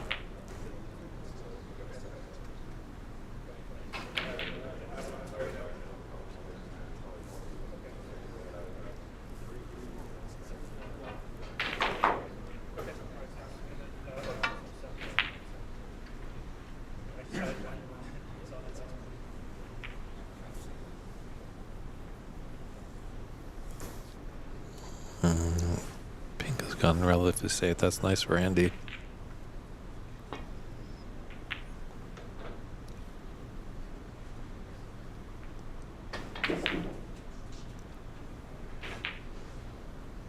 Oh, clever shot there by Arafat.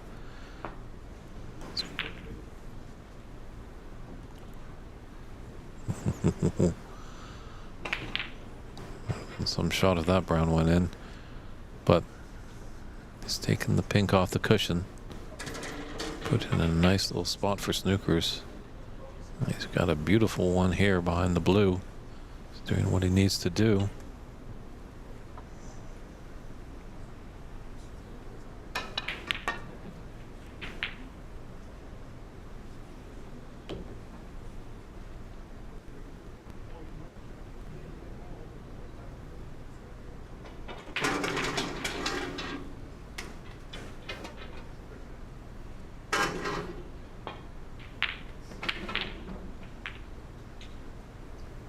A double kiss by Arafat could be his last shot in this round robin match.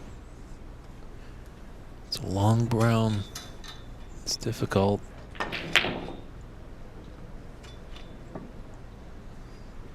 Oh, that was a 10 cushion shot there, it seems like, by Hendy. Definitely shot that with force. Let's put him in a tough position here because Arafat can get the snooker. So I don't know why he had to hit it that hard.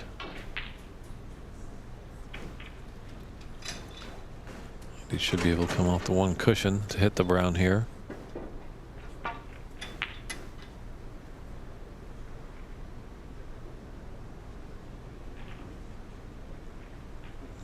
He's almost got the snooker there. Looks like there's a thin path. Oh, just at the jaw.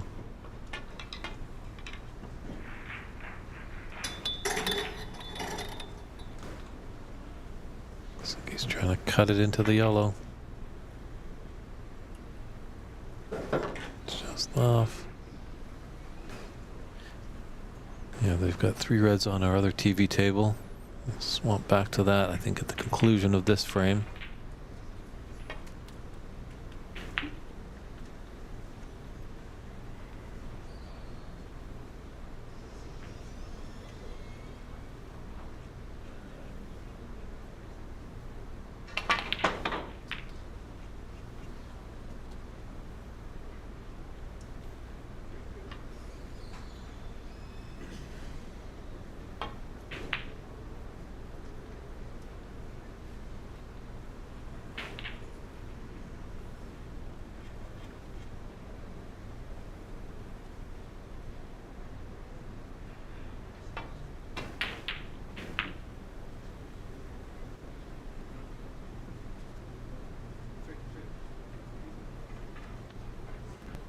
He's got the snooker behind the blue. Did, but it was a... Oh, and there's the concession there. Hits the blue. Arafat just a little frustrated there. Didn't chance the middle pockets. They've been tricky, but Andy McCluskey takes that match by 2 frames to 1. So he'll be the top seed coming out of that group. But Arafat will be into the knockout phase that starts tomorrow at 9 a.m. And we'll just jump back to our other TV table here. So 45 to 13 advantage for Sam McGrath. It's pink covering these 2 reds. So definitely snooker was order of business.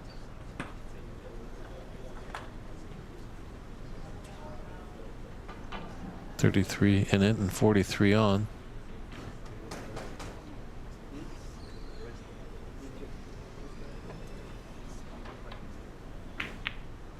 So all Sam needs is a red and a color.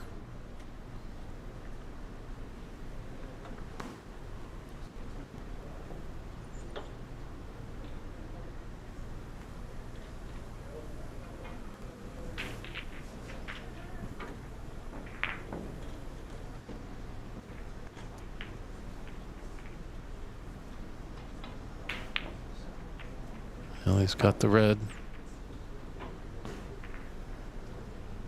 And can he get past this? He's got the angle on the black. This is to put us into the snooker's acquired stage. Oh, the black just doesn't go. He's fortunate enough, obviously, with that pink right behind. pink, or the red behind the pink. That doesn't really have a pot here, so.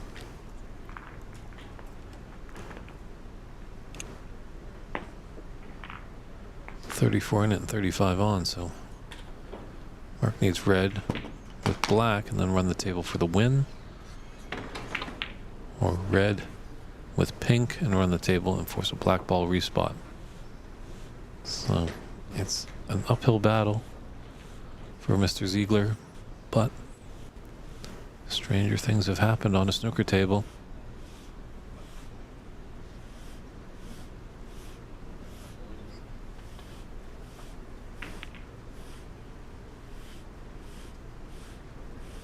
Always there's a chance of a free ball with that final red on the table. Not that Mark needs it right now, but it could be handy to him. Just because the run out looks pretty tough with the blue safe on the left cushion.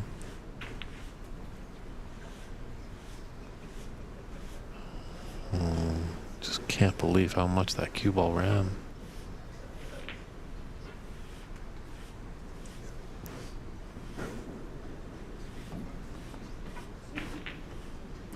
He's got a pathway for the pink into the left middle.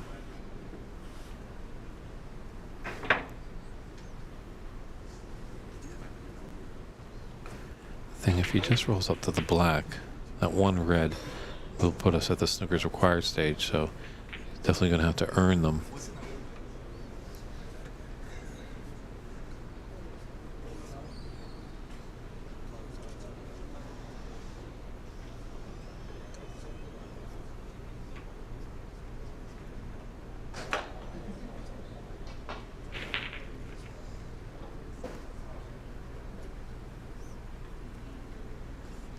Either way, he needs a pink or the black to give him some kind of hope. And he knows it. That's why he's just taking that much time, that much concentration on this shot.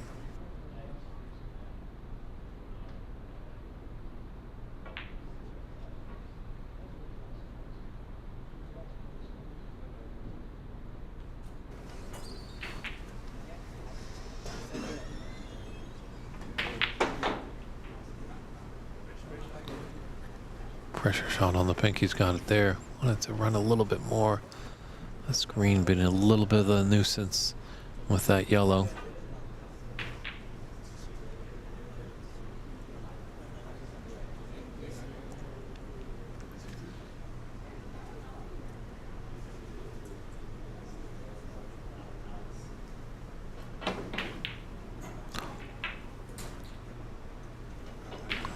It's a bit fortunate we might have the snooker there. Yeah, Sam looking a little deflated. And then we might have another match tonight. So we've got 4 matches in progression right here.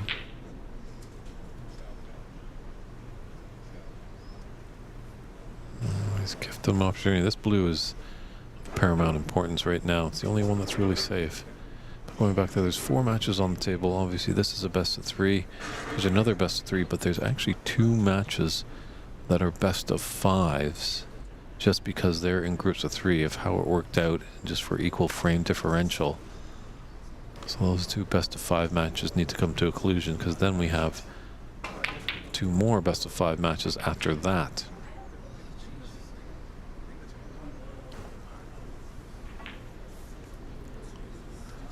So we'll definitely have to check with our tournament director if we are going to put on another match on the TV table this evening. But we do have to wait for a couple of matches of those best of 5s to come to a conclusion before we get into those other matches. So, big shot here. Oh, he's giving him the chance.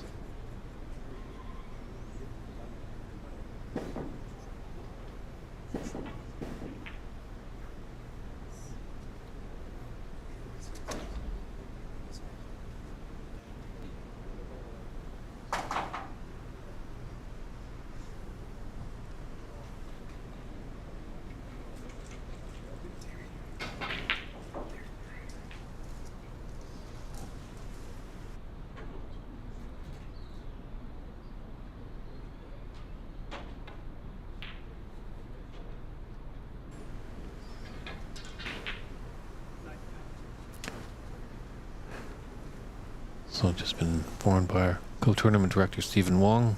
Does a lot of great stuff here. Not only owner, operator, 2002 U.S. National Snooker Champion. He's also kind of doing a little TV producing as well. And he's informed me that this will be the final match of our broadcast here, so we'll be going off the air here. It's potential on maybe table 5. Our good friend Rob Richards at the OBSA at Ontario Snooker Tournaments. That handle on YouTube, or as well as on the San Gabriel Embassy Billiards Club channel. We do have a match in progress there that's on that stream. So this will be my final match tonight, but definitely looking forward to seeing you all tomorrow here at 9 a.m. Pacific time when we kick off the knockout phase of this great tournament.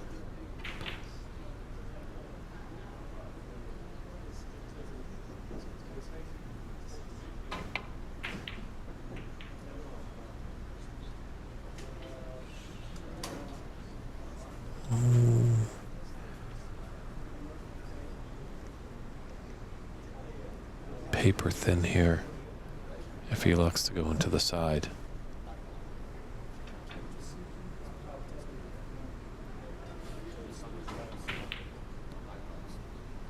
He looked for the yellow. Definitely a smarter choice. When they're that thin, there is a worry that you put the foul. Don't want to make it easy for Mark to crawl back. Want to make him earn it. Does need to get all 3 balls on the table for Mark to force us into a black ball respot.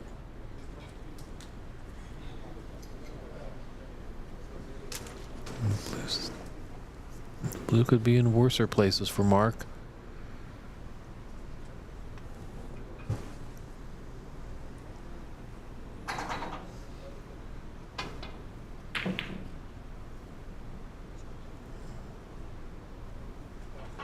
Oh, it's definitely not the way you want to win it. Fortunate enough, both these players are going to be moving on. Sam will be the higher seed in this group. Mark just needs 1 snooker, though. I don't think it's going to be concession just yet.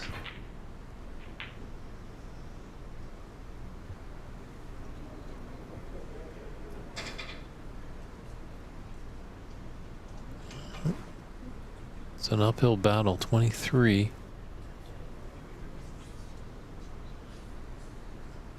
With 13 on. So he does need 2 snookers, but black's in a nice spot.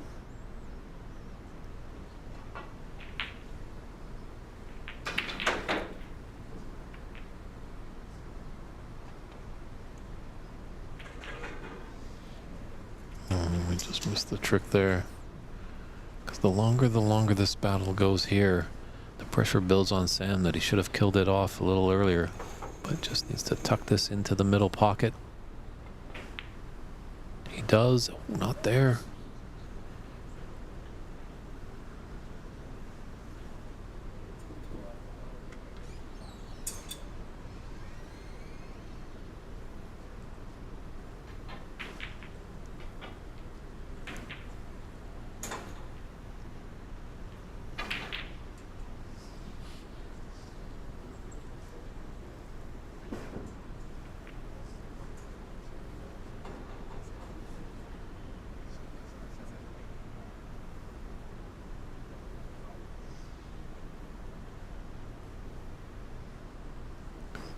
But everything's safe here. Obviously, at this point, it's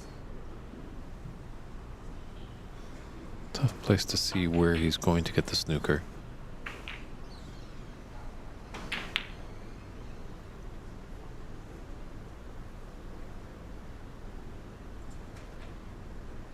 Oh, I'd like to have that one back. It's definitely a long pink, but this for framing a match for Sam McGrath. Just can't find it. Rattling the jaws. Sam's given Mark a lifeline.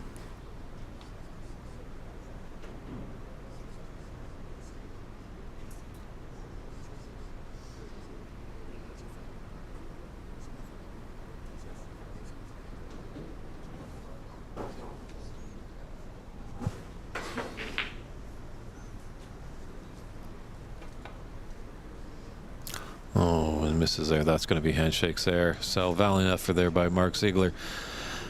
But he's not going to go home really upset. He knows he's still in the knockout phase, but would have liked to be the higher seed of the group. But Sam McGrath, coming all the way from Silicon Valley up there in San Jose, has moved on. So smiles, handshakes. They're both moved on, both wishing each other best of luck to carry on. So that's going to conclude day 2 here at the 2024 United States National Snooker Championship from the broadcast booth. That is, we do still have some matches in play. And I think they've got a lot of importance of what's going to happen in a knockout phase. So definitely go over to cloudsnooker.com. That's cloudsnooker.com, where you can find the live scoring tab on the U.S. National Snooker Championship tab. As well, there's results, but probably getting into about 8 o'clock, 9 o'clock tonight on the West Coast Pacific time. Take a look at that website, as the knockout round should be formed, as a lot of these matches are getting close to their climax. And what can we say? Tomorrow we're going to start dwindling it down. We've taken away 28 players, as there were 60 strong in this event. Now we've got 32. And by the end of tomorrow, on Sunday, we're going to have the final 4 that will give us a championship Monday. So we appreciate all your viewership all day long, everybody. I hope you enjoyed it. I appreciate you bringing me into your home or wherever you're finding the stream. It's been lots of fun. We've had some great guests in here. Christian Youngers has done a great job of being the streaming producer. He's at the table at a match right now. But from Embassy Billiards here in San Gabriel, California, it's David Burney saying good night, everybody. Take care, and we'll see you tomorrow, 9 a.m. for the knockout phase. Until then, take care, everyone.